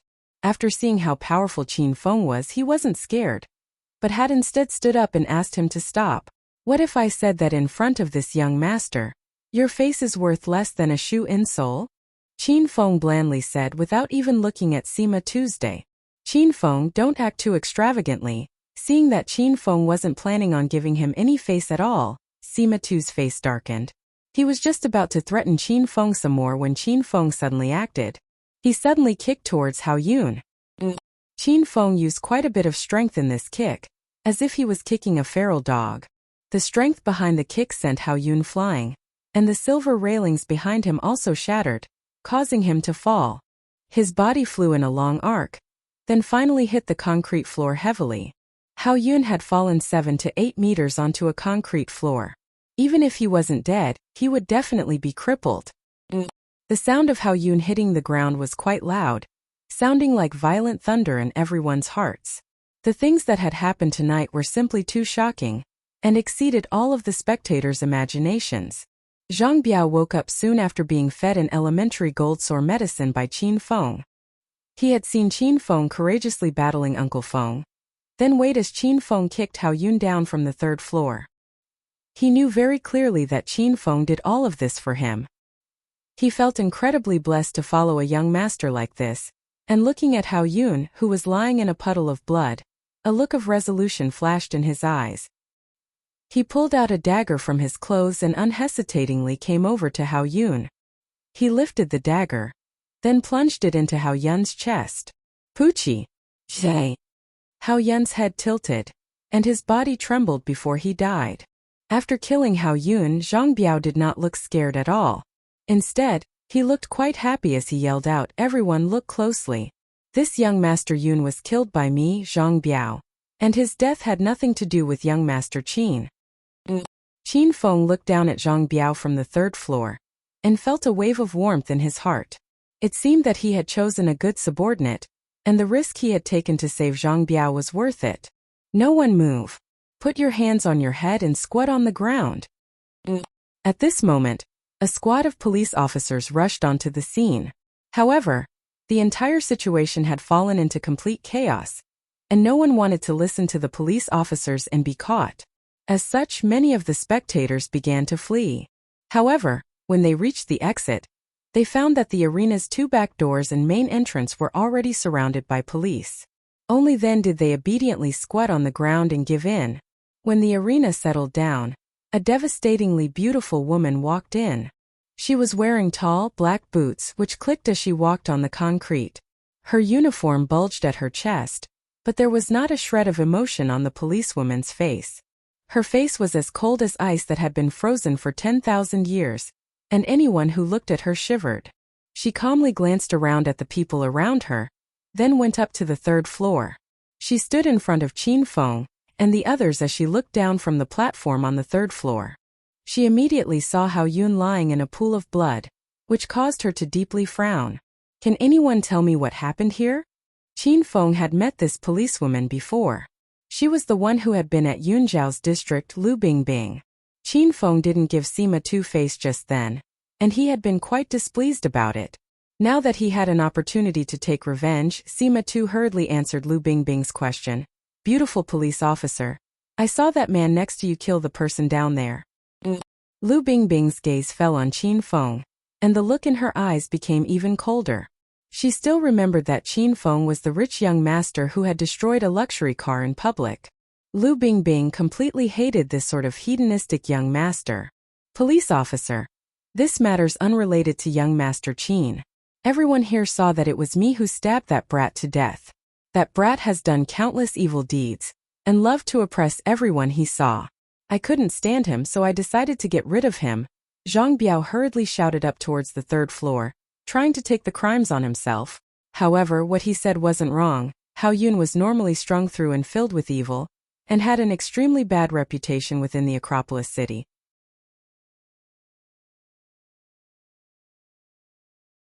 Chapter 58. Chapter 58 Arrested. Lu Bingbing had just been transferred over from the capital and wasn't very familiar with the powers in the Acropolis city. She didn't know who Qin Feng was, or any of the other princes. She only knew that there was an illegal fighting arena here, and that 2 people had died. When she saw Uncle Feng, who was still on the cage and had been burnt to crisp, Lu Bingbing's body shot out an icy aura. Such a thing had happened in the region she was in charge of. She was truly furious. Humph. Don't bother arguing with me. Take them all away. I'll interrogate you all one by one and learn what the truth is. As the deputy police director of the northern region, she had received information from someone on the inside that there was an illegal fighting arena within the Amethyst Dragon Palace. As such, she had immediately brought over a police squad. As she waved her hand, a drove of police officers rushed in and started preparing to transport the people here to detention. Because there were so many people to detain, many of the police officers who were standing by the entrances and exits were now gone. There were only 2 police officers standing at the door, which caused Qin Feng's eyes to light up as he tried to think of a way for Zhang Biao to escape. If Qin Feng was caught, he would be released very soon as he had the Acropolis city's Qin family's power behind him. However, Zhang Biao was different.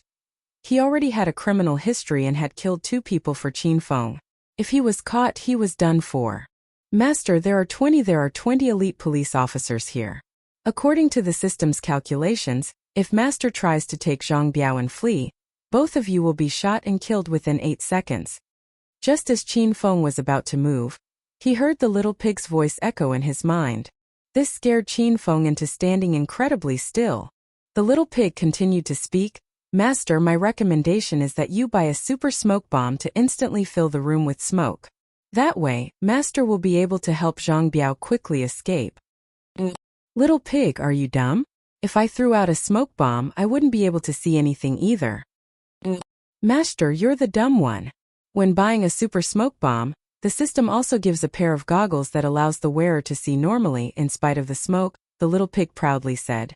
Qin Feng didn't know how to respond. He could only swallow his frustration and spend 200 hedonist points to buy a super smoke bomb. Why were those things so goddamn expensive? Master, if you can't understand how high-tech the system's items are, then don't complain. The super smoke bombs are much more advanced than your world's smoke bombs. Moreover, the smoke they release is completely harmless, so even if you breathe in a lot, you'll be completely fine. Be satisfied already, Master. Ever since the little pig had destroyed Liangshang's corpse using its fireball skill, it had become more and more conceited. However, Qin Feng couldn't retaliate at all. After all, the little guy could spit out fireballs. He didn't bother to continue complaining to the little pig and quickly activated the super smoke bomb, then threw it next to Zhang Biao. Immediately, clumps of smoke began to rise up with Zhang Biao at the center. In less than 5 seconds, the entire room was filled with smoke. Qin Feng immediately put on the smoke goggles and rushed over to Zhang Biao, his body still feeling incredibly light after unequipping the flying dragon armor. In just a few breaths of time, he arrived by Zhang Biao's side. Zhang Biao, be quiet and follow me. Qin Feng quietly spoke, as he pulled Zhang Biao towards one of the back exits. No one move. Squat down where you are. Squad 2, hurry and open the windows and doors to clear this smoke, Lu Bingbing's icily commanded. Anyone would be able to tell how furious she was just from the sound of her voice. Qin Feng moved incredibly quickly as the police officers opened all of the doors. He ran towards the back exit closest to him, and successfully made it out with Zhang Biao. Zhang Biao, you go first. Take this card. It'll be enough to last you for a while. When everything settles down, I'll contact you. Qin Feng threw a bank card to Zhang Biao, then quickly ran back into the ROM. Zhang Biao had to escape, but he couldn't. Who didn't recognize his face in the Acropolis city? It would be pointless even if he did run. Zhang Biao made Qin Feng disappear. The muscular and incredibly tough man secretly wiped away a tear in his eyes as he determinedly also ran off. The smoke had spread quite quickly, but it was also easy to clear. Not long after Qin Feng arrived back at the 3rd floor, the room became clearer and everyone could see again. However, there was someone missing, the muscular man who had claimed to have killed Hao Yun. Where's the man who was standing there? Hurry up and look for him. Don't let him escape. As soon as the smoke cleared, Lu Bingbing discovered that Zhang Biao was gone, and immediately sent people to look for him. She suddenly turned to look at Qin Feng, her beautiful eyes threatening to pierce through him. Did you throw that smoke bomb? What smoke bomb? I thought you guys threw it in to scare us. That really gave me a great fright. Qin Feng said, feigning ignorance. Lu Bingbing stared into Qin Feng's eyes. When the smoke bomb had activated, she felt a gust of wind blow by her, as though Qin Feng had run past. Humph! All of you are coming back to the police station with you. I'll interrogate each one of you and get the information I need. Lu Bingbing's beautiful face caused Sima Tu and Zhou Kai to lust after her, but the aura she gave off was simply too cold. Although they had their desires, neither of them dared to try and get closer to her. The order within the room settled down, and most of the police were busy detaining and transporting the spectators. There were 3 police vans filled with people, and Lu Bingbing had to phone for more vehicles. Qin Feng, Han Ying, Sima Tu and Zhou Kai were driven in Lu Bingbing's police car. Lu Bingbing looked extremely displeased as she drove, and the temperature within the car fell a few degrees because of her. No one dared to say anything, but Han Ying, who was sitting in the passenger seat, would occasionally look at Qin Feng through the rearview mirror with a worried gaze. The car arrived at the North District Subbureau and the 4 passengers got out. After getting out, Sima Tu and Zhou Kai started to make phone calls to arrange for people to take care of the matter. Qin Feng also took out his phone to call Uncle Fu, but as soon as he pulled it out, it was confiscated by Lu Bingbing. What are you pulling out your phone for? You're coming with me to the interrogation room. You can call whoever you want after telling me everything. Lu Bingbing had already been quite displeased with this young master because of the incident with the luxury car, and now she had caught him in the illegal fighting arena. As such, she dragged Qin Feng into the interrogation room first. When she saw this, Han Ying felt a little anxious. She took out her phone and prepared to find people to take care of this. It was completely dark within the police station's interrogation room number 3. Qin Feng sat on a wooden chair, as Lu Bingbing suddenly turned on the desk lamp and pointed it towards him. The blindingly bright light made it difficult for Qin Feng to even open his eyes, making him wonder if this policewoman was a demoness. Name. Lu Bingbing's piercingly cold voice rang out, devoid of any emotion. She had only been transferred here from the capital a week ago, and as soon as she arrived, she had vowed to take down the forces of evil in the Acropolis city. She was an extremely righteous and cold policewoman. Qin Feng. Through the gaps in his fingers, he could see Lu Bingbing's pretty face, and he smiled, saying, "Of course, you can also call me the seducer sage, young Master Qin." Zhe. Although he had been taken to the police station, Qin Feng did not feel nervous at all. Zhang Biao had taken Hao Yun's death on himself, so with the Qin family's power, it wouldn't be long before he could leave. If you don't want to be beaten, act seriously. Lu Bingbing glared at Qin Feng as she continued to ask, "Age?" "The perfect age for thinking about marriage. Miss Beautiful, do you want to consider it? My family's quite rich." Zhe. Lu Bingbing was so angry that the icy aura around her became even colder, and her chest heaved under her uniform, making Qin Feng not want to leave anymore. "I'll warn you one last time. If you continue to spout nonsense, I'll cripple you." Lu Bingbing realized that Qin Feng was one of those annoying types, so she stopped bothering with the basic questions and started asking the important ones. "Tonight, you illegally fought in the Amethyst Dragon Palace and killed 2 people. Go through the events of the night." The frivolous expression on Qin Feng's face was swept away as he looked at Lu Bingbing with great interest. This woman was quite smart. She could tell that Zhang Biao was trying to take Hao Yun's death on himself, so she directly blamed Qin Feng for both Hao Yun and Uncle Feng's deaths. She was quite vicious. Combined with Lu Bingbing's cold and beautiful appearance, any normal person would fall into this trap. "Beautiful policewoman. I'm not sure what you're talking about. Yes, I fought illegally, but I didn't kill anyone. The person who killed people already escaped. You should be capturing him. You can't just put the blame on me," Qin Feng said with a serious expression. Seeing that Qin Feng hadn't fallen for it, Lu Bingbing's voice became stricter. "You'd best tell the truth. Was the person who escaped your accomplice? Were you the one who helped him get away?" she asked. Qin Feng had a look of great injustice on his face as he replied, "Oh, beautiful policewoman, don't lump me in with someone like that. He killed 2 people by himself. How could I have such a friend?" Lu Bingbing couldn't hold in her anger anymore. When she saw Qin Feng for the first time, she immediately knew that he was a useless young master who only knew how to play and enjoy himself. She wanted to use force to make him submit.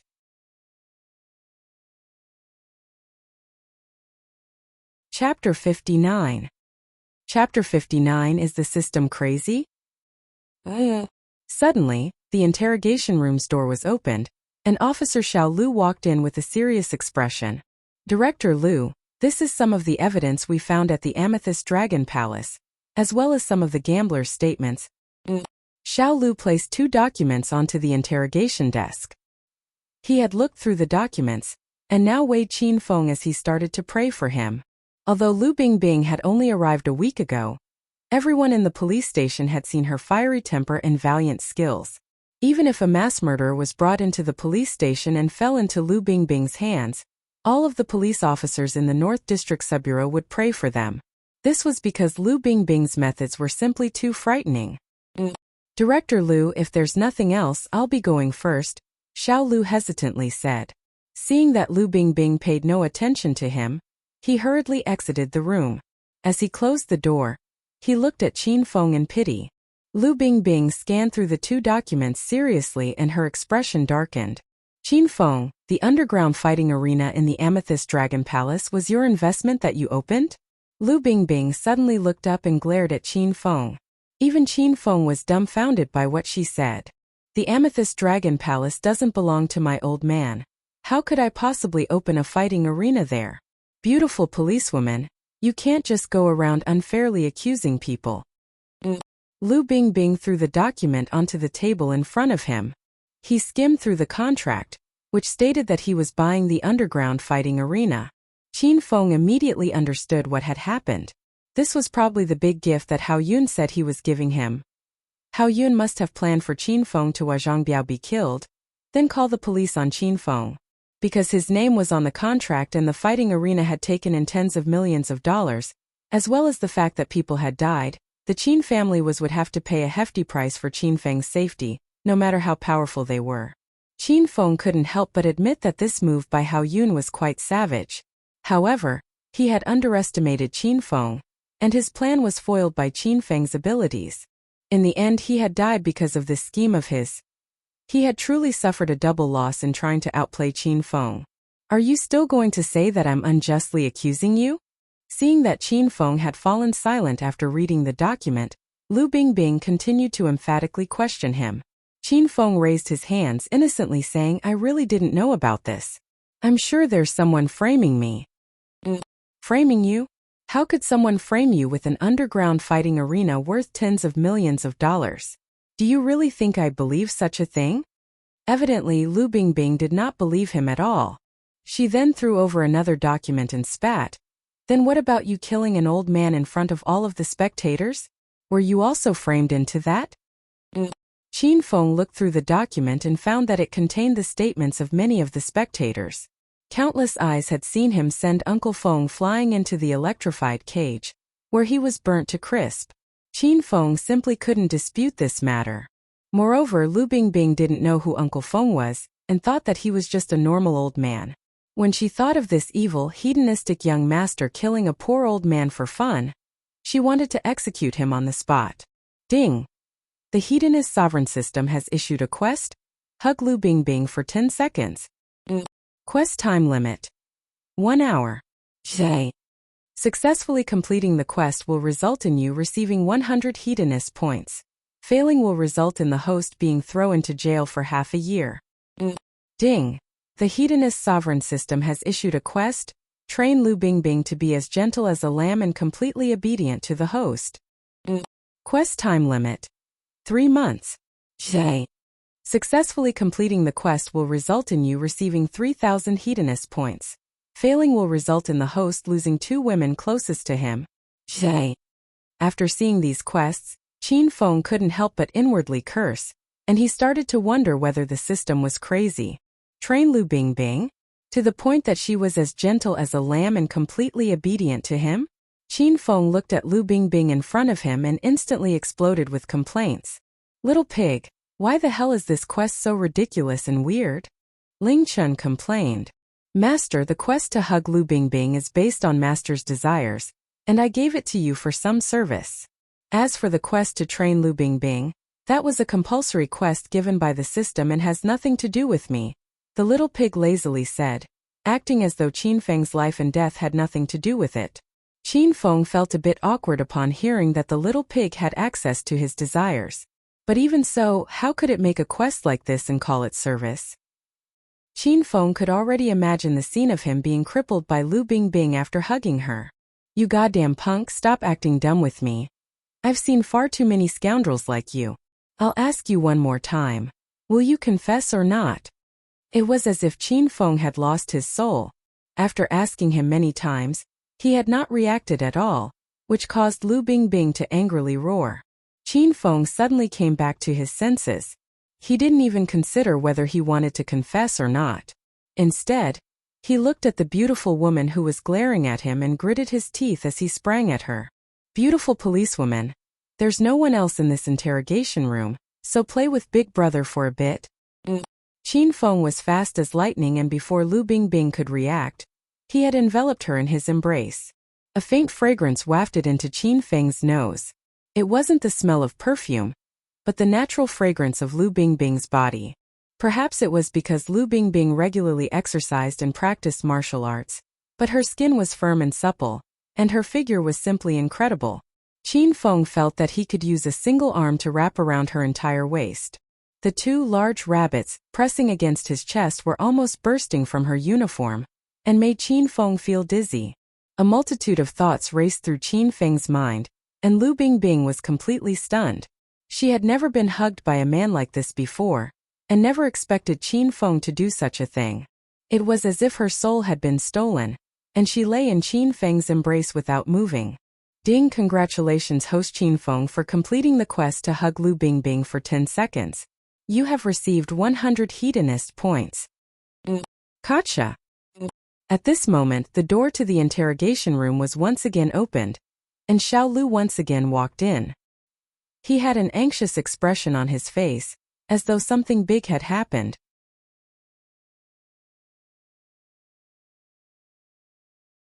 Chapter 60.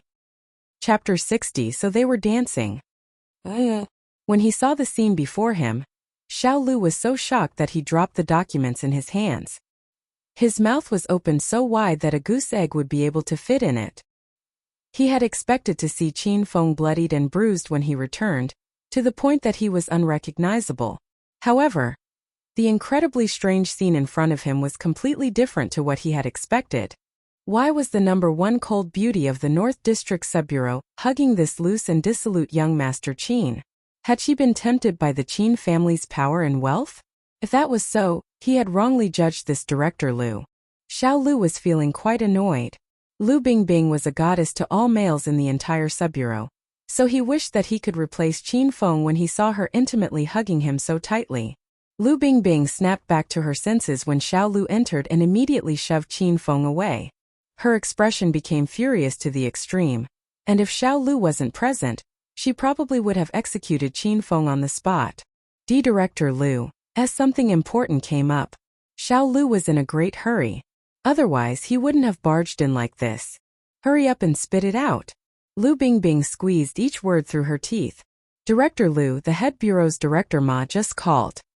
He told you not to act recklessly and that he's heading over right now. He'll make the decision when he arrives. Xiao Lu wiped off some cold sweat from his forehead. He never thought that the Qin family was so powerful. Qin Feng had been here for less than 10 minutes and yet, there were already major officials calling. There's also Mayor Niu. He just called to tell us that he would be here immediately, and not to do anything extreme. There's also Secretary Wang. He's overseas at the moment, but he said that his assistant would be here soon, and that we need to comply with the orders from the higher-ups. Also, alright, enough, you can leave. Xiao Lu hadn't finished speaking, but Lu Bingbing didn't want to hear it anymore. After chasing Xiao Lu out, she glared at Qin Feng and said, Looks like you have powerful backers. Otherwise, you wouldn't have acted so arrogantly. However, let me tell you that I, Lu Bingbing, am an incredibly righteous person.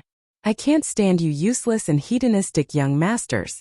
No matter what sort of backing you have, I'll still beat you until you submit if you're in my territory. Qin Feng wondered if Lu Bingbing had weighed too many female warrior shows when she was younger. However, when he saw her lock the door to the interrogation room, he couldn't help but start to feel nervous. Could there be some sort of unwritten rules in this police station? Director Lu, it's only the first time we've met. Don't you think that this development is a bit too fast? Qin Feng smiled as he looked at Lu Bingbing. She almost wanted to cough up blood and didn't waste any words as her slim, beautiful legs swept towards him. Although her legs were long and slim, they made a cleaving sound as they flew through the air. Luckily, Qin Feng was able to react quickly, and he twisted his body. Lu Bingbing's foot landed on the chair that Qin Feng had been sitting on, splitting it in two. Holy fudge! You want me to turn this fiery-tempered policewoman into a gentle and obedient little lamb? Can I spend hedonist points to get rid of this quest? I'll give as many as you want. When he looked at the destroyed chair, Qin Feng felt incredibly shocked. Luckily, he had reacted quickly, otherwise, his bones probably would have been broken. Director Lu, are you inside? Hurry and open the door. Director Ma, Mayor Niu and Secretary Wang's assistant are outside. Xiao Lu's voice came from outside the door. Hearing that reinforcements had arrived, Qin Feng hurriedly went over to open the door. But how could Lu Bingbing allow Qin Feng to do as he wished? She stood with her back against the door and chillingly declared, Qin Feng, if I don't break your dog legs today, my name isn't Lu Bingbing. Zhay. Aya, so you don't like your name. How about you change your surname to mine, and become my wife? Qin Bingbing, eh? That doesn't sound too bad. Realizing that this fiery-tempered policewoman wasn't going to let him go, Qin Feng stopped dodging around and decided to fight her head-on. It would be a good opportunity for him to break into stage 3. You're still spouting nonsense with death staring you in the face. Take this.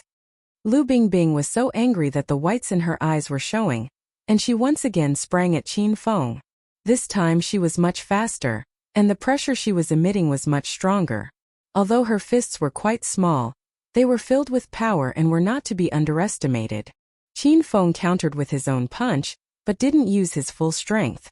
He could tell that Lu Bingbing was a stage 2 expert, so he only used 3 times a normal person's strength. However, Lu Bingbing was unable to defend against a top-grade external technique, like the Thunder Tiger fists. She stumbled back, hitting the corner of the table, and was about to fall to the ground. Qin Feng shook his head. How could he allow such a beautiful policewoman to fall? His figure flashed as he arrived beside her and caught her with his arm around her waist. Both of their movements were quite elegant, as if they were dancing a waltz. Qin Feng had an evil smile as he looked down at Lu Bingbing. Her face was flushed and her chest heaved. Killing Qin Feng 100 times wouldn't be enough to relieve the anger that she felt. At this moment, the interrogation room's door was broken door. The 2 police officers who had shoulder-charged the door fell through, as a large group of young men wearing official-looking uniforms walked in. They were all important figures from various government departments within the Acropolis city. If anyone saw this scene, they would probably feel blinded. The number of officials gathered here made it seem like there was an important meeting going on. All of them were dumbfounded, and they all looked at Qin Feng and Lu Bingbing strangely. From the outside, they could hear the sounds of fighting, so they thought that the violent Lu Bingbing was torturing Qin Feng. As such, they had decided to break down the door, but after entering, they saw Qin Feng intimately holding Lu Bingbing. They were dancing. Fengye, are you alright? Qin Huang rushed in. However, after seeing Qin Feng, all of his worries disappeared. With so many people now at the scene, Qin Feng couldn't continue to take advantage of Lu Bingbing.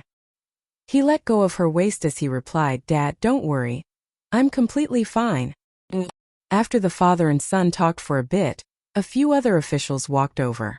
Qin Feng saw Han Ying and the other 2 princes walking with them.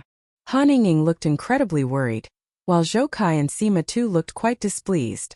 Director Lu, you don't need to look into this matter anymore. It was a misunderstanding.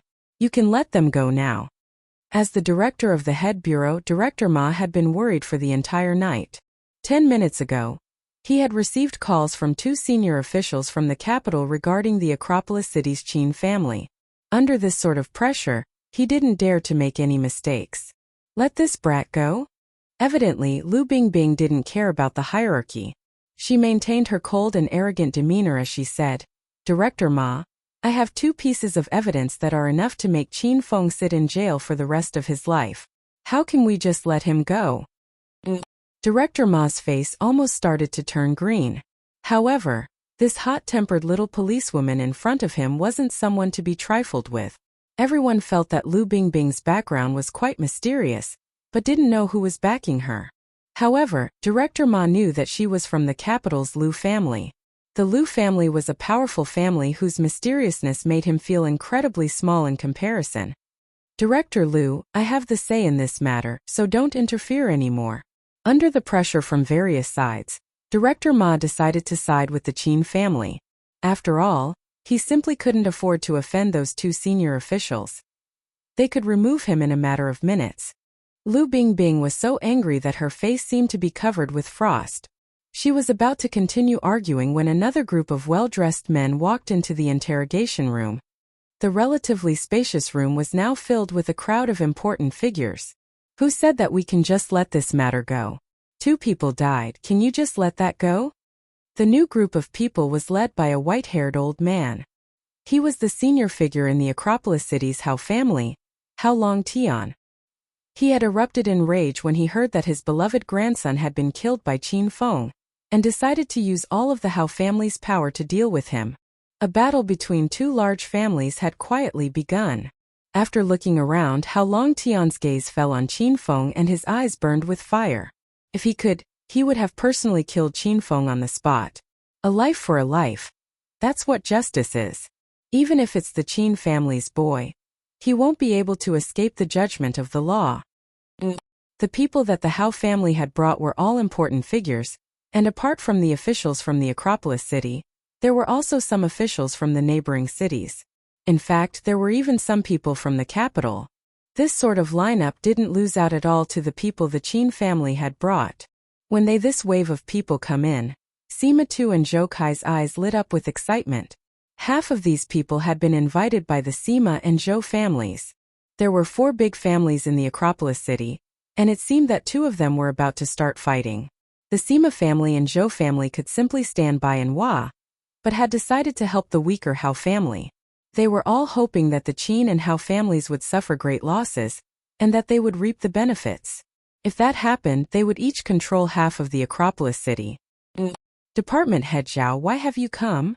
When he saw that even the Department Head Zhao from the capital had arrived, Director Ma felt that he was on the verge of collapse.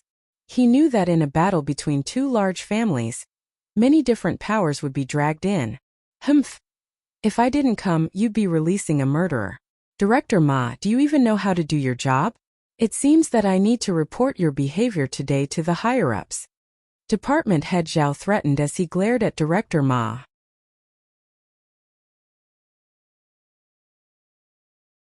Chapter 61. Chapter 61, Educating the Newbie. Director Ma felt torn.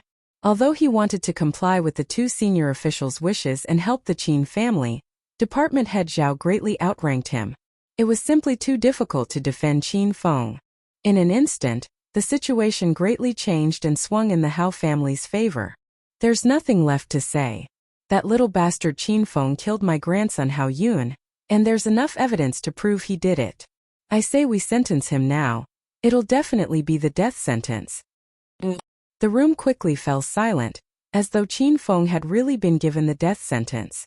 The only sound that could be heard was heavy breathing, and even Qin Huang wasn't able to defend Qin Feng. A lazy and unhappy sound cut through the silence. Since you disrespected me first by calling me a little bastard, I won't give you face either. Rotten old man, what right do you have to sentence me to death? And when did you see me kill your grandson? That guy was killed by a muscular and bearded man, who has already escaped. You should be hunting him down now. You, what did you just call me? Hao Yun's grandfather suddenly coughed as his face twisted. He pointed at Qin Feng and roared, You little bastard, even if you didn't kill Hao Yun, you definitely killed an old man. An evildoer like you, who would kill a defenseless old man who didn't even have the strength to truss up a chicken, deserves 100 death sentences. Qin Feng was quite displeased that Hao Yun's grandfather was still calling him a little bastard. Rotten old man, don't try to play dumb. That dead old man was a top-no expert. Don't try to make him sound pitiful. If you ask me, I'd say he was probably a murderer escapee, he replied. Qin Feng wasn't speaking nonsense. He simply didn't believe that Uncle Feng had never killed anyone before. It was likely that he had killed people in the past and that he was seeking refuge. As such, he had found a backer to hide him as he evaded the police. Don't you dare slander him. That old man was my family's old butler. He was a kind soul and had no family. He was in terrible health and would be coughing and wheezing after walking only a few steps. I simply don't know how you were able to bring yourself to kill him. A look of shock flashed across Hao Yun's grandfather's face, but an angry gaze quickly replaced it. He had lied so confidently that even Qin Feng was impressed. Qin Huang silently stood at the side, observing everything. When Qin Feng mentioned that the old man was a murderer, Hao Yun's grandfather had appeared flustered for a split second, which didn't escape Qin Huang's notice. He immediately whispered to Uncle Fu next to him, and Uncle Fu disappeared like a gust of wind. It's very clear that Qin Feng killed 2 people. There's no need to defend him anymore. Department Head Zhao finally spoke. Director Liu, lock this person up in your North District Subbureau while I report this evil matter to the higher-ups. We'll sentence him tomorrow. I hope you'll keep an eye on him during this time. He could tell that Lu Bingbing vehemently hated Qin Feng, which was perfect for him. He could rest assured with Qin Feng locked up here. With the matter decided, Hao Yun's grandfather left with the people he had brought. Qin Huang and the people he had brought all looked quite distressed. Feng'er, don't worry. I've already asked Uncle Fu to investigate that old man's identity. We'll try to get you out as soon as possible. It'll be hard on you tonight. Qin Huang still couldn't understand how Qin Feng could have killed Hao Yun. However, the situation was too urgent and he had no time to ask. He comforted Qin Feng for a while before taking the people he had brought and left. The battle between the Acropolis City's Qin family and Hao family had begun. Qin Huang had many things that he needed to prepare. The 2 groups of people had come and left quickly. Only Lu Bingbing and Qin Feng remained in the empty interrogation room. Director Liu, I was quite enjoying our dance just then, but it was ruined by all those people rushing in. Do you want to continue? Evidently, Qin Feng did not seem worried about his situation at all. After all, Zhang Biao had taken Hao Yun's death onto himself, and the old man definitely had a dark past.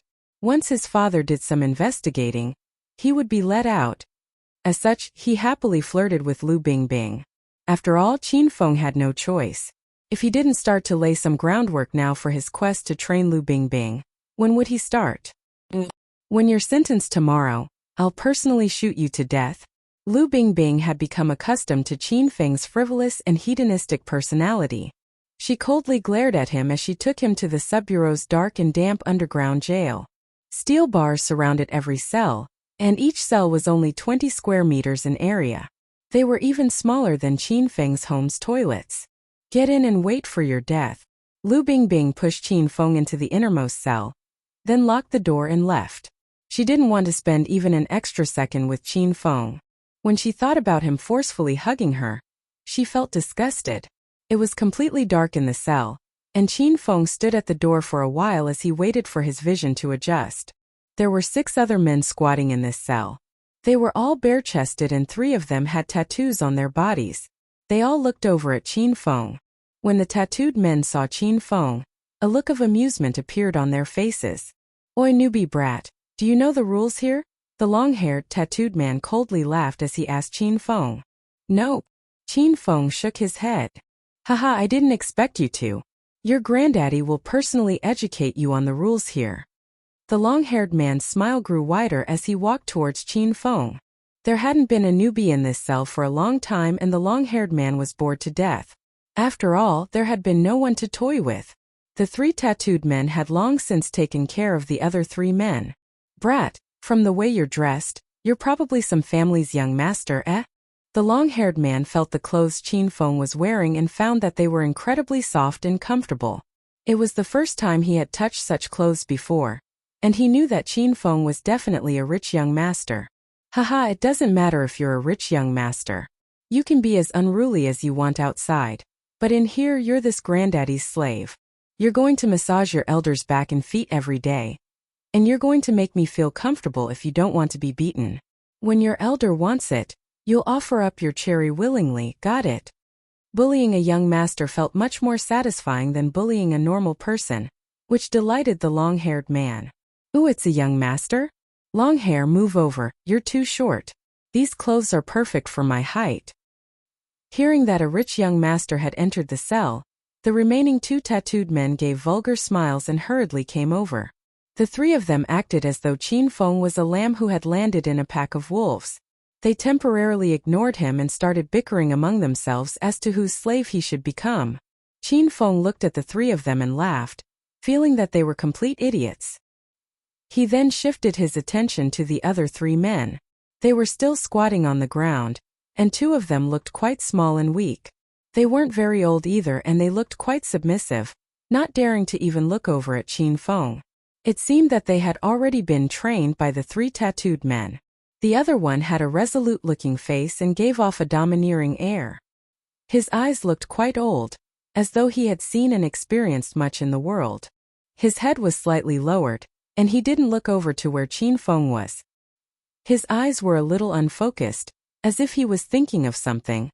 Alright, stop fighting.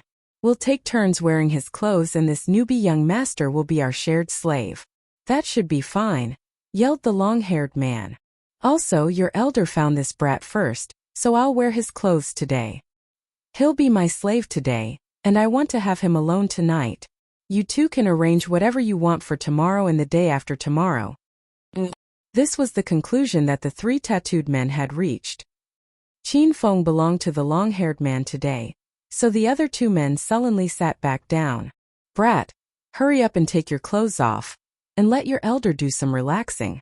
After that, give your elder a massage. If I'm not happy with you, I'll make you regret it. The long-haired man's face suddenly became serious. He looked quite vicious and was trying to scare Qin Feng into submission. Qin Feng felt that this person was quite amusing.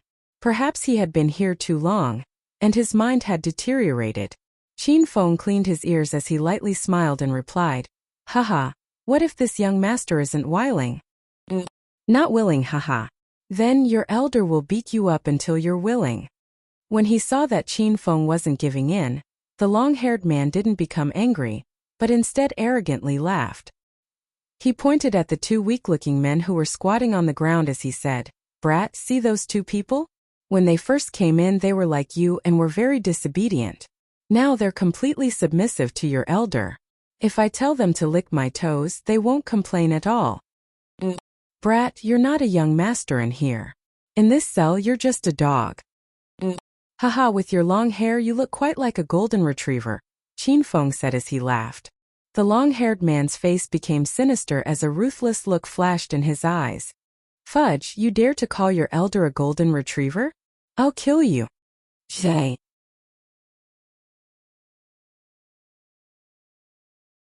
Chapter 62. Chapter 62 Mysterious Man. As he spoke, the long-haired man leapt towards Qin Feng. To him, this weak young master was still trying to be arrogant even in here, so he would have to beat some sense into him. Seeing the ferocious long-haired man coming at him, Qin Feng's expression did not change. He stood his ground and did not move until the long-haired man's fist was about to reach his nose. Qin Feng punched out, fast as lightning. Qin Feng only used 4 times a normal person's strength in this punch, which accurately smashed into the long-haired man's nose. The man was sent flying as his nose shattered, and a stream of blood erupted out of it. The long-haired man crashed onto the ground with a thump. This commotion caused the other people in the cage to look over. Expressions of shock appeared on their faces as they saw the long-haired man lying unconscious on the ground. Qin Feng had acted too quickly, and the others hadn't even seen him attack. When they looked over, they only saw the long-haired man lying in a pool of blood, and didn't know what had happened. The two weak-looking men reacted as if they had seen a ghost, and they started to tremble. There were two tattooed men remaining. One was bald, and the other had a wolf tattooed on his arm. They were feeling quite displeased because they couldn't enjoy Qinfeng tonight. However, they were given a big fright after seeing this scene unfold. However, very soon, the bald-headed man realized what had happened. The long-haired man was the best at fighting out of all of them, while Qinfeng looked like a weak pretty boy. The bald-headed man concluded that Qinfeng had taken the long-haired man by surprise and knocked him over. "Fudge, you dare to sneak attack Longhair? Do you wanna die?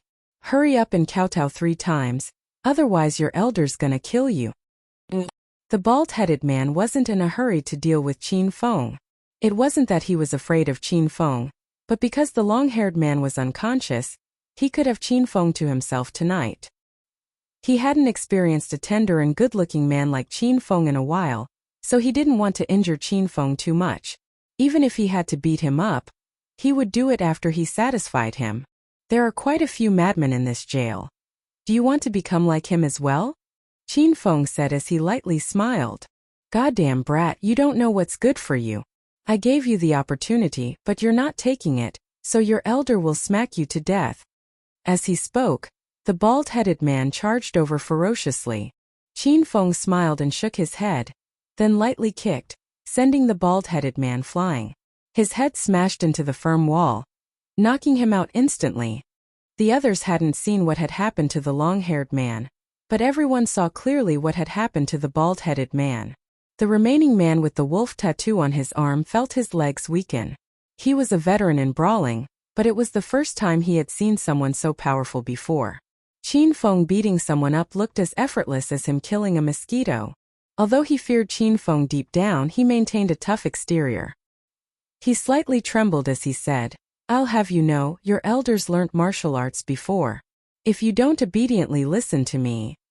Qinfeng couldn't bear to watch this man try to act tough while shaking. Before the man could finish speaking, Qinfeng's legs swept out, and just like the bald-headed man, the man with the wolf tattoo flew through the air and hit his head on the wall, and also fainted on the spot.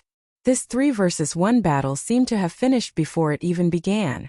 The remaining 3 people who were squatting on the ground looked at Qinfeng with strange expressions. This was especially so for the 2 weak-looking men. They were so scared that they uncontrollably trembled. However, a light lit up within the eyes of the man with the weathered face, and he looked at Qinfeng with great interest. "Be big brother, I'm called Little Ma. I can give you massages and clean the cell, just please don't hit me." "Say, big brother, I'm called Little Yuan. I can do those things too, so please don't beat me. I'll do whatever you say." The 2 weak-looking men kneeled in front of Qinfeng. They were frequently oppressed and bullied by the 3 tattooed men, and they never thought an even stronger person would come along. They were so scared that their faces became slightly green, and they wished they could die. They both mourned as to why their lives were so difficult. Qinfeng looked at the 2 men and shook his head, and ignored them. He walked over to the man with the weathered face and sat down next to him. "How come you're not begging me like them?" Since Qinfeng had entered the cell, he had been interested in this middle-aged man. He looked about as old as his father, and his face was incredibly weathered, as if he had seen much in life. The man didn't answer Qinfeng's question, and instead asked him, "What's your name?" After staring in surprise for a moment, Qinfeng truthfully replied, "Qinfeng." An expression of shock appeared on the man's face as his unfathomable eyes lit up. He stared at Qinfeng fixedly as he asked, "The capital's Qin family?" Qinfeng suddenly became wary, because his grandfather held the power in the capital's Qin family. It was also why the Acropolis city's Qin family could be so powerful.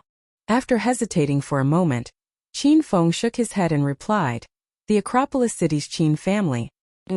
Acropolis city's Qin family? After hearing this, the man lapsed into silence for a few moments before replying, "Your father's called Qin Huang? Your grandfather's called Qin Shitian?" It was Qinfeng's turn to be surprised. It wasn't a big deal that this man knew about his dad. After all, he was incredibly famous in the Acropolis city. However, the capital's Qin family was incredibly mysterious, and even Qinfeng didn't know much about it. How could this man call out his father and his mysterious grandfather's name so casually? Evidently, he seemed to have some understanding of the Qin family. Qin Feng was quite surprised as he asked, "You know me? What relationship do you have with my Qin family?" The man let out a long breath, as if he had been relieved from a burden. He carefully reached into his pockets and dug around for a while before taking out a small wooden box and handing it to Qin Feng. "Take this and keep it safe. It'll save your family when the Qin family faces destruction." After seeing the man dig around in his pockets for a while and take out a crappy-looking wooden box, Qin Feng couldn't help but look down on it. Just as he was about to refuse, he heard the words the man spoke, which caused his sword-like eyebrows to deeply frown. "What's this?" Qin Feng took the black wooden box. He was about to open it when the man suddenly grabbed his hand. The man's hand was covered with scars and felt like a clamp. It tightly gripped Qin Feng's hand, and although Qin Feng tried to use his full strength to break free, he couldn't budge an inch. In that instant, Qin Feng felt incredibly dumbfounded. He had 6 times a normal person's strength, and was quite confident in his strength. He had defeated all of the opponents he had faced. However, in front of this mysterious man, Qin Feng felt that he didn't even have the strength to retaliate.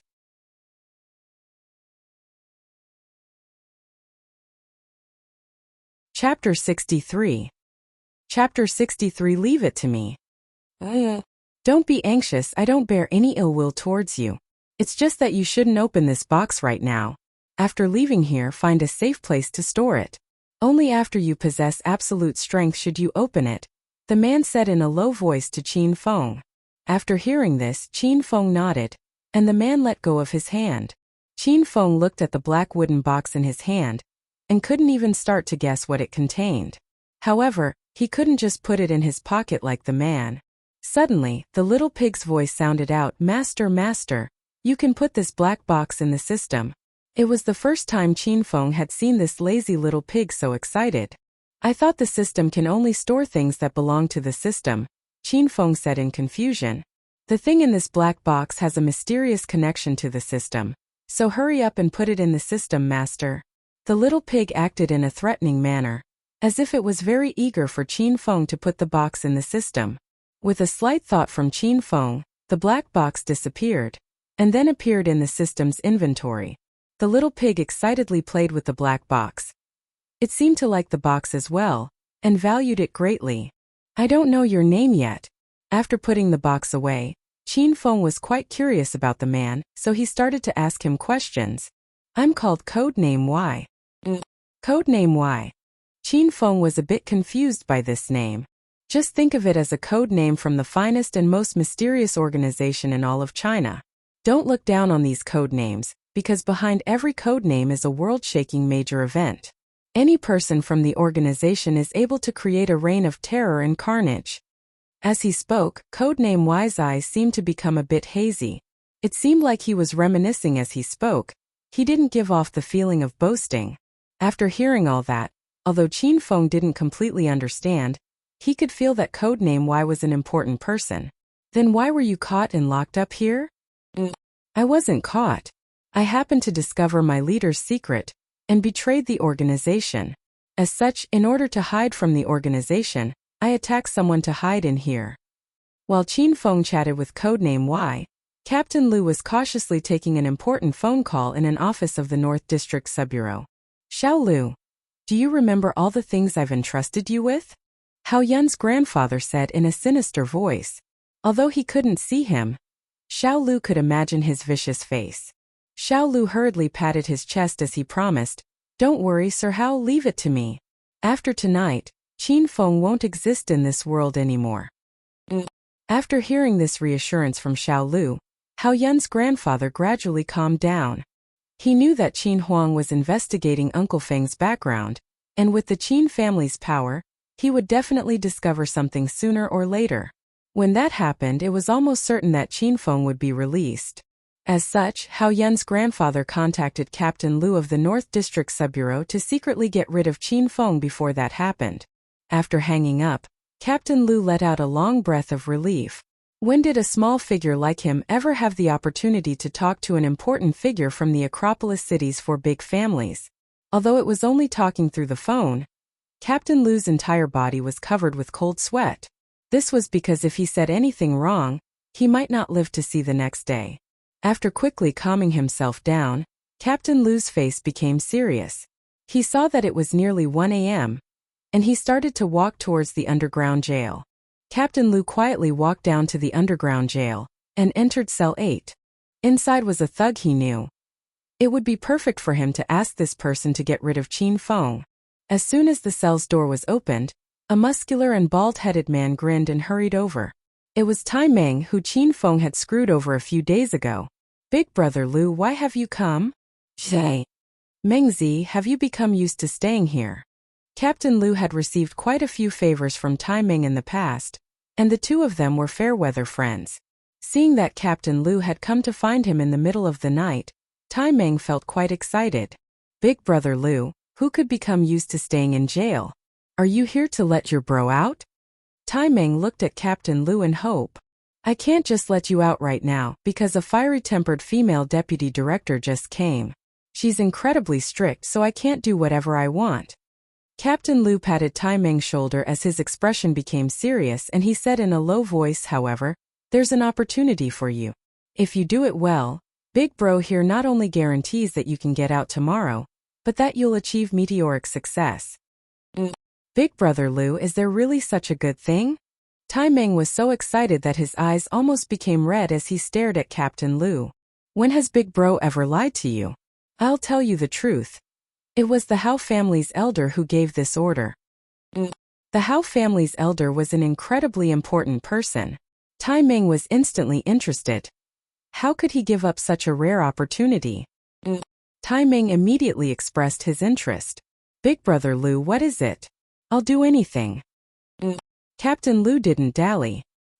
He whispered to Tai Meng, "You know the Qin family's hedonistic young master Qin Feng? He killed the Hao family's young master Yun, and the Hao family's elder was completely infuriated. He wants us to kill Qin Feng tonight." "Qin Feng?"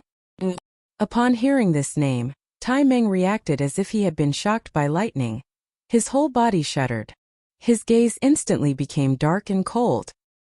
He was in jail because of that Qin Feng, and there was an opportunity for him to take revenge, then be released and receive the Hao family's favor. Tai Meng simply had no reason to give up this opportunity that would bring eternal rewards. He immediately agreed, "Big brother Lu, you found the right person for this. There's hatred between me and Qin Feng, so don't worry, tonight will be the night that brat dies." "Very good. Do you need me to help you find some helpers?"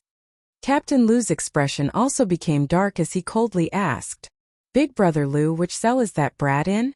Tai Meng felt that he alone was enough to take care of Qin Feng, that hedonistic young master. However, just to make sure everything went to plan, it would be better for him to take a few people with him. Because of all the years he had spent as a thug, he had quite a few connections. He knew half of the people in this jail, and if Qin Feng was locked up with people he knew, that would save a lot of trouble for him. "Cell 12, the innermost cell on the right-hand side," Captain Lu replied. "Then there's no need. I have 3 brothers in there. The 4 of us are enough to take Qin Feng's life." Tai Meng knew that in cell 12, there was the long-haired man, bald-headed man, and the man with the wolf tattoo. He patted his chest and assured Captain Lu the job would be done. Seeing that Tai Meng was so confident, Captain Lu didn't say much and led him to cell 12. Qin Feng and Codename Y were still chatting. Qin Feng had learned many shocking things from Codename Y, and had received much information about some hidden experts. After hearing about those things, Qin Feng realized that he didn't have that much strength. Moreover, he could tell that this Codename Y was an important person in the past, and perhaps even Uncle Fu wouldn't be able to put up a fight in front of him. "There are people coming, sit away from me. Remember, you must keep that box safe. I hope we can meet again in future." Zhe.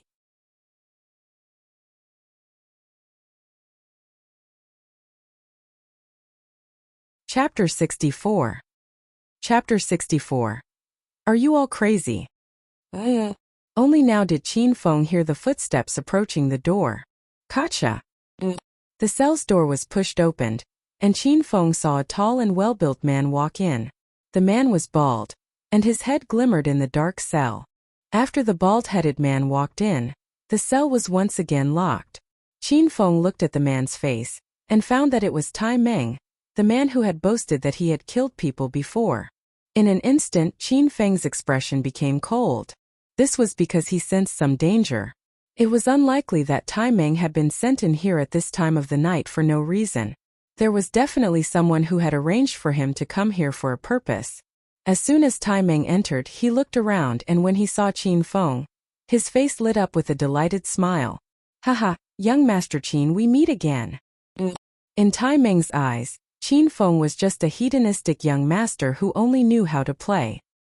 He believed that Qin Feng was weaker than a girl, and it would take perhaps 2 slaps to kill him. Tai Meng was in jail because of Qin Feng.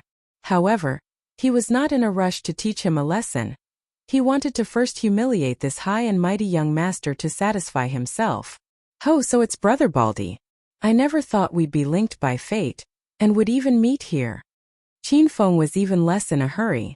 After all, he wasn't sure what was happening, and wanted to get some information from Tai Meng. Qin Feng, oh Qin Feng, I'm surprised by your stupidity. Do you really think your elder was coincidentally placed in this cell? Haha, in a while you'll really have died without knowing what's going on. After hearing Qin Feng still dared to call him Baldy, Tai Meng's expression darkened as he violently gazed at Qin Feng. At this moment, Qin Feng saw Codename Y shoot him a look, silently asking Qin Feng whether he needed his help. Qin Feng quickly shook his head imperceptibly. If Codename Y attacked, Tai Meng would die before he even realized what had happened. Brother Baldy, this young master can't exactly understand your words. Does someone want to kill me? In order to find out the identity of the mastermind behind all this, Qin Feng had to play dumb. The stupid Tai Meng couldn't tell, and started to laugh at Qin Feng's idiocy. Qin Feng, since you're about to die, your elder might as well tell you. The Hao family's elder sent me to get rid of you. Once I do that, I'll be released, and will rise to meteoric success by following him. Ha ha ha. Tai Meng started to laugh uproariously in the cell as he looked at Qin Feng with condescension. There's also something else. What I said at the Royal Hotel wasn't a joke. Your elders killed people before, and isn't afraid to do it again. Haha, I'm so afraid, Qin Feng replied as he coldly laughed.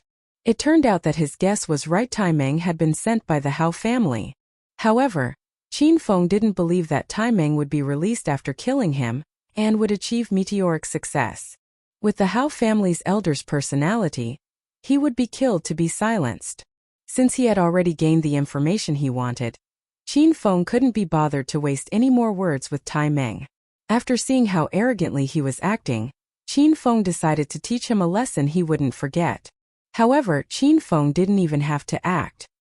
He kicked the long-haired man on the ground, causing him to wake up. Don't hit me, I was wrong, I was truly wrong. When he woke up, the long-haired man was still thinking about being sent flying by Qin Feng's kick. He crawled up in fear as he begged for mercy. After seeing the long-haired man acting so crazily, Tai Meng went over and hit him.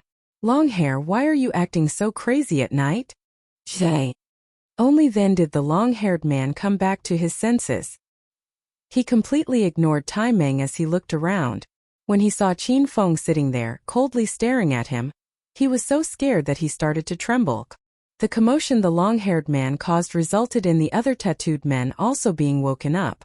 After they woke up, they didn't beg for mercy like the long-haired man, but still hurriedly looked over to Qin Feng and were scared into silence. Tai Meng thought the 3 of them had fallen asleep. Seeing them wake up, he laughed as he said to them, brothers, I'll tell you a piece of good news. A higher-up wants Qin Feng dead, so if the 4 of us finish this job, we'll be able to get out of jail tomorrow and go drinking together. The 3 of them quickly recognized Tai Meng. They weren't very close, but because they were all part of the underworld, they often went drinking together. After hearing that Tai Meng wanted to kill Qin Feng, the expressions of the 3 men darkened. They hurriedly distanced themselves from Tai Meng and looked at him in disgust. If he wanted to die, he could die alone. The 3 tattooed men had all personally experienced how strong Qin Feng was. They couldn't receive a single blow from him before being knocked unconscious. How could they dare to offend him again? The long-haired man was the first to react, and made it clear that he wasn't with Tai Meng. Tai Meng, why are you spouting nonsense in the middle of the night?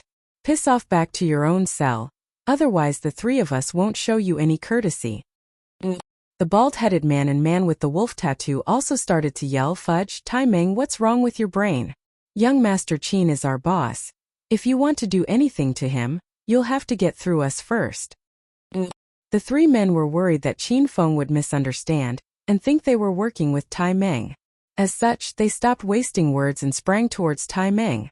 Before Tai Meng had realized what was happening, he had been beaten black and blue by the other three men. Fudge, are you all crazy? I wanted to help you guys, but you. After being beaten up for no reason, Tai Meng was so angry that he wanted to cough up blood. He was so angry that he started yelling, but before he could finish, the long-haired man stuffed his mouth with a dirty sock. Fudge, you still dare to ramble? It seems like you've grown tired of living if you dare to have thoughts about our young Master Qin. Brothers, we'll beat this guy to death tonight. The three tattooed men used all of their strength in beating up Tai Meng, and didn't pretend at all. They were simply too afraid of Qin Feng misunderstanding the situation. In the end, the three of them gave Tai Meng such a harsh beating that their fists ached. Tai Meng's face was covered with blood, and he was on his last breath. Alright, that's enough. He'll really die if you continue. After seeing that Tai Meng couldn't even cry out anymore, Qin Feng ordered the three men to stop. The three men immediately let out long breaths and weakly sat down on the ground. The two weak-looking people had been so shocked that they couldn't even speak, and they looked as if their eyes were going to pop out. Weren't these the incredibly arrogant and domineering tattooed brothers? Right now they seemed like Qin Feng's dogs, and they were incredibly humble and respectful. The two of them were completely flabbergasted.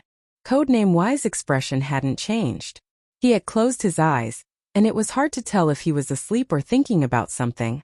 The night passed without any further incidents. Early the next day, Hao Yun's grandfather brought a group of people to the North District Sub-Bureau. Captain Lu had long since been waiting at the entrance to the police station, and he immediately smiled and greeted the old man as he came over. Sir Hao, you're here. Hao Yun's grandfather was in no mood to waste words with Captain Lu.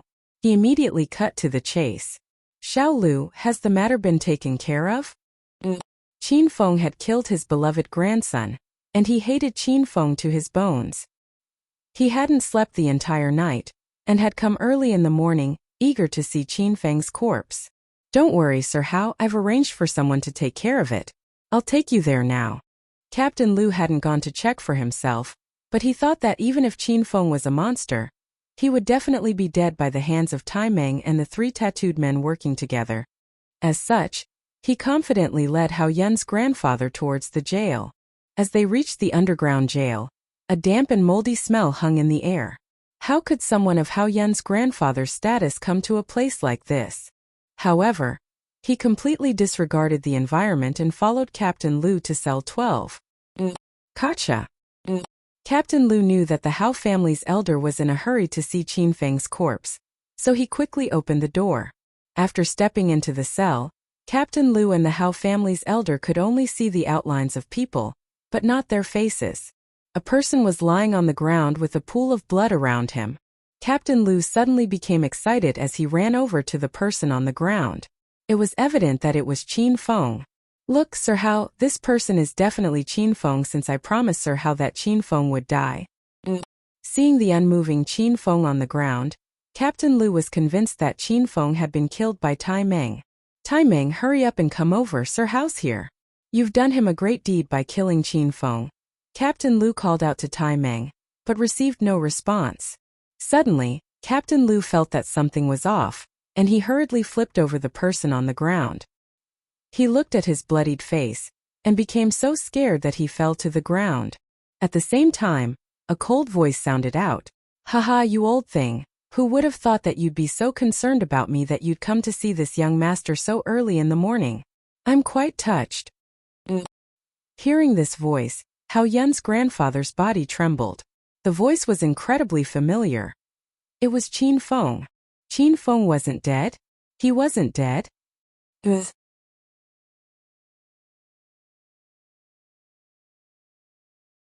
Chapter 65.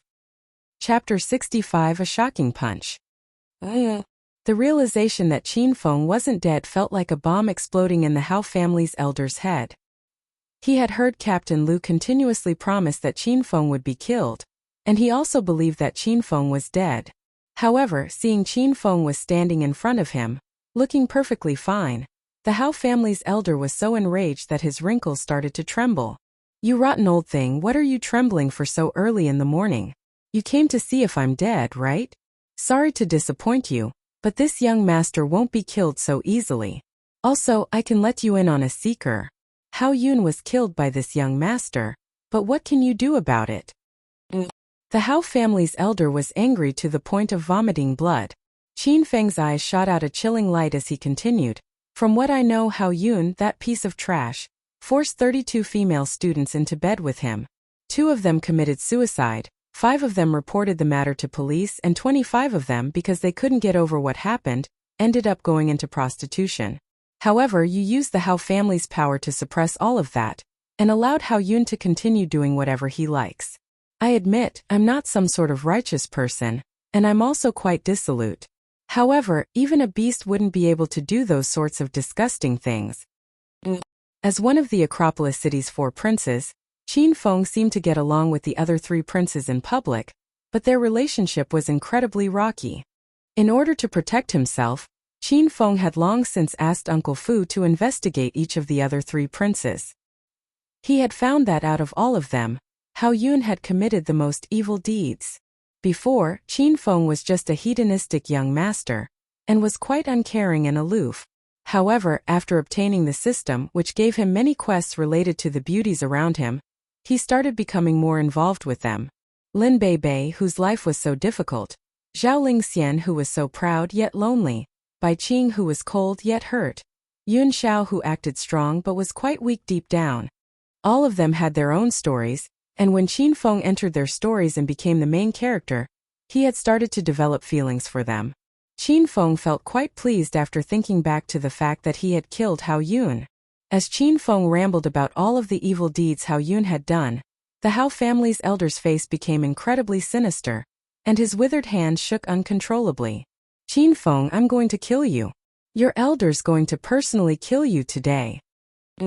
Suddenly, the Hao family's elder became berserk, and his face twisted savagely as he rushed towards Captain Lu and grabbed the gun at his waist. He gripped the gun with both hands and pointed at Qin Feng, then immediately released the safety and pulled the trigger. A muffled bang sounded out. The Hao family's elder had really shot at Qin Feng. The gunshot terrified everyone within the cell, and even Codename Y revealed a rare look of anxiousness as he looked at Qin Feng. However, seeing him standing there, completely fine, he soon calmed down.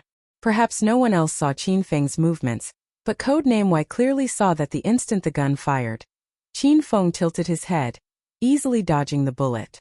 From Codename Y's analysis of Qin Feng's speed, he determined that he was at least a stage 5 external expert. Codename Y's eyes shone. Qin Feng was still incredibly young, and yet had reached this sort of level. He was a cultivation genius who would only appear once in 100 years. A stage 5 external expert could release 5 times a normal person's speed. Qin Feng was only a stage 2 expert, which gave him 2 times a normal person's speed, and the reason he could achieve such a speed was because he had consumed 2 speed potions, which gave him 4 times a normal person's speed. This was the first time Qin Feng had attempted to dodge a bullet, and with the Hao family's elder standing so close to him, he couldn't help but put all of his effort into dodging. He had taken off the flying dragon armor on his body, releasing 6 times a normal person's speed that shocked even Codename Y. However, even with 6 times a normal person's speed, trying to dodge a bullet at such close range was still a difficult feat if it wasn't for the fact that the Hao family's elder was quite old, and his hands were trembling out of anger. It would have been incredibly difficult for Qin Feng to dodge the bullet. As such, the bullet's trajectory was a bit skewed to begin with, which made it easier for Qin Feng to dodge it. However, how could any of the other people see what had happened? They only saw that the Hao family's elder had shot at Qin Feng, But Qin Feng was perfectly fine, and didn't even move. This scared the wits out of the three tattooed brothers. They inwardly rejoiced that they hadn't tried to kill Qin Feng with Tai Meng. That would have been suicide. As for the two weak-looking men, their eyes rolled up as they fainted. The Hao family's elder looked at Qin Feng aghast. He couldn't believe that Qin Feng was still alive, and looking perfectly fine. Qin Feng suddenly moved, and came to the Hao family's elder in the blink of an eye. He had actually dared to point and shoot a gun at Qin Feng. This made him incredibly furious. The consequences would be severe. He unhesitatingly punched out and smashed into the old man's face. With a bang, the Hao family's elder flew out. The bag of old bones nearly collapsed as he hit the ground. "Don't think that I wouldn't hit you just because you're old." Qin Feng calmly spoke after landing that domineering punch. He definitely wouldn't show mercy to an evildoer like the Hao family's elder. What's more, this old man had tried to silence him in jail. There was no need for Qin Feng to give him face. These incredibly shocking turns of events left Captain Lu completely dumbfounded, and his eyes were full of dismay. His mouth was wide open and could probably fit 2 big goose eggs. He knew Qin Feng's background, and knew that there was some conflict between the Qin family and Hao family. However, he never thought that someone would dare to hit the Hao family's elder. He was sure that even Qin Huang wouldn't dare to be this arrogant. However, Qin Feng had attacked, and savagely at that. He didn't put the Hao family's elder in his eyes at all. Captain Lu looked at Qin Feng's overbearing and domineering figure, and felt that he hadn't punched the old man out of arrogance, but because he possessed the strength to do so. "Qin Feng, why you dare to goddamn punch me?" The Hao family's elder pointed at Qin Feng and roared in disbelief. He was a sorry figure on the ground, and his entire body was covered with dirt and dust. He spat out a few mouthfuls of blood before gradually recovering. At this moment, footsteps rumbled out as a large group of people brought by the Hao family and Qin family rushed over. The people from both parties were dumbfounded after seeing the scene before them. Only after staring in shock for a while did Hao Yun's father, Hao Nan, rush over to the Hao family's elder, Hao Longtian, and help him up.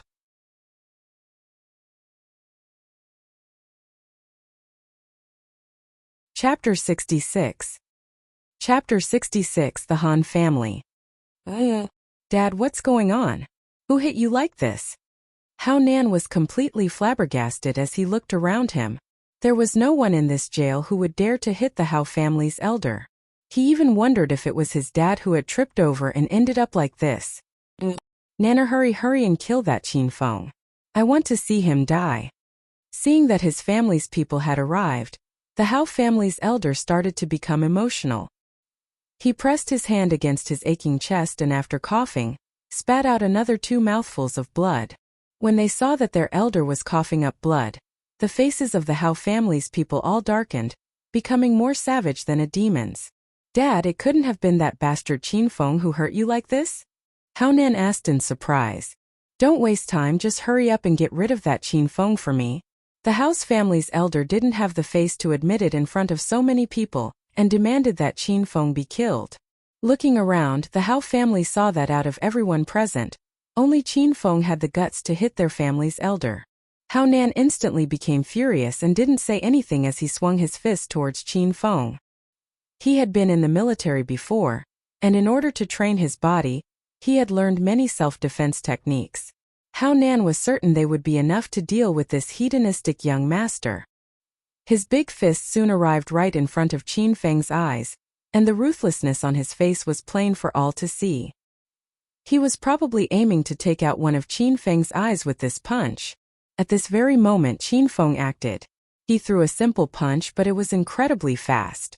Most of the people present weren't able to see it clearly. It looked like a shadowy blur to them.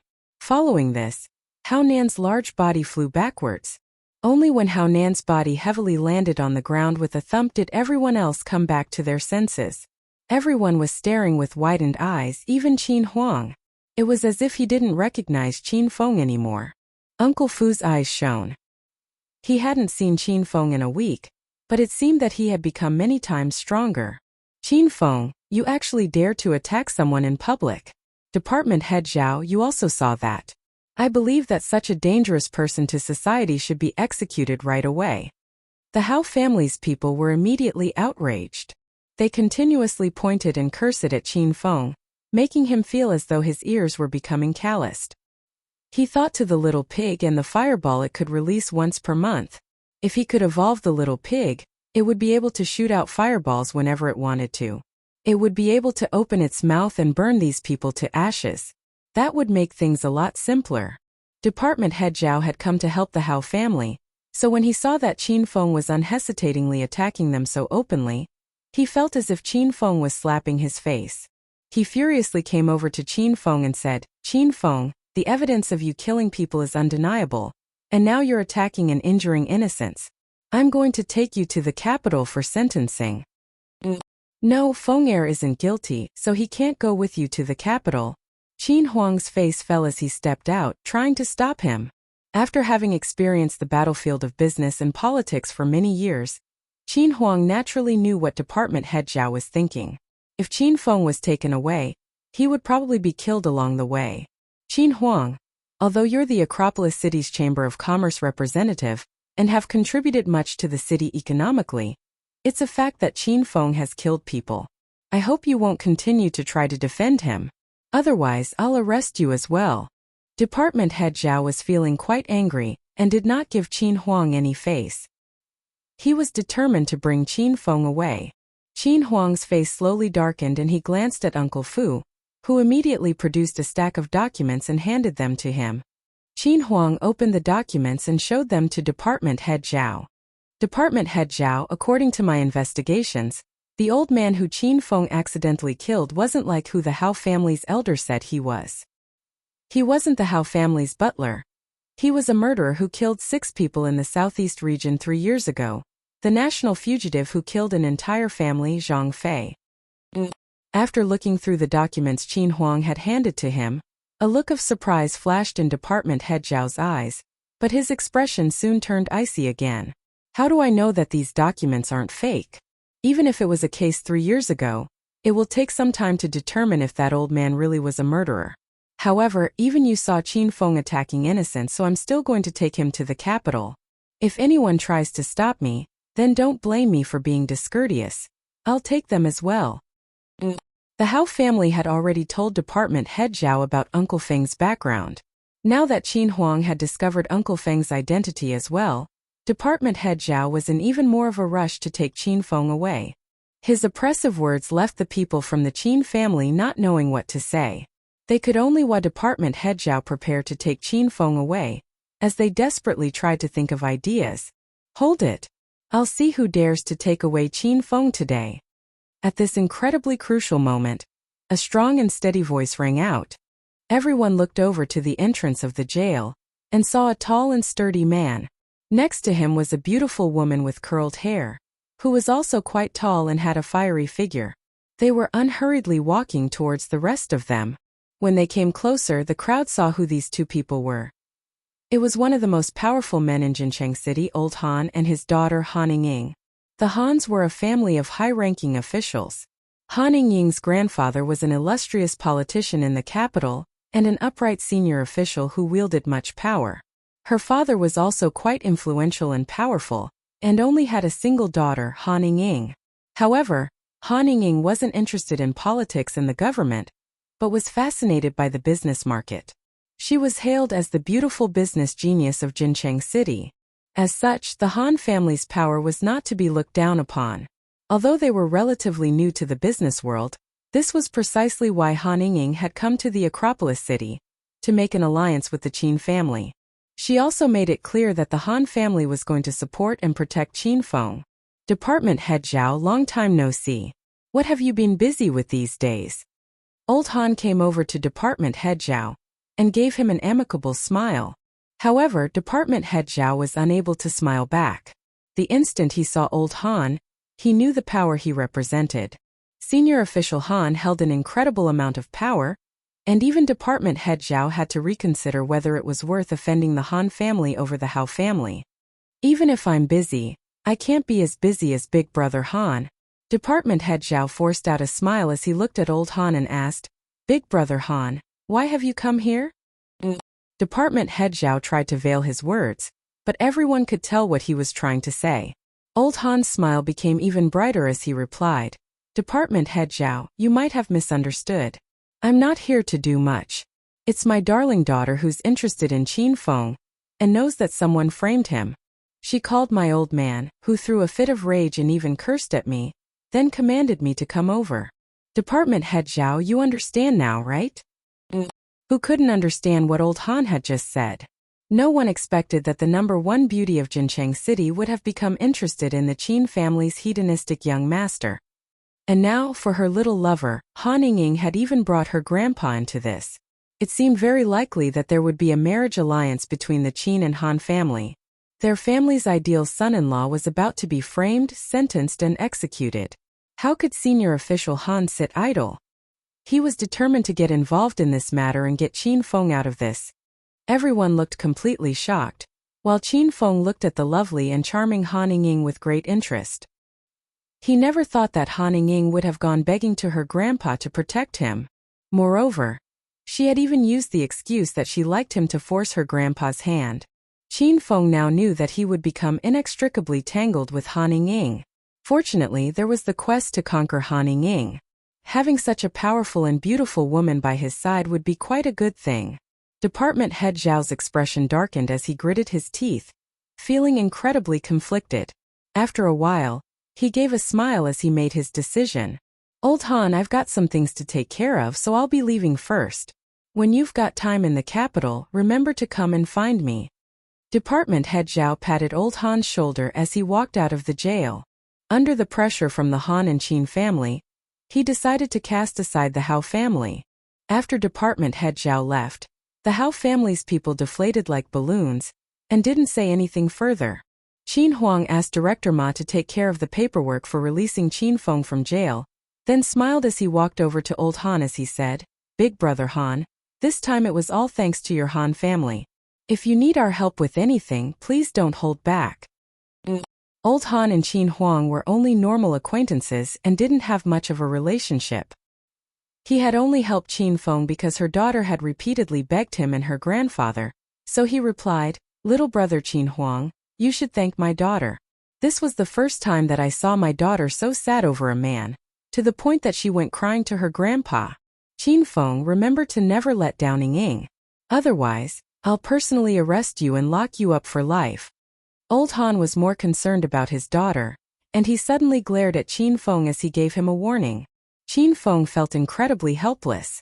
The instant he had obtained the hedonist sovereign system, he knew that he would become involved with many women. If old Han found that he had many other women, wouldn't he come with an army to destroy him? Han Ying looked at Qin Feng's conflicted expression, and suddenly felt a little frustrated. She hurriedly came over and angrily glared at her father as she said, Dad, I won't allow you to threaten Qin Feng. Say, you're tuning in to the Li Mei's Wuxia Whispers YouTube channel. We're so grateful for your support, and don't forget to subscribe to join us on this incredible journey through captivating stories. Your generosity through donations truly makes a world of difference, as it's the primary source of revenue that allows me to expand and enhance this channel for you. Thank you from the bottom of my heart for being a part of this adventure.